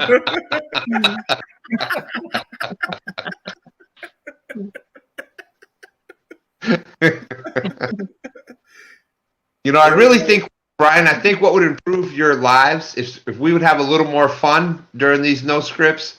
I think that might help viewership. I think, you know, it'd show a lighter side, you know, because we're always so serious. Get some more engagement, I think. Is what we need. Yeah. Time more people out. Right. I agree, Roger. I think that, you know, that we don't really engage, and I agree. Get a little more time and people out. You give Warthog a wrench? Huh? Yeah, Hoagland got a wrench. Oh. He's gonna change his name to Warthog, I reckon. And said you can start calling him Pumbaa.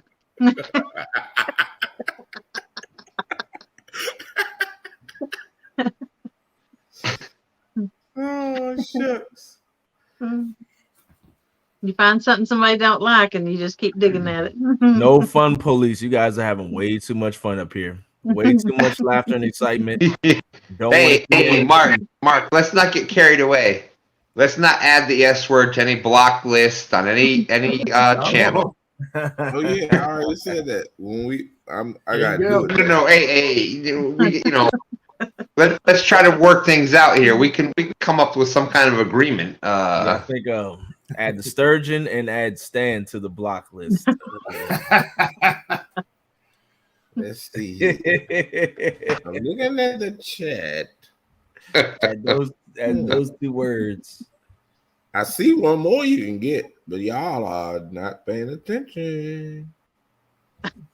I see a couple. I'm not. I'm gonna leave. Yeah, I ain't gonna say no names. That is right. Stan did call him frog leg the other day. I did, man. I was thinking about frog legs too, and I meant to say hog leg. I said frog leg, and I didn't even realize it. Mo Bird said, "No, don't block it."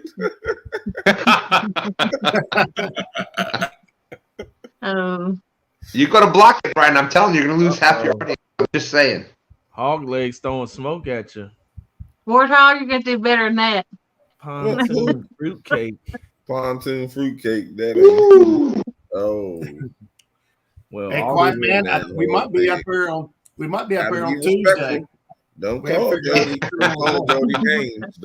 Don't call Jody names. Holy. All this talk of timeout. I think I'm going to time myself out, and we already knew that. You came back just for that. Go shut her down. I didn't want to just disappear on you like Snatcher. Snatcher probably don't even know he disappeared. Yeah, look, you notice I got my glasses on now. Took the contacts out. Yep, it's time to shut her down. All right, I'll see you guys. Somebody's chat tomorrow. See you, buddy. See you guys around. Bye. All right, hands, be easy.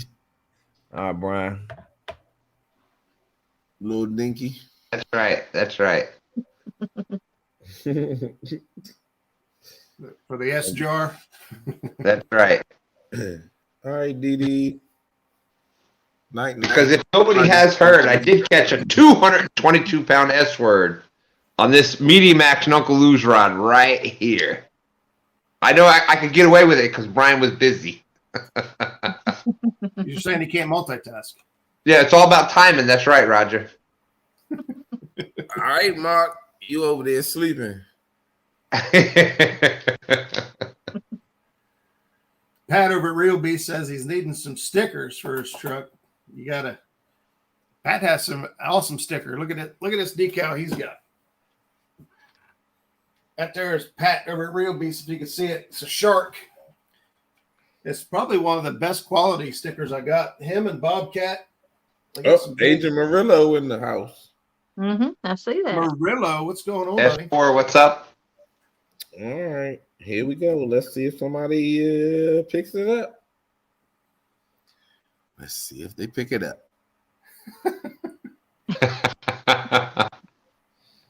Who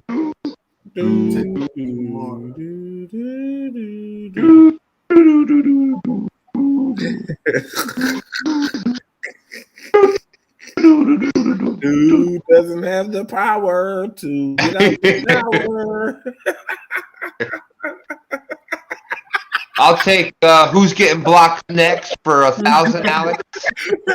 Mark was going down the line like, who doesn't have a wrench? Who doesn't have a wrench? Now Has drops out and starts timing people out. Yeah.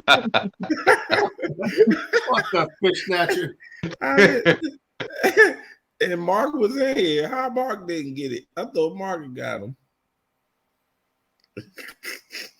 A Mo Bear Snatcher made kind of one of those. Yeah, I'm just kind of gonna exit. And he was gone.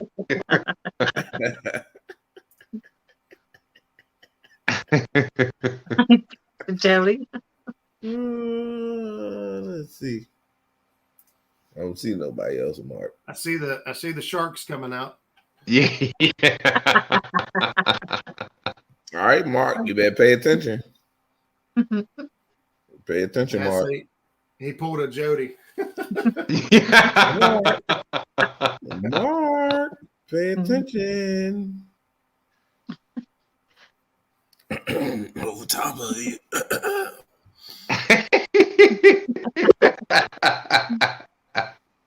Just still saying. showing blue. It's still showing blue, Brian. It don't matter. It won't be blue if he says something else.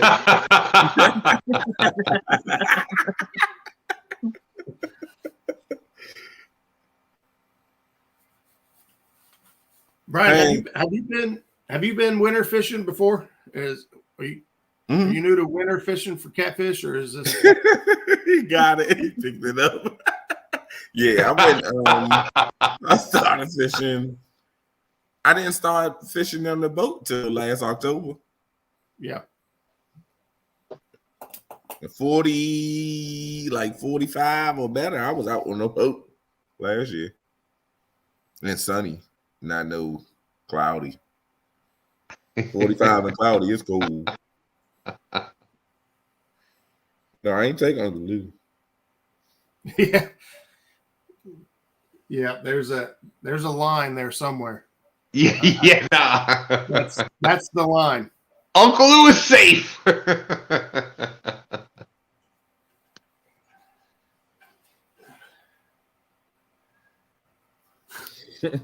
Local 252 just sitting back and watching with some popcorn. We were talking about Uncle Lou rods before, and Stan 3 was at y'all know that we got our little John boat, the little SS Porcupine, because we got the all the Uncle Lou rods pointing out all over the place and everything. He pulls up to the boat ramp, and there's you talk about catfishing boats nowadays, and they're getting kind of sea arcs and all this. Well, here comes Stan 3 with our little bitty $100 John boat with Time me out. See what happens.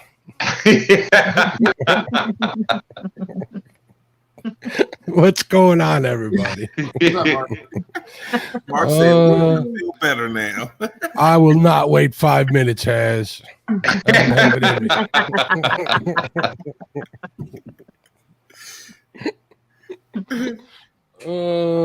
So what's going on with this cooking show? I'm interested. Mark. That you guys aren't letting Mike Chavez in. Hey, Mark, I missed the backstage on that one, so I'm kind of clueless on this one. So, were you late again, Stan? Yeah, I'm always on time. But no, Snatcher kind of messed it up. We're gonna go over it again. He ain't messed it up, but he got it kind of mixed up. Yeah, it was kind of confusing because I was like, "How are you going to have the audience?" It got kind of mixed up with one other thing. Well, Snatcher's like me. He's an excited kind of person. We're kind of like the hype people of the group. So yeah, what did happen to Snatcher? You guys text him or something? Make sure nobody kidnapped him or nothing. Yeah, no, Snatcher's smooth. He's just like, all right, boop, he's gone. That's a signature move. Better say, why does everybody want to time everybody out lately? It's Christmas. God bless us. It's the gift that keeps giving to the one doing the banning. That's what it is. Timing somebody out is a Christmas gift. Yeah. For us. The one did the timing. Brian, what's Don talking about? Brian B, I'll take you and Muskrat too. Where are we going? Is there food involved? Because I'll go. He said, I'll take you to Muskrat. I don't know what that means. I'll take you and you too, Muskrat. I don't know. I missed something. Speak up, Don. What you mean? Yeah, I gotta scroll past all these Has Life message deleted. I don't know what happened. Somebody timed Has out. I'm not sure what happened there. What? Crappy Day Fish Hawk says it's like catfishing Saturday Night Live on here. What's going on? Saturday. Well, we're better than Saturday Night Live lately, but that's personal. Yeah, we back to the John Belushi days. Stan, was that the end of your story? You was coming up in your $100 John boat? Oh, well, no, because Stan 3 pulls up there, and there's, the sea arcs and all these, and people are coming up to Stan 3 asking him about Uncle Lou rods, and we were talking about how good they are. Here he is in his little John boat, and people are coming up asking him about his setup and how he did this and how he did that. So Yeah. that was just today. So I was just I was fishing on the river a little while ago, and I'm just sitting back, and all of a sudden I noticed this kayak coming towards me. He's paddling. And this guy named Randy comes up. Hey, my name's Randy. I'm like, hi, Randy. How you doing? You know, you just kind of paddled over my lines. What the hell's wrong with you? Oh, nothing. He says, well, I'm a guy, this and that. He says, oh, okay. I go, what can I do for you? He says, where'd you get those rods? Swear to God, Uncle Lou. Yeah. We was pulling out of the marina, and there were some guys fishing the bank, and they're yelling at me from the bank as I'm driving away. Like, where'd you get those rods? What kind of rod is that? Uncle Lou! I did, got trimmed up for the And wedding. if you lost 10 rigs today, search them on Facebook. Uncle Lou, we just need business cards. I'll just start making them rain when I go by. What's up, Big Mike? You just might as well just get some flags done. Yeah. The funniest thing is me at the boat ramp at 3 or 4 in the morning talking to people about, well, hey, do you do Facebook? All right, well, you go on Facebook.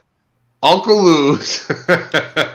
Now I got his email on my list, so every time I post his link, his email goes up with it. Look at that. Yeah. All right.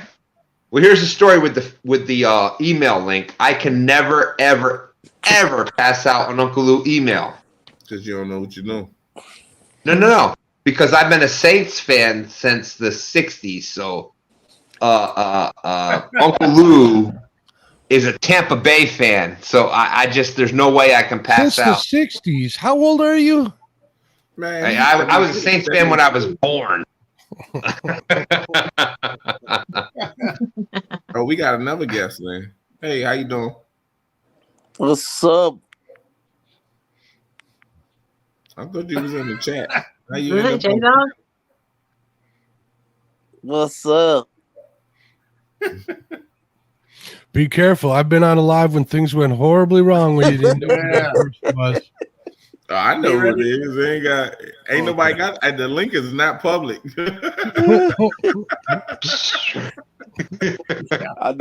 I'm gonna be asleep before that 5 minutes is up. I just want to come here and say, Brian, you can't fish worth a lick.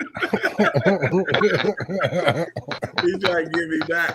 He trying to come up here because he got kicked to the curb. I didn't kick you to the curb, man. I don't know. Who did. All right, I'm laying in bed. You know what that means? No lies. I'm laying in bed. Lights out. Nah, stay up here, man. We got the hammer. Let's see. Which way did I do it to hit has? That way? Calling her I want to be Justice. laying in bed with hands. Dang, I got to get one of those cool props. This is what happened to Sandra and Steve Adams when I was asleep. I grabbed it like, bam. Big Mike's in the house. What's up, Big Mike? What's up, Big Mike? You just tuned in and right in the middle of a bunch of shenanigans. You just Oh man, hang on to your hat. Big All Mike's right, been we're in the getting house. some serious catfishing tips out tonight. I was gonna say, Make sure you got some notebooks. You're going to learn some things. oh man.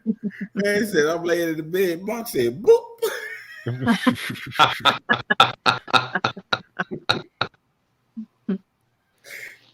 Mark. Yeah, he said, "Oh, you know what? I don't feel comfortable sitting there talking to you while you're laying in the bed." Yeah, I get triggered when that happens. Yeah. Yeah, I don't know. I'm feeling uncomfortable when Brian B's in the bed. I don't know what it is. Something about them calling Especially him, when he's got some zebra cakes with him. or when they call him by his initials. That really makes me feel uncomfortable. Yeah. Pause.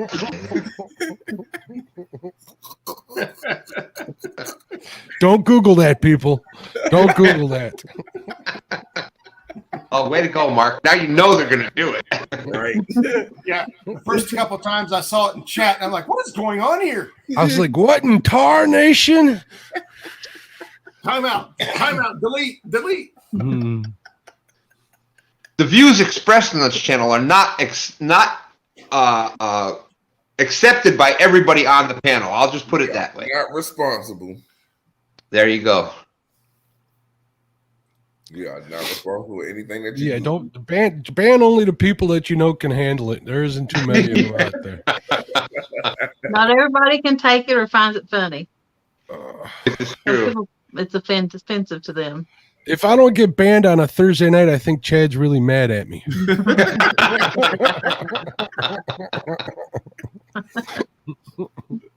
I think Betty thought I was mad at her for a minute when she hit me. And I'm like, dang, tough crowd. She's like, oh, real. Lone Star, what's going on, buddy? I was like, God dang, no, it's not that serious. And I came in with the Chad can't beat me. You see what happened? 50% off at Papa John's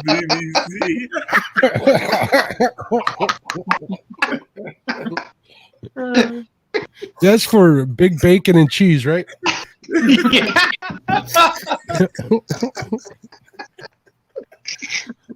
You know, Brian, I almost ordered one of them damn bacon pizzas. The wife gave me the veto on it. I was going to put BBC in the discount code. But take a snapshot and send it to you.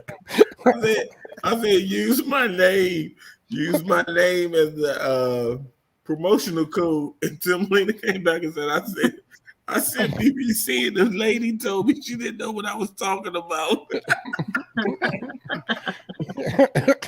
We ordered a pizza and we said we need a PMS. I said, no, you don't put that in there because you will get the wrong person to come to your door.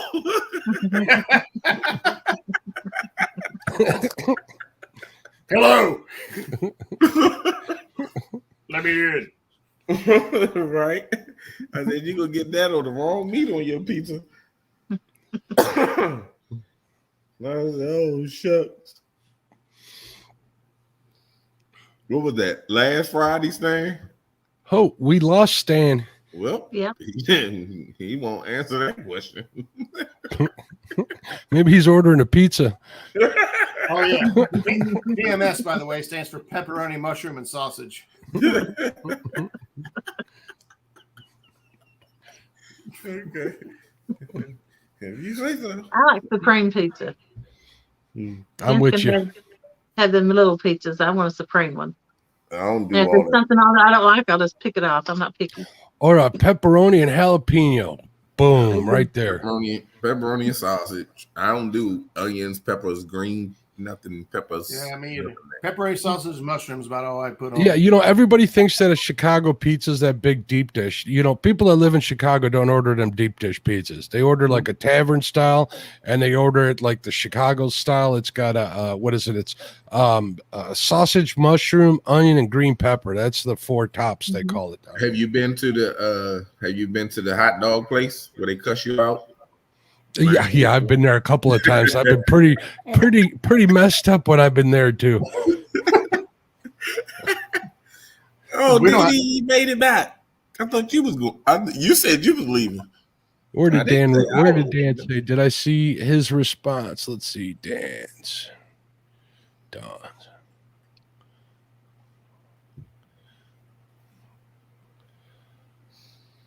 When I seen the video of that the first time, they were like, "Mother, what the hell you want?"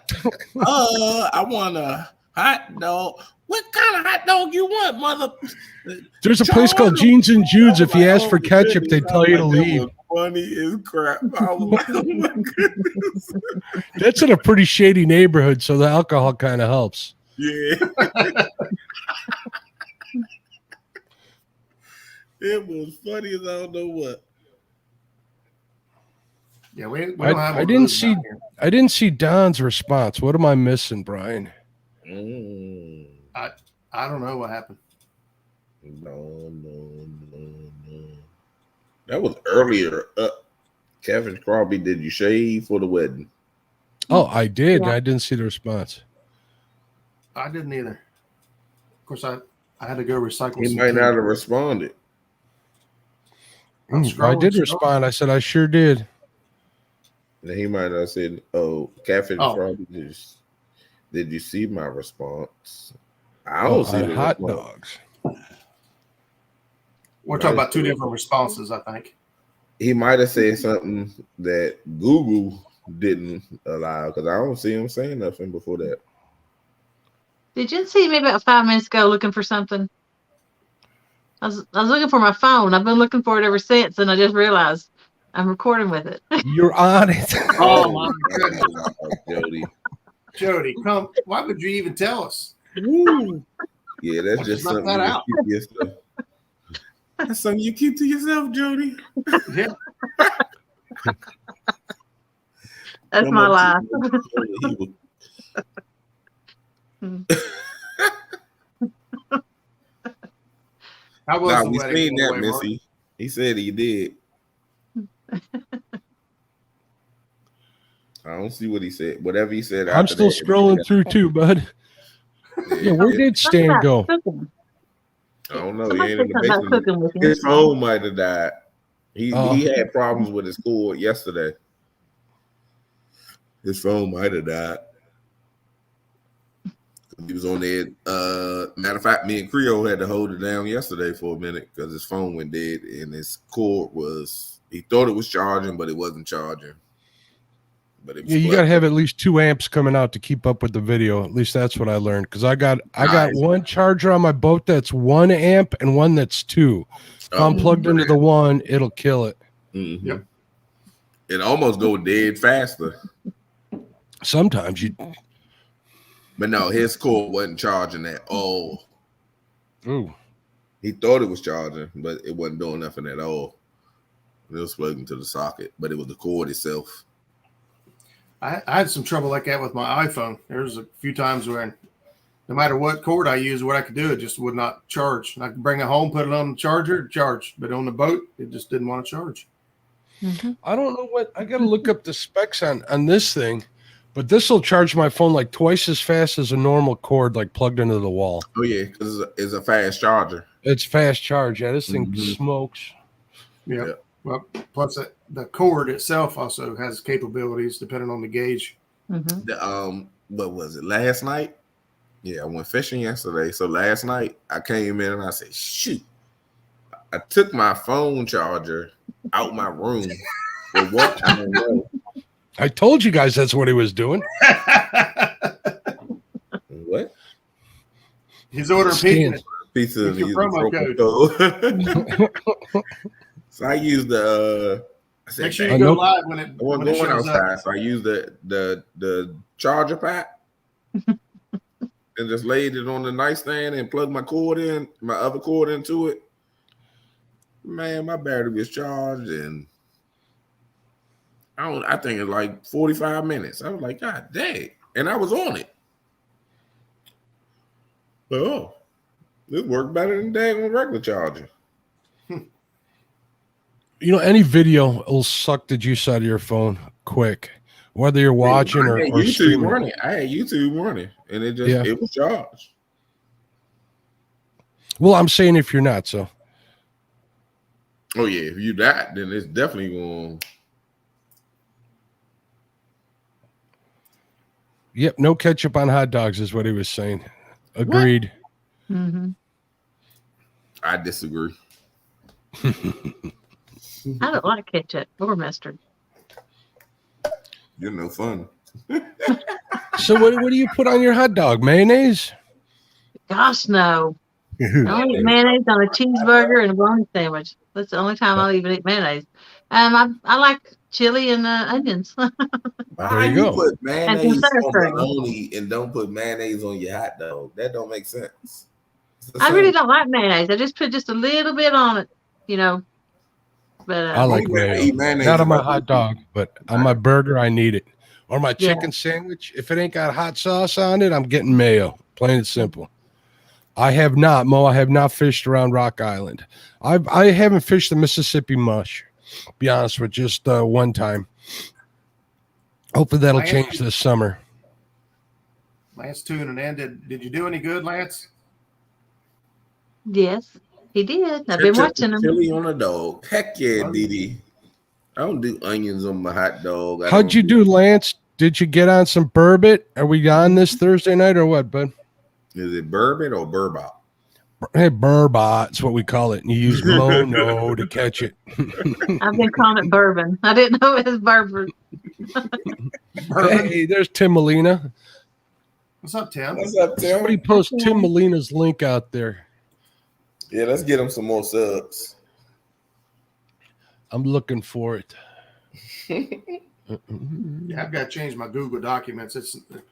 Or my Samsung documents. It I came do in everything on a hot dog other than mayonnaise and chili. I mean, not chili. Onions and peppers and all that. I don't do onions, peppers, and all that stuff. Anyway, I'll season my food and everything. I take it off. I love onions on those. No, Diced up real small. nah.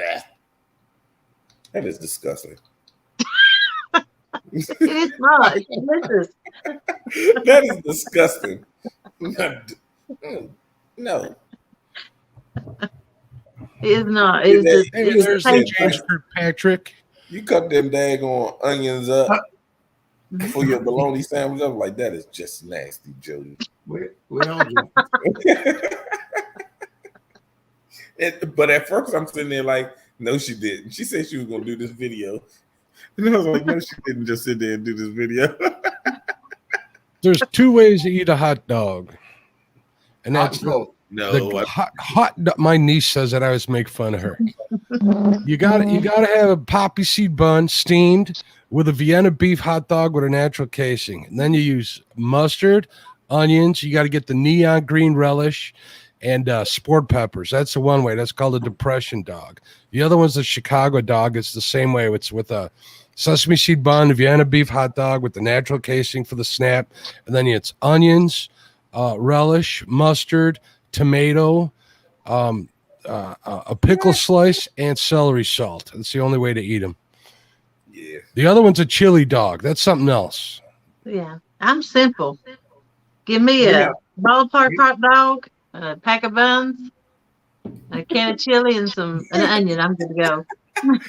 And she said, and I repeat, a ballpark hot dog. Stan, are you okay? No, I actually did try to order a pizza with discount code BBC. Do not do that. It's not. It's not what you think. Don't ever do that. I tried to order one, and it popped up a macaroni pizza. Extra cheese and macaroni on top. Well, that's not what I. So, Hey, you tried to order a BBC? yeah, I tried and don't ever do it. Big bacon combo. We're gonna call that one. Big bacon combo. Is that Wendy's? I think it's Wendy's. Tim Molina says pico de gallo with mustard cheese. Watch my video. I like the Mexican dogs, but that's on a tortilla with eggs and cut up hot dogs and then some really hot sauce. There you go. We used to have guys sell those in the morning at when I worked at Citgo. Good stuff. Oh man, I've lived quite a sheltered life apparently because I ain't got gave- none of this. I gave none of y'all approval to use that passcode. Hey, I thought I was into something, and nope.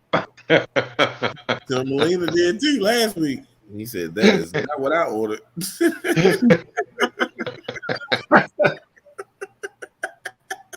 I think I just now get that.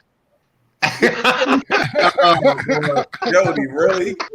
Oh my God! Come on, Jody. Did you Google? Tell me you Googled it, Jody. Yeah, with the phone she can't I've find. learned not to Google nothing on a catfish feed because I was told not to Google something, and Roger's sending me pictures. What time is it? Oh, is it midnight? Can we say what? No, it's 1 o'clock. You can say East Coast 12:49. Some blue waffle stuff. What the heck? I'm like, blue waffle. Sometimes it's good to be old and Somebody ruined it for me, so I had to pay it forward.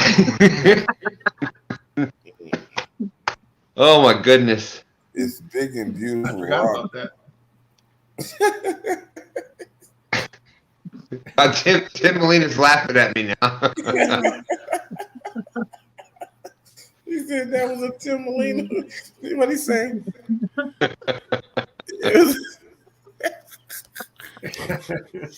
Yes, it was. We gave you credit, Tim, before you got me. Yeah, he said that you tried to use that order last. Alicia said she was crazy the Chicago dog, but not anymore. You can't handle the pressure. See, we put it right within reach, and then we pull it away. Yeah, Didi, you got that right. That's exactly right, Didi. Yeah. What she say? We should just stop talking about it. So no, yeah, they was talking about that last week. That boy puts bacon on his hot dogs. That's good too. Bacon dog, wrap them up in on hot bacon. dogs. Hell yeah. Mm-hmm. My wife makes blue waffle blackberries. What the hell?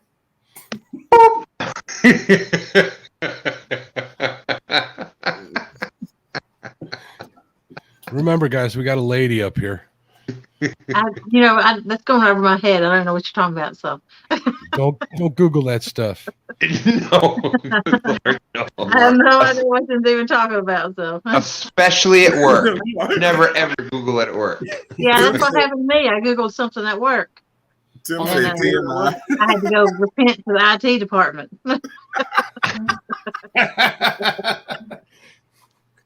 Oh. Either that or them geeky IT guys will be asking you out on dates and stuff. That's what it really was. You weren't in trouble. They were just trying to. They said, "Oh, she's just nasty." It's better off just to go ahead and own up to it when you do something instead of being asked about it later. You say, I didn't know. You gotta remember, My Jody, bad. because you look at it, you mean that they see it. And this conversation is brought to you by Uncle Lou's Tackle and Bait. There you go. We'll have a link up there. For all your fishing needs. Did you say Uncle Lou? I happen to have.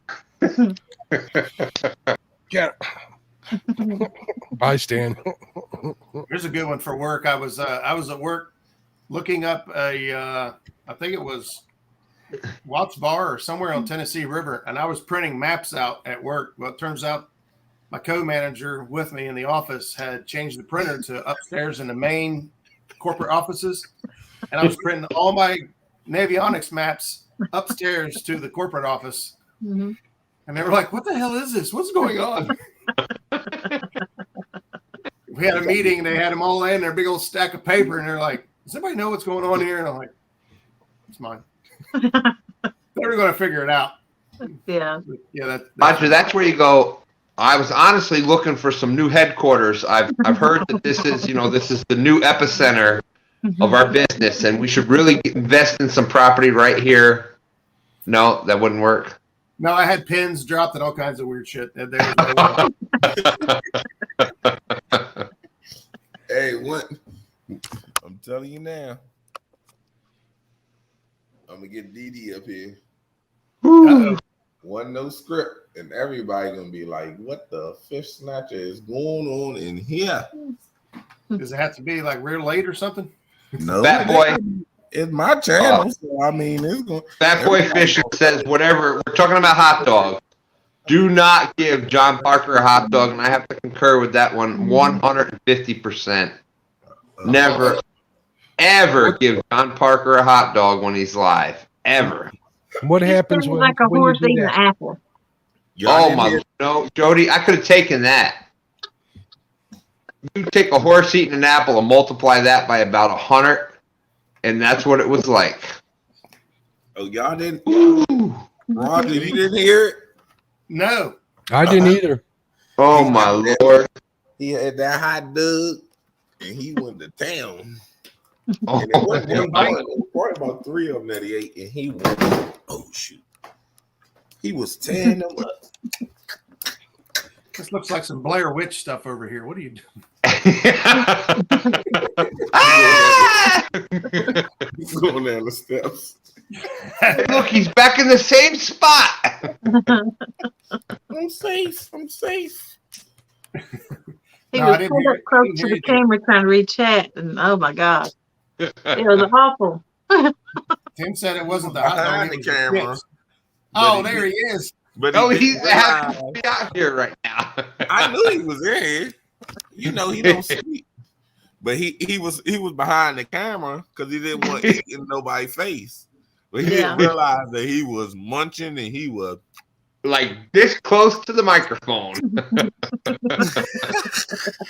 and Dana was getting on him and he ain't know what he was doing and he ain't know how loud he was.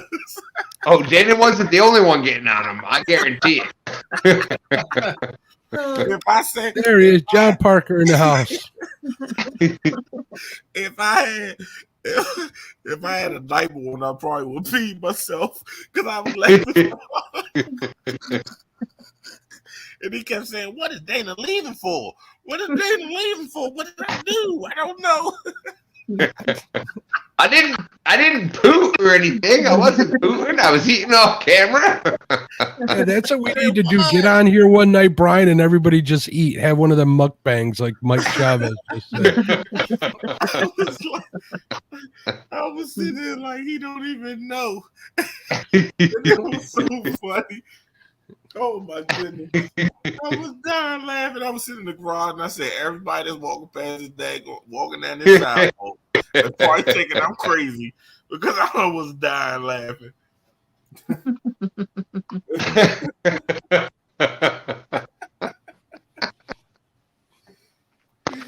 Oh my David, you goodness. still in here? Tell me what I did. And I was like, Yeah. she's really gone, buddy. And I'm trying to type in there. I'll tell you what you did. I was laughing my butt off. I knew you was in here, John. You ain't had to tell me. Yeah, I remember John was here. He ain't gonna type a whole lot, but he gonna sit back and he's sitting here laughing. Oh, And without a taking- doubt, he's and laughing. listening. He's taking notes is probably what he's doing. He Yeah. was waiting on us to tell him how to fish. He's like, and no more thumbnails for you, and no thumbnails for you, and no thumbnails for you. Either that or he's going to make a BBC pizza on a thumbnail.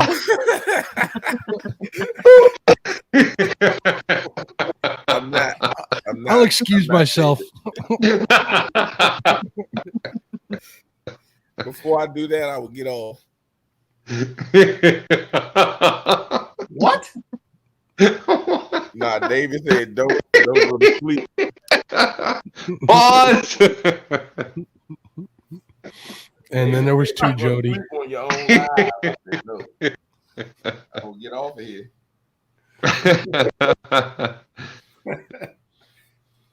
John said, I'm making a list and checking it twice. I saw that coming. But that was funny as I don't know what. I was dying laughing. Oh. Ooh. So did you say you were fishing tomorrow, Brian? Nah, I'm watching football tomorrow. You watching Ain't worried football? about That's what I thought. Oh, crap. What time is it? What's that? What's fishing? Midnight, flathead time. Well, real time, it's 1 a.m. Yes, Real sir. time.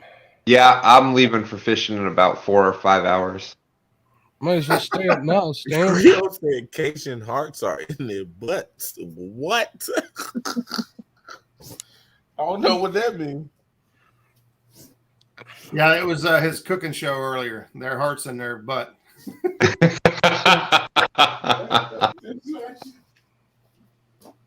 I didn't understand it. I never heard of that. I heard it, but I didn't get it. I was cooking when he was cooking. I really liked watching his show. I liked how him and Laura got along and interacted. And she was tougher than him. Oh yeah, she don't take no crap. Yeah. Beat him with ice water. Takes a woman like that to keep Creole in line. Yeah. Yep. Jody, did you just say I'm not interactive? Are you not interactive? Is that what you said? No, I said, is that what you're saying? I'm not interactive. Yeah, you're interactive. It's just you're a little sensitive sometimes. I ain't never sensitive. Brian B just made me his friend, so I'd leave him alone. No, I didn't. Little did he know. I'm about to say, how the hell? I definitely didn't do that. I don't need no friends. I came to YouTube with no friends. Oh, I made 550 friends. I love you too. That's okay. Yeah. They really are not your friends.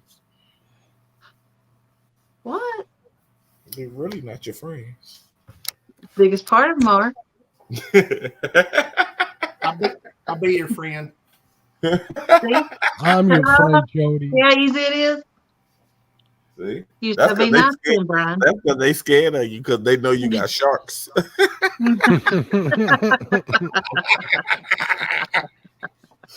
Look how quick they say, I'll be your friend, Jody. Yeah. Tomorrow, and my daughter's in from Alabama. She'll go back tomorrow, but Sandy and Van may stop by on their way through. So I'll get to meet them, hopefully. There you go. They were fishing with Dieter, weren't they? Mm-hmm. I wonder if they got to tickle a blue cat from the inside like Dieter likes to do.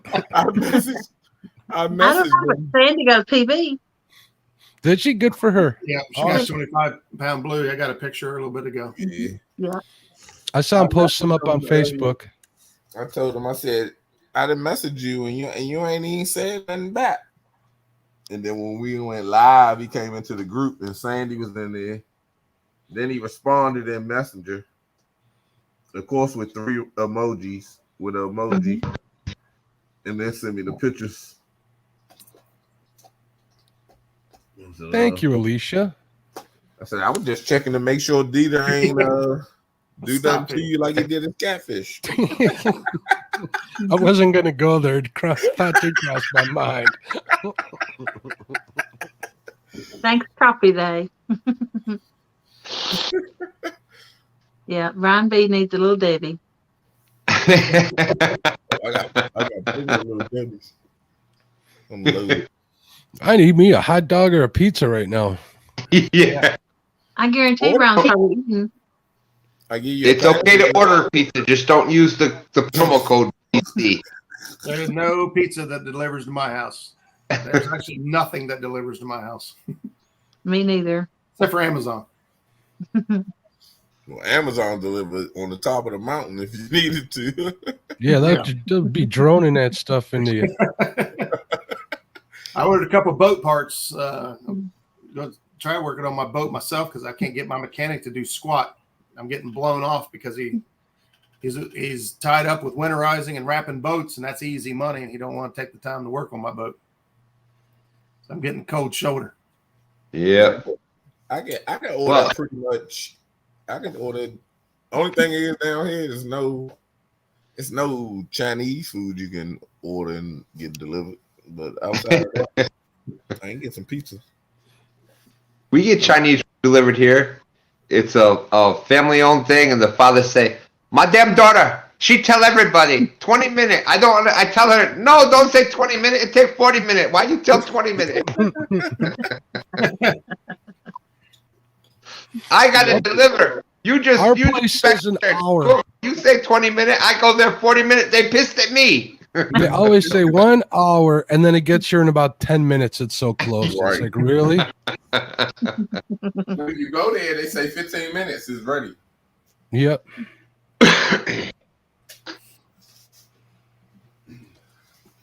15 minutes. I'm like, all right, cool. I can probably get most anything about this time still on a Saturday night.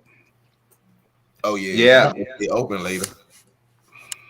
As a person that's lived in both extremes, like right now, I'm 10 minutes from Richmond, Virginia. Mm-hmm.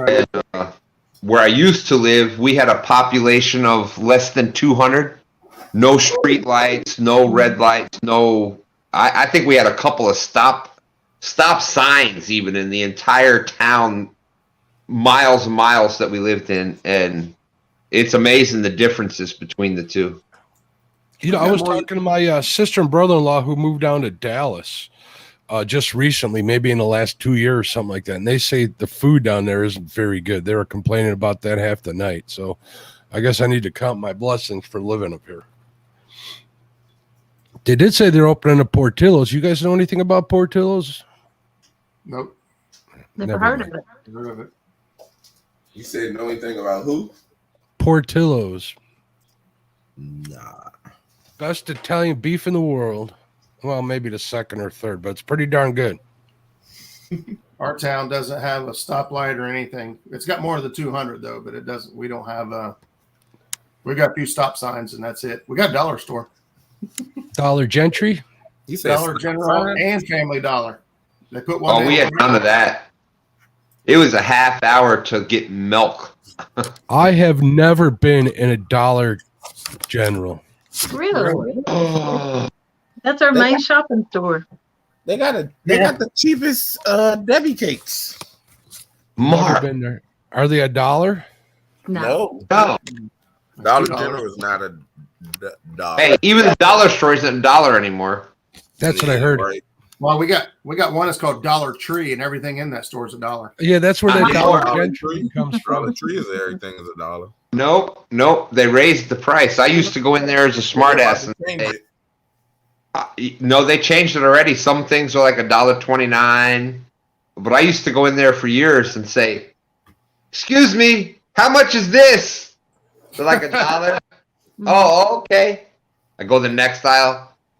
Ma'am, excuse me, how much is this? $1. You've never done that? Nobody else has ever done that before? No. No. I used to take my kids in there, and I'd say, You should you try have anything in the store you wanted. They're like, really? I'm like, yeah, anything you want. Everybody get 5 things. Yeah. I can't believe you've never done the thing where you keep asking them how much stuff is. Watch your underage kid walk up with a tall boy. Here, Mom.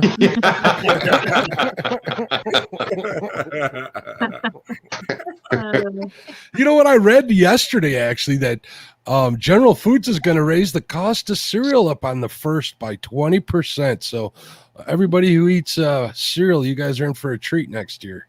Well, they've already jacked around with all the size boxes. You got I hear that too. 12 Yeah, different sizes, and if you sit and do the math, you're like, wait a minute. they call that sizeflation. Mm-hmm. I used to be captain of the math team, so I get that pretty quick. Mm-hmm. Yeah, it don't matter to me. I can't remember the last time I ate cereal.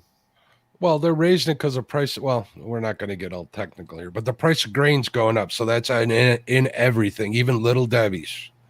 So get ready. Mark, I got to. The price of what hasn't gone up recently? Yeah. Yep. Mm-hmm. They Just started say. with cigarettes.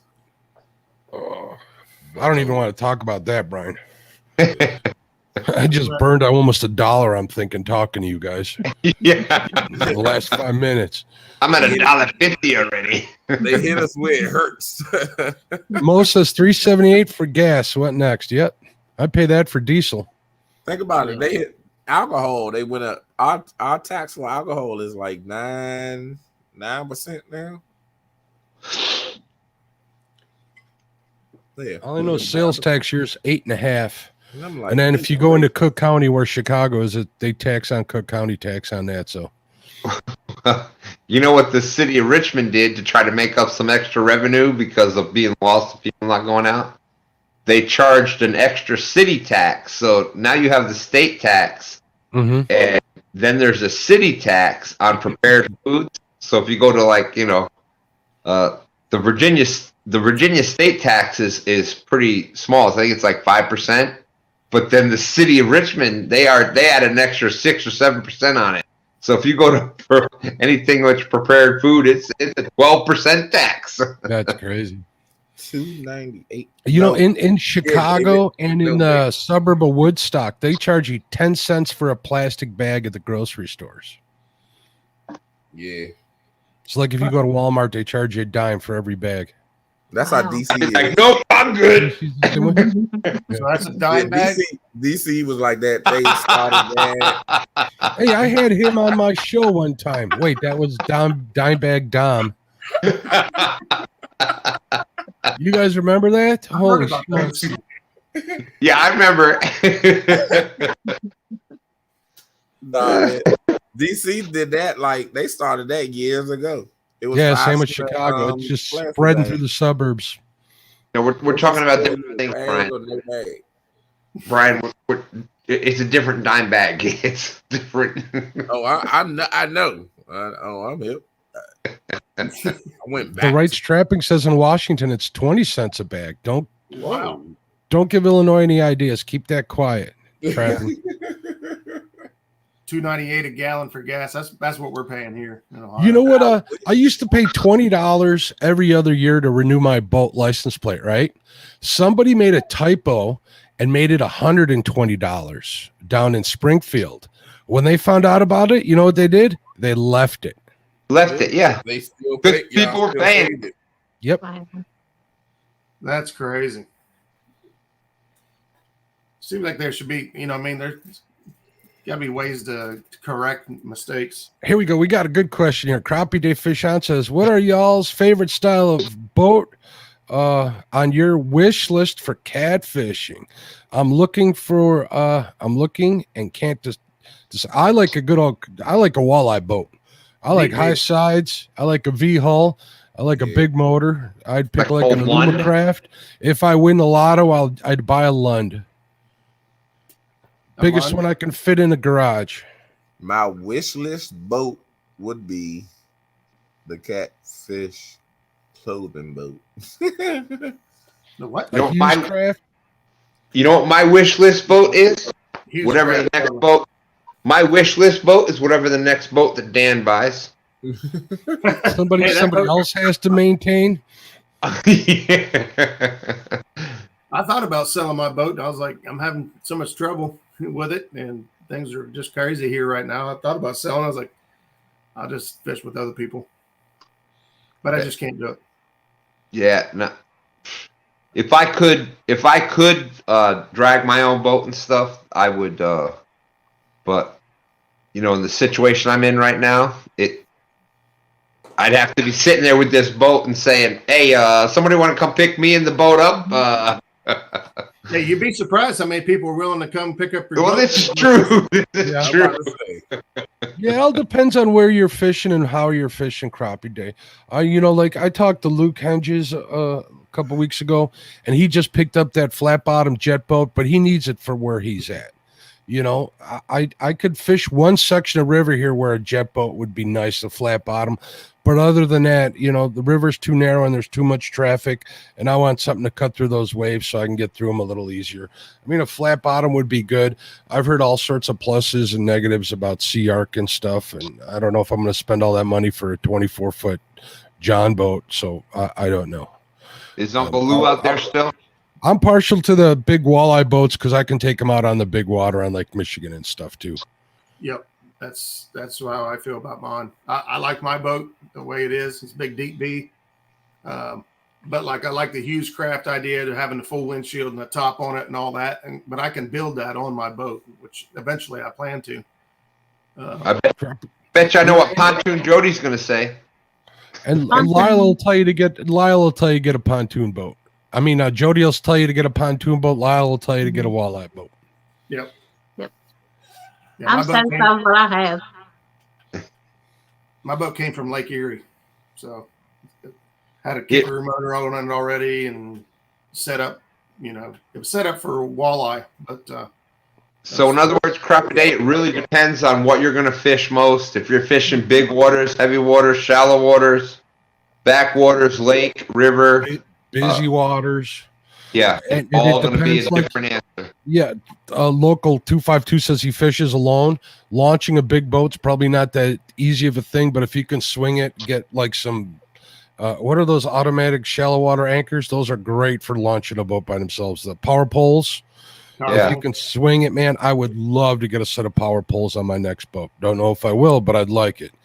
I've seen guys here launch their boats. The boat comes right off the trailer. They drop them power bolts. They drive off to the thing. They don't worry a thing about it. Always by themselves too. So Fishing Local 5252 said, I fish solo all the time. That's why I just picked up a kayak. that'll do it. I launch my boat by myself and fish out of it by myself all the time. I just do the whole rope thing. That's what I do. And hook it on and walk it over to the dock, and or even like a lot of lakes around here right now, there are no docks. They pulled them out. And totally serious. If once a person gets used to that, having the extra person just kind of slows it down because they're so used to doing the boat by themselves that. Yeah, getting a boat off the trailer is easier by myself, but getting it on the way my trailer's set up, it's a pain in the butt to get on the trailer. So, the extra hand does come in handy there. It all depends on what kind of boat you want and what you're using it for and stuff like that, and then you can adapt once it's there. But the price of those Dorado latches has come way down too. I think they're right around $269, $279 now. I know 2 guys that had them and they broke on them like right off the bat. Really? Yeah, local guys, they broke right away. And there's a couple of boat ramps that don't allow them for some reason. I don't know why, but I'd recommend getting steps if you're launched by yourself. That's on my wish list for sure. The way my spare tire is mounted up on the front, I can actually climb on it and get in okay, but steps would be nicer. Jody, how big is your pontoon boat? My pontoon boat's 20 foot long. And can you get it on the trailer by yourself and off? Not now. No. The water drop. Oh, really? That's why I brought my bait guy last week. See, that's the advantage I had. People always ask me because you guys know I had a 30-foot pontoon boat, and people were like, "That's got to be a pain." It wasn't. Because it was so long. That rear end was in deeper water. When I just pulled it up like a bass boat, I'd drive that thing right up on the trailer and be out there quicker than most guys can load any of theirs. Yeah. It was sweet, really. Crappy Day Fish On says that he lives by where Lyle does in Missouri. Yep, and like I was saying, Lyle would recommend a walleye boat if he asked him. My water dropped even more while we was out that night. When we come back in, the concrete didn't have no water on it at all. It's all, just the ground bottom. I got one place over here where the dock is just long enough for like launching a kayak. So all it does is get in the way. It doesn't help at all either, whether it's loading or unloading or getting in. But we managed to get it done. And I got a 16-foot, let's say like a crappie boat. Not one of them where you can fully sit side by side, but you're kind of staggered with 2 people on there. Yeah. And it gets the job done. It fits in my garage for now. And until I can get the boat I really want or find one used, it's where I'm going to stay. So, yeah. A lot of Local 252 said Brian B being real quiet. He's going to be snoring in a minute. I see you. Go to sleep. Oh, he is there, Brian. I'm sorry. What are you doing, Brian?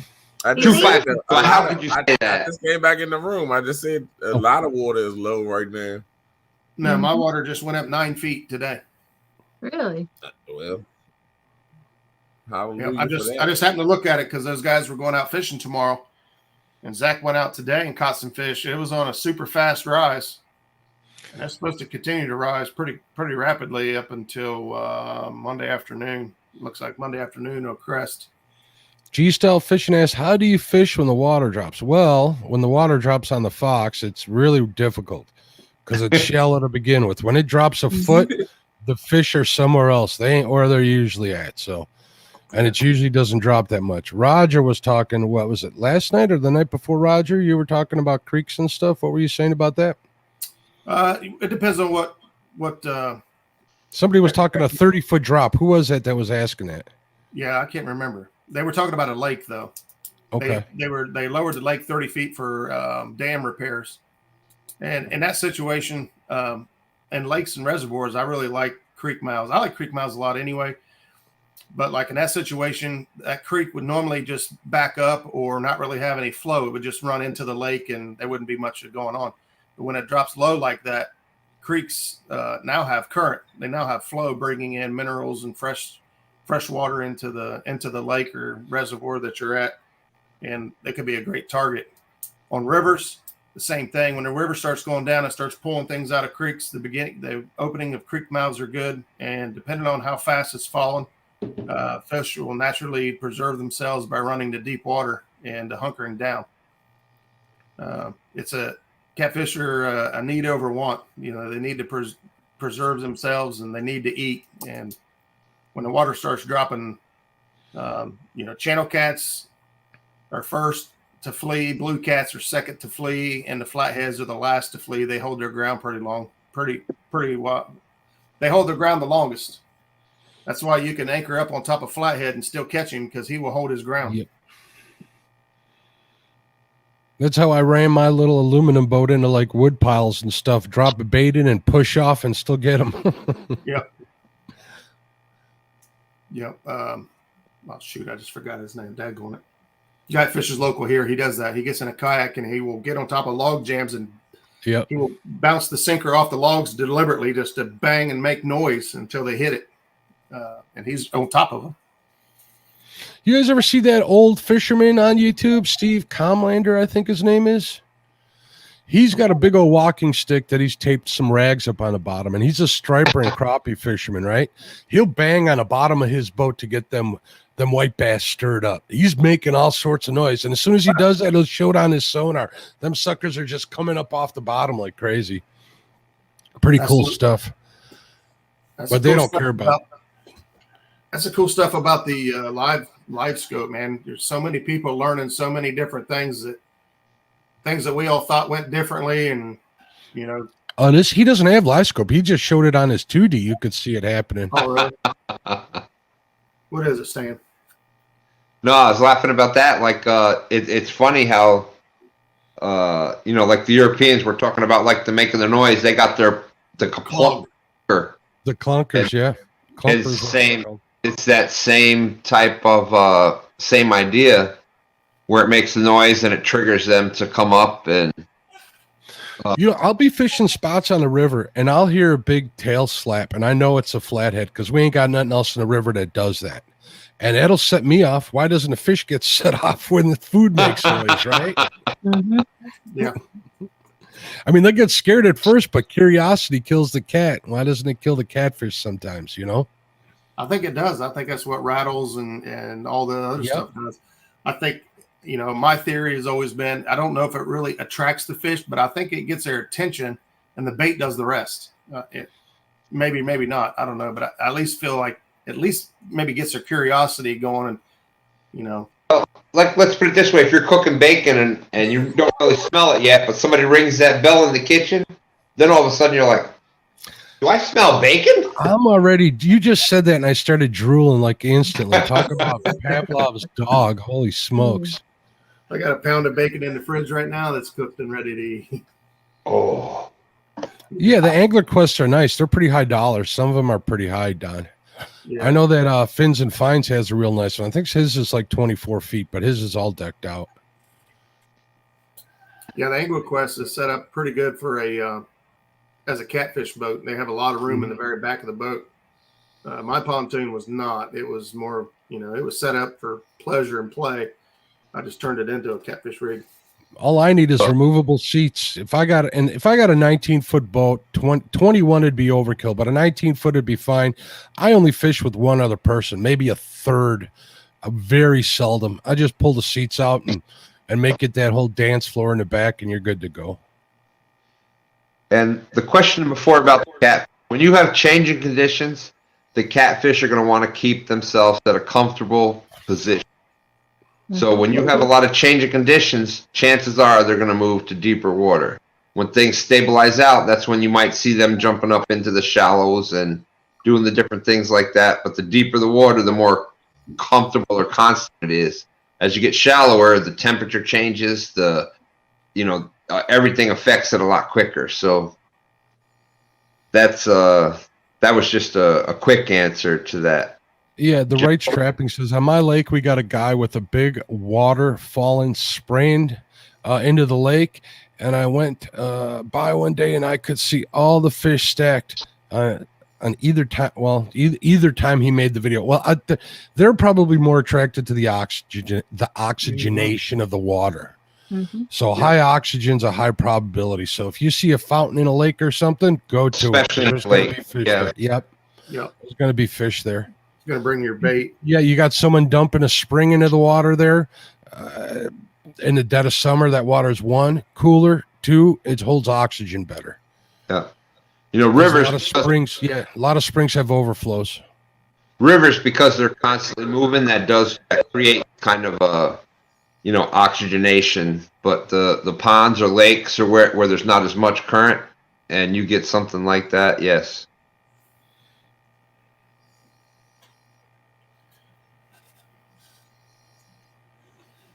From listening to Epic, it seems like things in threes. So if you have a fast rise in water, once it rises, that's like after 3 days, they're ready to start moving and getting back to normal again. Like the high water or low water really doesn't matter. It's the stability. So consistency really is what gets them moving. And so if it's low, but it's low for 2 or 3 days, then it's time to fish. I don't like fishing the day of, or the day of the rise, or the day of the fall, or even the day after. But you'll go fishing if you can, right? Yeah. Thank you. We all know Somebody that says, "Oh, full moon is hard to fish," or "full moon suck." I'll be like, "I'm still going fishing." Yeah. I don't care. There's a video out on my channel from, I think it was either end of last year, beginning of this year, where me and Zach went out fishing, and everything was wrong. It was a full moon. The water was rising or falling. The water was falling. The barometer was wrong. Everything was wrong. We caught 37 blue cats in half a day. Well, you know why? Because they don't have internet underneath the water. They don't know when all that stuff happens. Yeah, that's true too. But no, I'll still fish, but like right now I'm sitting there looking at all my dams and looking at what the water flow is, and I found an area that has only fluctuated 3 feet. And so like we're getting 9 to 10 feet fluctuation. Depends on what rivers and creeks feed in farther down. So I found a pool that looks pretty good. Nice. Will it be at this pool, or will be which is actually pretty close to J Dog and Chad? It's Maysville, Kentucky. We'll either be down there, or we'll be up on Hoover Reservoir. You need to take Justin crappie fishing on Hoover, man. I tell him all the time. I said, "You just tell me when you're ready." I've told him for weeks. Like He says that whenever he goes up there, he wants to go crappie fishing, and you won't let him. Oh my God! Oh no, he still crappie fishes. He'll have lines out all over the place, and I'm throwing the cast net. And next thing I know, rods are bent over the back of the boat and snagged on docks. I'm like, "What are you doing?" He's like, "I was just letting rod hang over the side. Thought maybe I could catch a crappie while he's moving around." I was like, he's back there fooling with all kinds of stuff, and I'm like, "Dude, help me!" We're just getting bait. Yeah, I'm shaking the net out. There's shad laying all over the floor. I'm like, "Hey, help me get some of these shad put in a cooler." He's like, "I'll get it in a minute. I'm going to try to catch a crappie." And then when you did take him crappie fishing, all he was saying is how you were putting him in all the cottonweed and. I know. And then we switched sides of the boat. And you talking about the panfish tournament? Yeah. I was like, switch sides of the boat. He never stops. He never sits still at all, ever. That boy likes to fish more than most. Huh? I think that boy likes to fish more than most, and that says a lot. Yeah. He is constantly coming up with something weird. He's always trying something.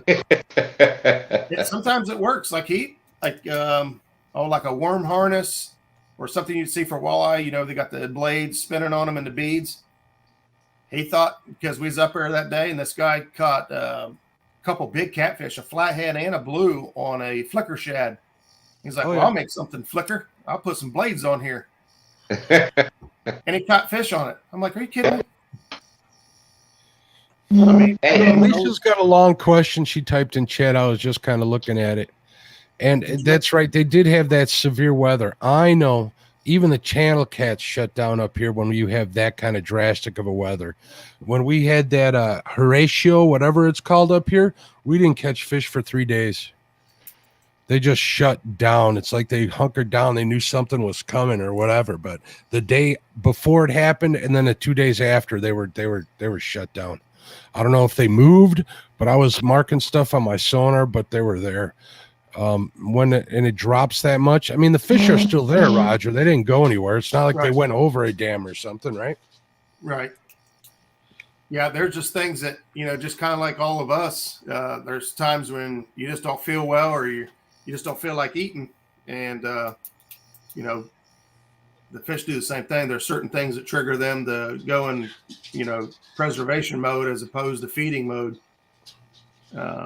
I've been on a stack of crappie, can't get them to bite. And for some reason, after, being there for like an hour or so, trying all my different colors and stuff, I'll go back to the one I started with, and they got, started eating again. They'll start going and nobody, I can't figure it out why. Yeah, but if I see the fish are there, I'll try to stay on them and make them bite, especially fish other than catfish, There was an instance, and this sticks in my mind because it was so defined that our first trip to Watts Bar, we went up to Clinch River, and we didn't go real far up the Clinch River. We probably went maybe 2 or 3 miles, I think.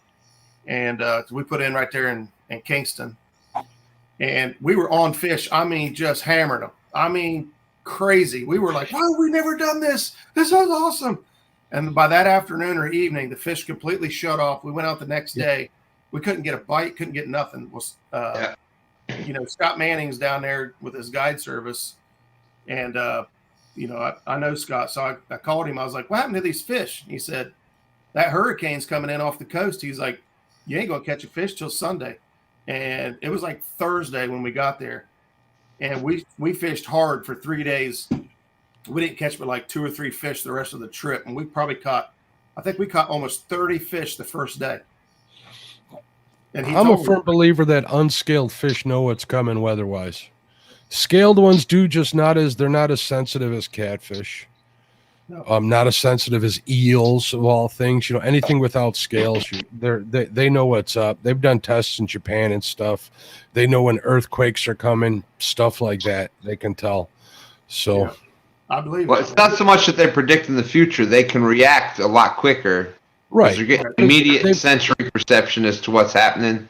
So as it's changing, they know exactly. And that's where you see guides. They can kind of, because they're out there every single day, they know when the water temperature drops. It goes from sunny to cloudy, warm front to cold front. They know exactly what the catfish is going to react to and what happens when they react that way.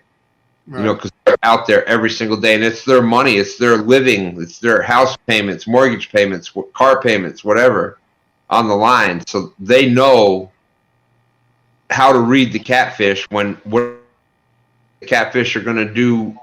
They all react the same way. When this happens, they're going to do this. When that happens, they're going to do that. And the guides, because they're out there every single day, they know what that is. And fish are dumb. They just react. Yeah. There's no thought process whatsoever. It's all reactionary. They react to a cold front. They react to tornadoes, however it is they do. They react to oxygenated water. They're gravitated to it, stuff like that. They're gravitated. Ted Allenbecker will go through his whole spiel on how they gravitate towards structure. Mm-hmm. You look at all the experiments they run. They'll draw a line on the bottom of a tank and they'll stick to it. Yep. Roger, what boat ramp did you use in Kingston? I don't remember the name of it. It was kind of back like a little. It was kind of like back by itself a little bit. Like I think it was. I don't know if it continued on around or if it dead ended. But when I got to let Pete out, I'll be right back. We got Swan Pond, 58 Landing, Lads Landing, and the power plant. It was very close to the Clinch River split. I think we only went like a mile. You probably put in if you went behind the power plant, then you put it at Swan Pond. If you went beside it, then it was Lads Landing. But that was my stomping ground. Why did you call me? I didn't know you then. I didn't know any of you. I didn't know anybody then. We were just fishing to fish. We didn't even know what we were doing, honestly. But we were fishing. I think it was like 75 foot of water right in there where we were at 72, 75 foot of water. And we was catching flatheads and blues at the same time. We're like, this is awesome. If you went behind the steam plant where Clinch and Emery, you would have caught them. I don't think we went that far up. We might have later in the week, but I don't think we did that day. I think that's where the flatheads are stacked. Gotcha. Well, next time I come down there, I would definitely be hooking up with you. I seen Tim's comment on there. Everyone says you're dangerous out there, Roger. What's your opinion? So what happened was, let's see, the first time I took Justin and Gabby out, the water was low, and I took them to an area that's completely full of flatheads. That's where I caught my PB flathead, and I've caught a lot of 30, 40, and 50-pound flatheads out of there. And there's wood all through that place. And I was watching the logs on the right-hand side of the bank. Well, this log had came out, but went under the water and then popped back up just barely on this side of the boat. And I didn't realize that the water was low enough to where I could hit it because I'd gone through there 100 times. Boat came to a dead stop, and both of them face planted on the floor. So then on the way out of there that night, it got so foggy we couldn't see anything, nothing. So I was using my Navionic. I was using my GPS on my fish finder, and it just shows us moving across the water. And I would just pan it up a little bit, and we'd go up, and I'd pan it up a little bit. Well, we were going straight, and I couldn't even see the front of the boat. And next thing I know, we was coming through there, and we seen a flip-flop in the water. We're like, oh, that's not good. We hope we don't find the person that belongs to it. Well, we keep going and keep going. The next thing we know, we find the other flip-flop. And we're like, this is bad. So I looked on my screen, and we had been off screen for a while. And I was like, wait a minute. And I pulled it back down. We've been doing circles. we didn't go anywhere. It wasn't another flip-flop. It was the same flip-flop. And I finally started cutting across there, and his story was that we almost hit a barge, but the barge was out there, but we couldn't see it. We heard it, but we couldn't see it. And so that's Justin's story. Chad says I almost ran him under a barge because I was scanning an area right next to a big pylon, but there was barges stacked behind it. And I came in, and the current off of the pylon was pretty swift. So when I came in around, it kind of swung us pretty hard. But he says we almost died. But did you die? Did you go to the ER? No, you're fine. No. Rub some dirt in it. Go back to fishing. Change his britches. Right. And he was good. When I was a kid, my friend hooked me in the ear with a Mr. Twister leadhead jig. And he was one of those. He had a Zebco 33, and he was one of those side casters. We were fishing the peninsula, catching monster bluegill, like bigger than hand-sized bluegill. Anyways, he's cast one of the Mr. Twister sideways like that, and he gets it, and he thought he was stuck in the thing. He goes boink, boink. Every time he did, it went through my ear, back through my ear, back through, and you don't even think about it. You're just kind of like. You're in shock, kind of, and by the time you realize that it was through, like, what do? You're catching fish. You stay there and fish. You cut the line, you tie on a new jig, and you fish. You got a new piercing. That's it. This year when we made it down to Wheeler, Zach's first cast on our first day, we go down there to catch skipjack. His first cast, he throws it out, and he gets snagged on reeling it in, and he jerks it real hard and sinks a sabinky rig so deep in my arm that like the feathers are in my arm. Yeah. And we're like, what are we going to do? I was like, Rick, just ripped it out. There's nothing you can do, really. I was like, keep Pull fishing. off a Band-Aid. Do it quick. Keep fishing. It was our first day. We was excited. Brian, you still with us? Sweet doggy. Sweet doggy. And says, I wasn't even talking about Justin.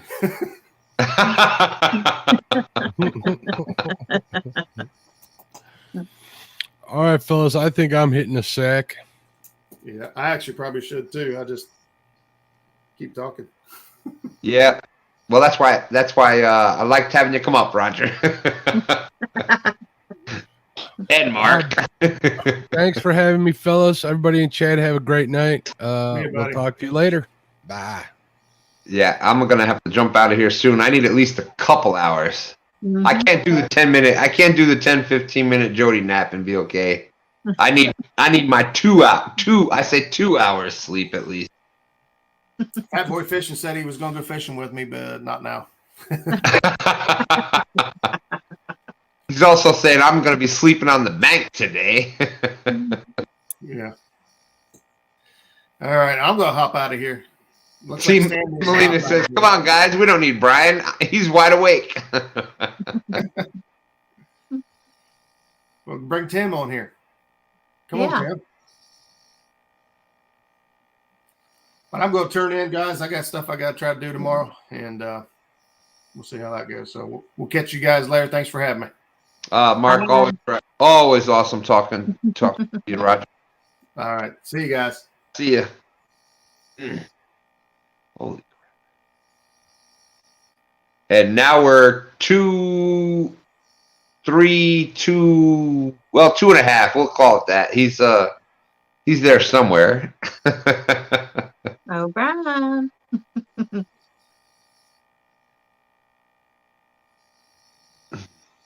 I think he is going to sleep. He might have. Or he's making mac and cheese, one or the other. Mm-hmm. I can't hear him snoring though. Well, no, you did it scientifically the last time. You like muted everybody, and Brian B was the last one. You said, "Let's put Brian B full screen," and you saw his icon going. He's probably muted tonight. Yeah, he's like, "I ain't letting that dang Jody get me again. I'm muting it this time." No. You can hear his phone going off and everything. People trying to call him, wake him up.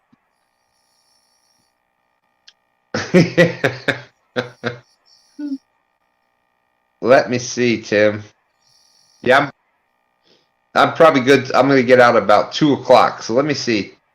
Tim said, "Let me do that right quick." I'll send the link to Tim.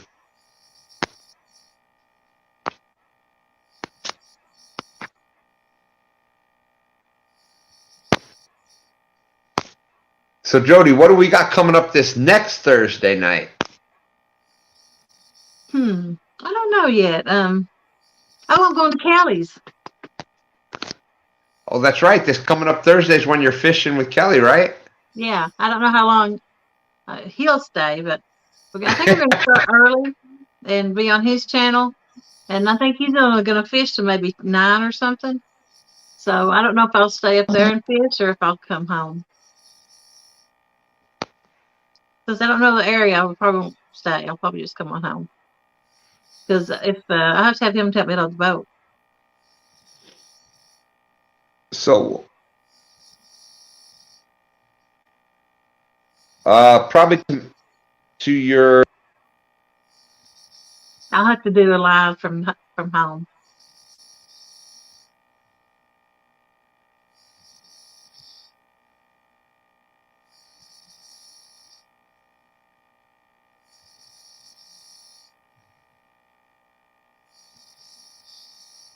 I'll have to get some tags on my boat this week because they just run out. Where I go all the way up there. I had to get a ticket for bad tags on my boat. I think you just do that online, don't you? And then they mail them to you and you print something off.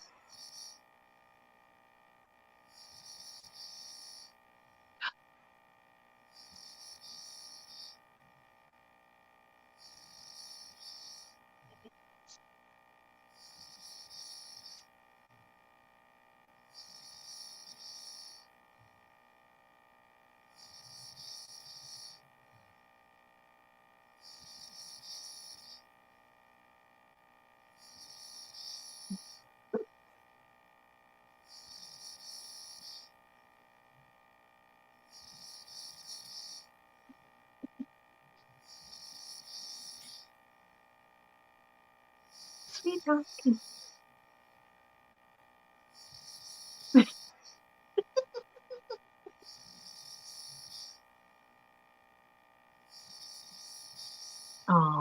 Listen to him. Ain't that sweet, though? He can sleep that good.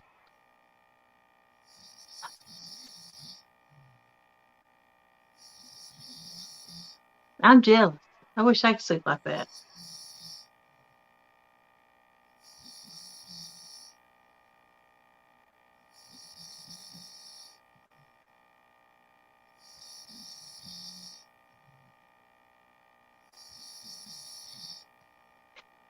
Biggest fish I've ever caught was 45-pound blue and a 42 flat.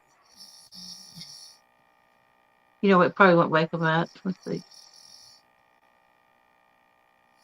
Fish on, Brian B. Come on. Fish on! Yeah, he's dreaming of little zebra cakes. But you can't blame him for that one. Yeah, I hope I don't hear his phone go off. Nobody call and tell on us.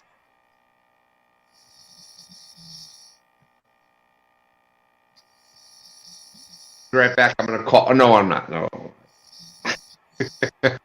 Earlier, Don Robinson wanted to know when I was going fishing. I'm not exactly sure where he's at. Is he in Knoxville? If he's still on, he can tell me where he's at. Yeah, I'm not sure. I try to know where a lot of people are, but David Smith, he is sleeping and dreaming zebra cakes. That's exactly right. Oh. Alicia Barnett says, "Say giveaway." There's Don. Tim's not coming on now.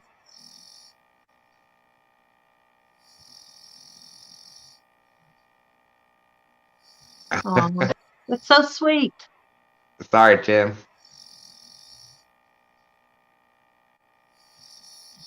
If I go to sleep if I can get up here at 2, I'll be to sleep by like 2:30. I can sleep to 4:30 and still wake up to go out fishing. Yeah. I need about 2 hours. If I can get 2 hours, I can feel like I slept a little bit and I can kind of function. I know you do those 15-minute naps, and then every once in a while you might sleep for a little bit, but yeah, I need like about 2 hours. If I sleep for 2 hours, I feel like, all right, I slept a little bit. I can at least do something.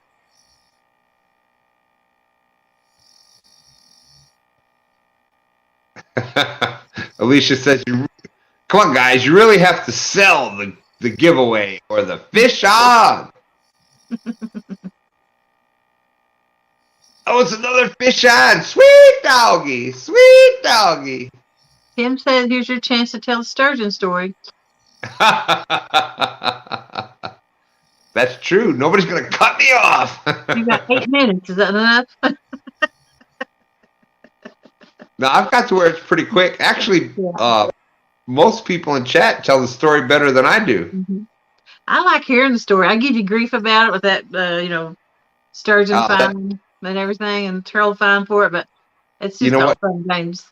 That's what friends are. If you can't, people that you're not comfortable with, you're really, you have a certain, you're really, well, at least for me anyhow, I'll try to be, there's a certain way, yes sir, no sir, that kind of stuff. You and I were raised kind of very similar with that stuff. Yeah. But you're kind of friends. You can cut up with them a little bit. You can say jokes back and forth, and you don't gotta really worry about it. And yeah, I love that stuff. I do the sturgeon story because people in chat half are saying say it, other half are saying no, not another one. It's fun. I love it. I love it, and I do this because I like to. I've always liked to make people smile or laugh or brighten somebody's day. And whether they're laughing with me or at me, I don't care, because it's the same result. I made somebody happy, and that's how I always tried to. That's how I always tried to be. I always tried to be that type of person, and I had gotten a little bit there. I'd gotten to where I wasn't that person, and it took getting back to finding YouTube and all these awesome people again. Yeah. Because I was just stuck here in this little world. It was just my wife and I, and I wasn't really talking to anybody outside. And that's me. Yeah, I did I managed restaurants for 20 years. So I was always the one. I had to be the most. I took that really seriously. Like I was responsible for everything. Everybody that worked for me, everybody that came in. So I made sure that I was the most visible person in that place 100% of the time. So that's what I was used to. And then you go from that where you're talking and dealing with hundreds and hundreds of people every day to just nobody. Mm-hmm. It's kind of like a culture shock. So yeah. Once I started getting back with people again, then I kind of was able to, bring that back out again. But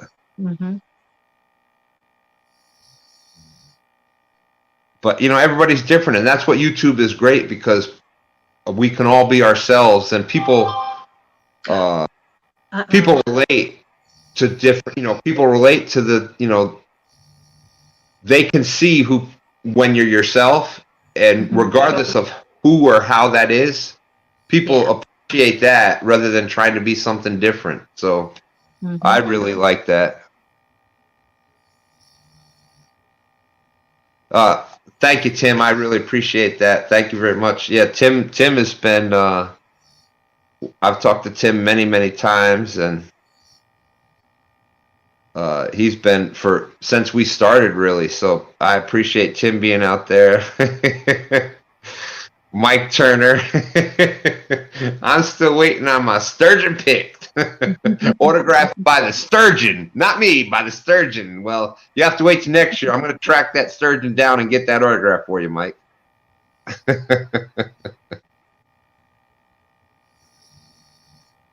I thank you, Chucky. Yeah, I appreciate that.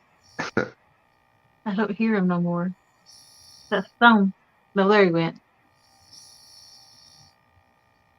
Yeah, I don't know, because his thing's not moving, but he probably figured out how to block that. He's so soft, it's not going to be enough to make it go, I don't think. Thank you, Crappy Day. Appreciate that.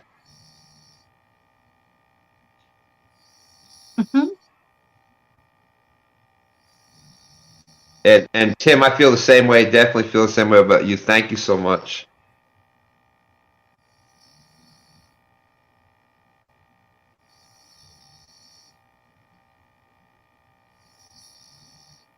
Well, thank you, Alicia. Yeah, I seriously, part of that day with the sturgeon, I say that story so much because a lot of people don't realize a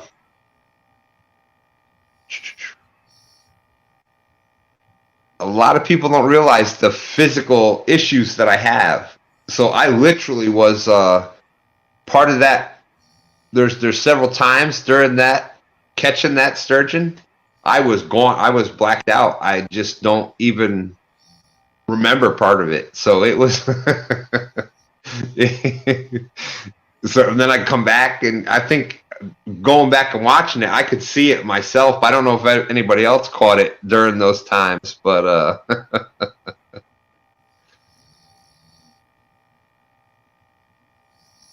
I remember watching it. I don't know who all could have brought that in like that. I mean, 2 hours fighting a fish. Well, thank God Dan and Stan 3 were there, and that was, that made it even that much better. Yeah. Yeah, and then, when we went live and there was all these, hundreds of people watching, that made it even, that's always been me. I have always, I joke around about the second place and all that. I really am happier when other people catch fish. I really am. I know people don't believe that, but I know what I've caught in my life, and thousands of fish that I've caught, and when I see other people do it and how excited other people get about catching fish, I really like that. Like today, Danny Stone was just so he's stuck on it, and he's going back and forth. That was pretty cool. That was awesome, man. And a little bit. yeah. And when Dan caught his PBs, a couple PBs, Dan's Creations caught his PBs a couple weeks ago, and he was all happy about it. And that's the kind of stuff I love. That kind of stuff, and that's what I think. On Thursday nights with the Flathead Challenge, you saw a lot of that because there was a lot of people fishing that nobody had any idea. Curtis and Luther and Bacon Jim, and there was this whole cast of people that really a lot of people hadn't talked to or seen before, and you got to see a lot of those, and they were there every week for you, and that was pretty cool to see that. Yeah. I don't have anything to go live for tomorrow, Tim. I'm just if Sandy and Van stops by. Quiet man, thank you. Yeah, and that's awesome when people, you start meeting people from across the country, and it's just like you're coming to see me. You just make these friends that you never thought. Mm-hmm.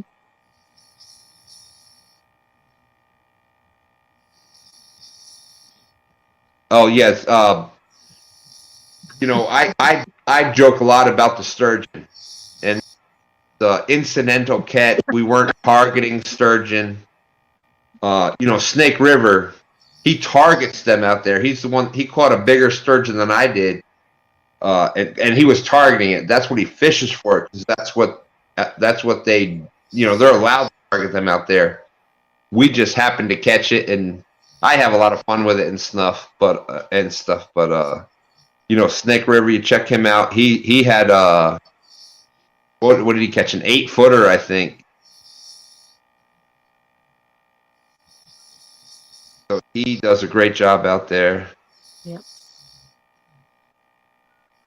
Yeah, Don Robinson. That's he says he's VA 80% disabled. Well, appreciate your service. Thank you very much, my brother. Yeah. Love to take people out and watch them catch fish. Yep.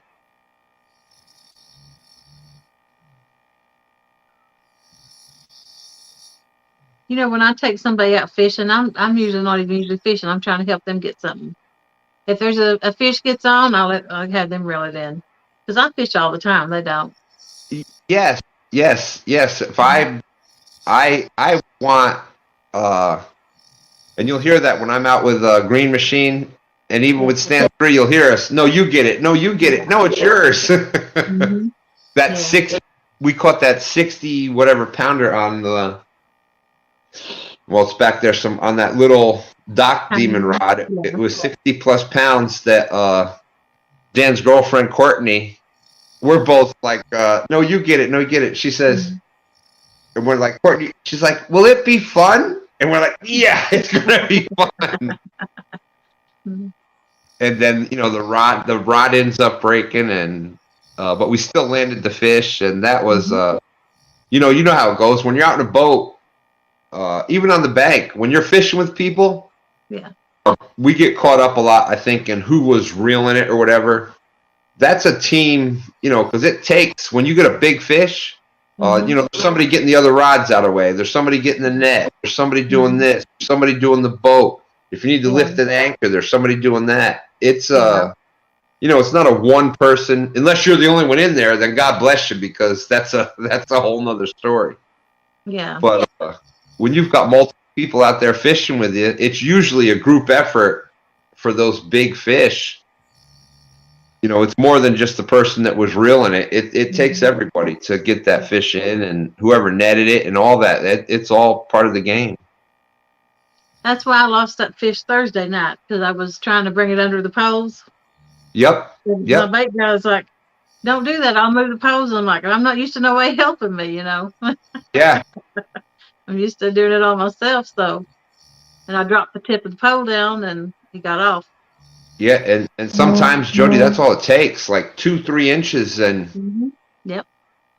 Especially with the bigger ones, because they know that they're used. They didn't get big for no reason. That's It's my fault I lost it, but that's what I was doing. I was trying to bring it under to keep it from getting tangled up. Yep. You were doing the right thing because that's what that's what you do. You Yeah. bring it under the poles and. Hmm. But yeah, that's where, like I said, I'm truly. I consider myself truly blessed. I get to fish with two awesome fishermen, and with Stan 3 and Dan. I get to fish with them all the time. And I've been doing this bank tournament now, and I'm doing all that by myself now, and I'm like, holy crap! I don't know if I can do this all month. Hmm. I'm gonna do some bank fishing this week. I'm used to doing this with them, where they're doing a lot of that other cutting the bait and casting sometimes, and doing some of this other stuff. And when I've got to do all that myself, it's a different game out there. Yeah, that was me Thursday. I'm like, I turn around, he's casting my poles out, and I'm like, that ain't half bad. Yeah. I hear what you're saying. It's awesome. And then when you get used to it a couple times, you go out a couple times and you get this system kind of developed where, all right, you're pulling up to the spot, somebody's cutting bait, somebody's doing this. It's like, oh, that's pretty cool. Hmm. Yeah. Did Don say he had 30 years of service? Wow. That's a long time. Well, thank you, sir. Appreciate that. I was one tour. I had thought about it. I was in the Air Force in the 80s, and I was gonna do that. I worked on F-16s, and I'd gotten orders to go to Hahn Air Base in Germany, and my wife was pregnant at the time, and they weren't going to let her travel with me. And so one thing led to another, and it was at the end of and I'm like, well, you know what? If I can't be away from my family, and so I ended up getting out. But had that not happened, I probably would have done the career Air Force. But yes, big shout out. That's awesome. 30 years. I know Wright's trapping. He was in the military. And that's the other thing about the catfish community. There's so many veterans and people that appreciate veterans, and yeah.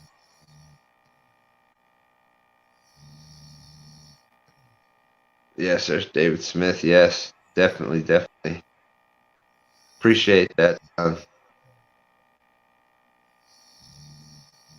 And somebody was saying about all the boats. Yeah, that was, and when we were doing that sturgeon thing, that was the thing that I was impressed about, is there was boats out there, and they were watching the whole thing, but they stayed back enough. Even if they were trying to watch, they were, they got nowhere near where it was going to interfere with anything. They stayed kind of back and just kind of watched everything. So that was, that was awesome. Big shout out to them. Crappie Day Fish On said he was 6 years Army. Thank you very much. Thanks. Appreciate your service.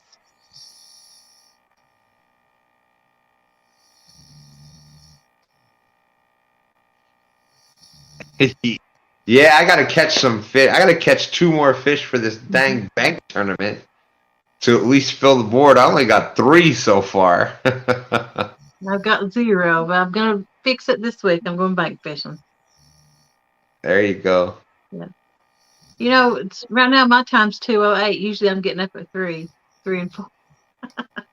Do you have to work today or tomorrow or whatever? I only work Monday through Thursday, but I still get up same time every day.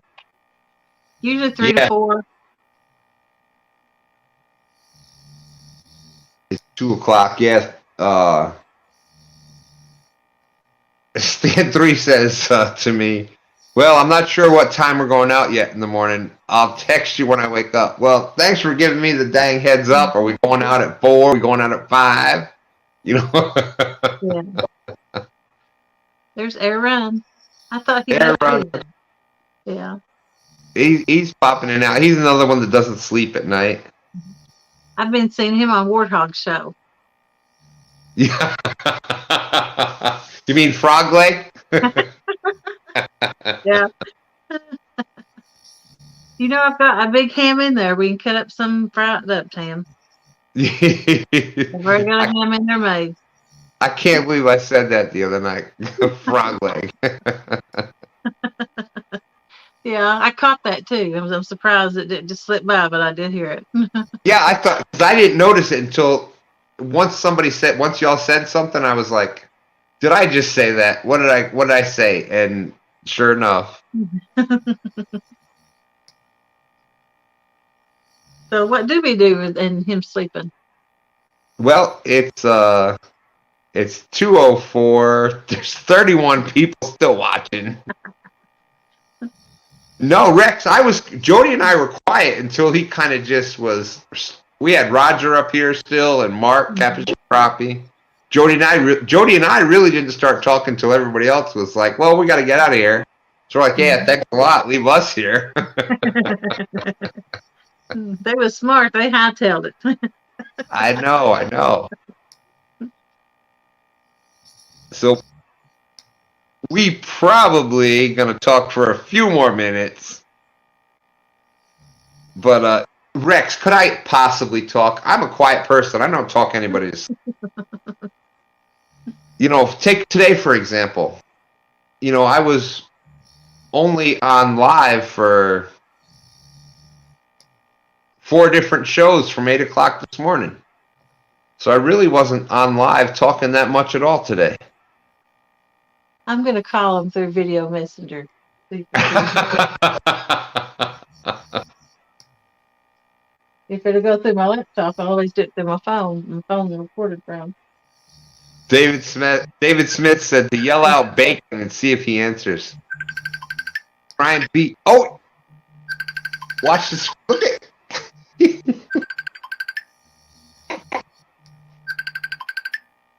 Bacon.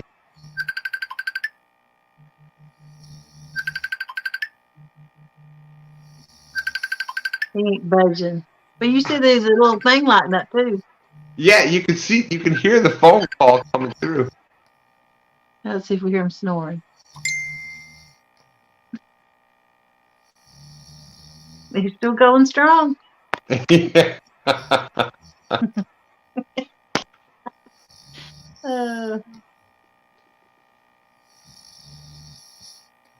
Tim Lee says, Tim, are you telling him to not pee the bed or tell him to, I hope you pee the bed?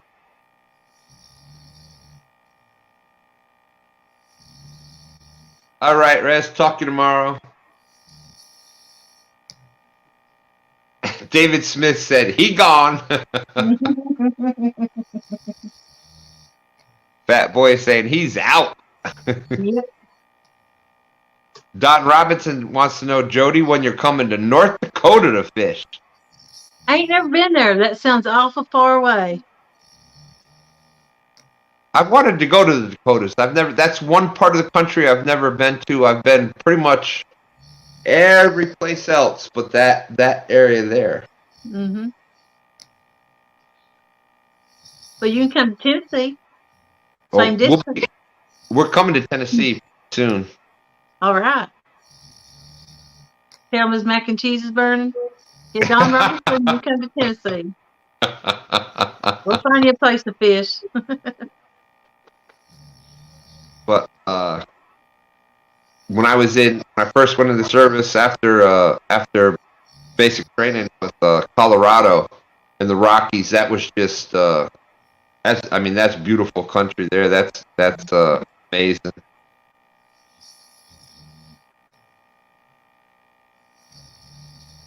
You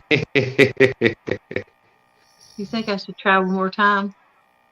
Try one more time, and then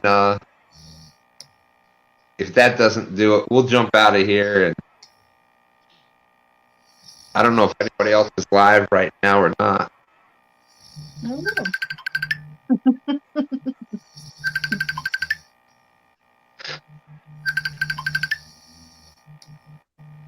But Don, yeah, I'd love to go to the Dakotas. Like I said, that's the one part of the country I haven't been to.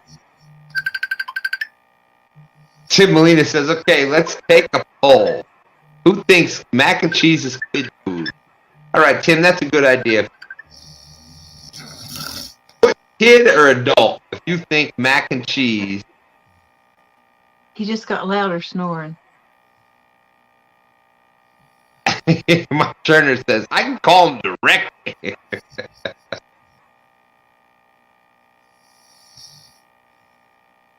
Mac and cheese, kid food, adult food. What do you think, Jody? I'm not big on macaroni. I don't like a lot of cheese. I prefer the box macaroni over homemade macaroni because it's just I like it that way. I made some the other night and sent a picture, and then they're like, "No, that's not cooking." But I like the box macaroni. My daughter makes homemade macaroni with the Velveeta and all that in it. Yeah, I do too. I gotta make that Thanksgiving dishes I make. But I put I put all kinds of cheese in there. I put like a half gallon of whole milk in there, and you gotta have some sort of processed cheese like Velveeta or American cheese, something like that, because it's got emulsifiers in there. And that's what makes that sauce is the processed cheese. Yeah. When you put in the cheddar and all that other stuff, kind of blends it into that creamy sauce kind of thing. But as long as it's thin, I don't like it thick cheese. I like it like soupy is what I call it. I like it like a soupy cheese. I don't like it real thick. that makes sense. Turner, give him a call. And then I put like a couple pounds of bacon in my mac and cheese, and I crumble up bacon across the top, so it makes. And I take bacon and cheddar cheese, sharp cheddar cheese, and when you bake it, it makes that instead of using breadcrumbs, that's what I use: bacon and cheddar cheese, and it makes that kind of crust across the top. Yeah. So it depends on the mac and cheese. It can be kid or adult food.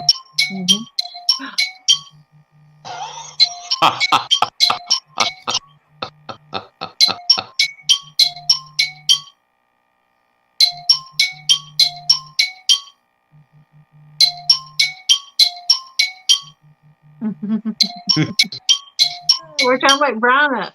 He's asleep, Mark.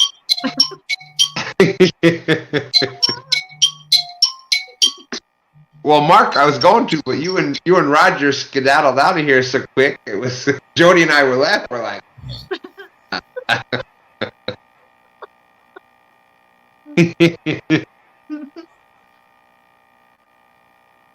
man, I wish I could sleep like that sometimes. He did fall asleep again. He's been asleep for about an hour. Yeah, but you know what? He's another one that doesn't sleep. He'll be up to all hours. Yeah. Mike Turner said he didn't answer. We heard that, Mike. I don't think you snore anymore. Let's listen. No. I think we interrupted the breathing enough that he's not snoring. Hey, Brian.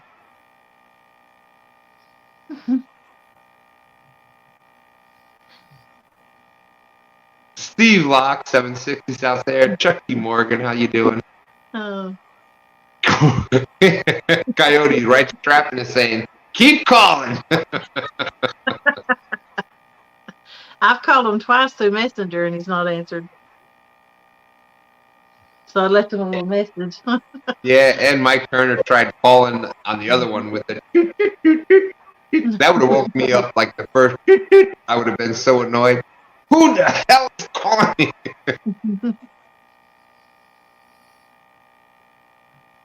I think he's David Smith says, boy. I said, boy. I said, boy, that Brian knows how to sleep. He is out. I heard a snore.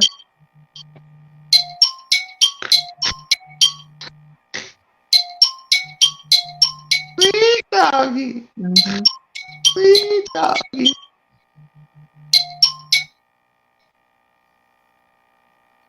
I wish I knew how to do a screen recording because he may delete this off of it.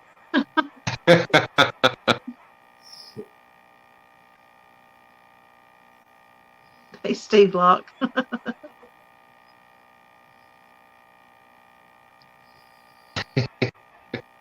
Aw. Nope. It didn't wake him up. It disturbed him a little because he's not snoring anymore. I think I heard a Mm-hmm. one time during that ringing. Yeah, Tim, I agree. He said if that don't wake you up, nothing. No. All right, y'all. Well, we're gonna probably jump out of here. Appreciate everybody coming in. It's been almost 6 hours. Mm-hmm.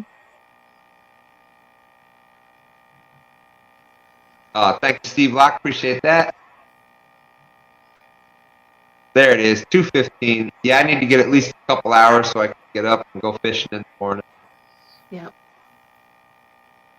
I guess we'll just leave it running. Is all I know to do. Well, all we got to do, I think. Oh no, that's right. Yeah, he's still on, so the stream's still gonna be going. I can end it. Wait. Sweet doggy. Mhm. Sweet doggy. He's up now. You got to hit in, Brian. Duh. Hit that X button. We already said goodbye. Bye, everybody. All right, Don, I'll see you in the morning. It's the red button. You got to hit it. We can't do it. Yeah. Otherwise, people will just be watching you store all night. Mm-hmm. Whatever. You'll be tipping before you know it.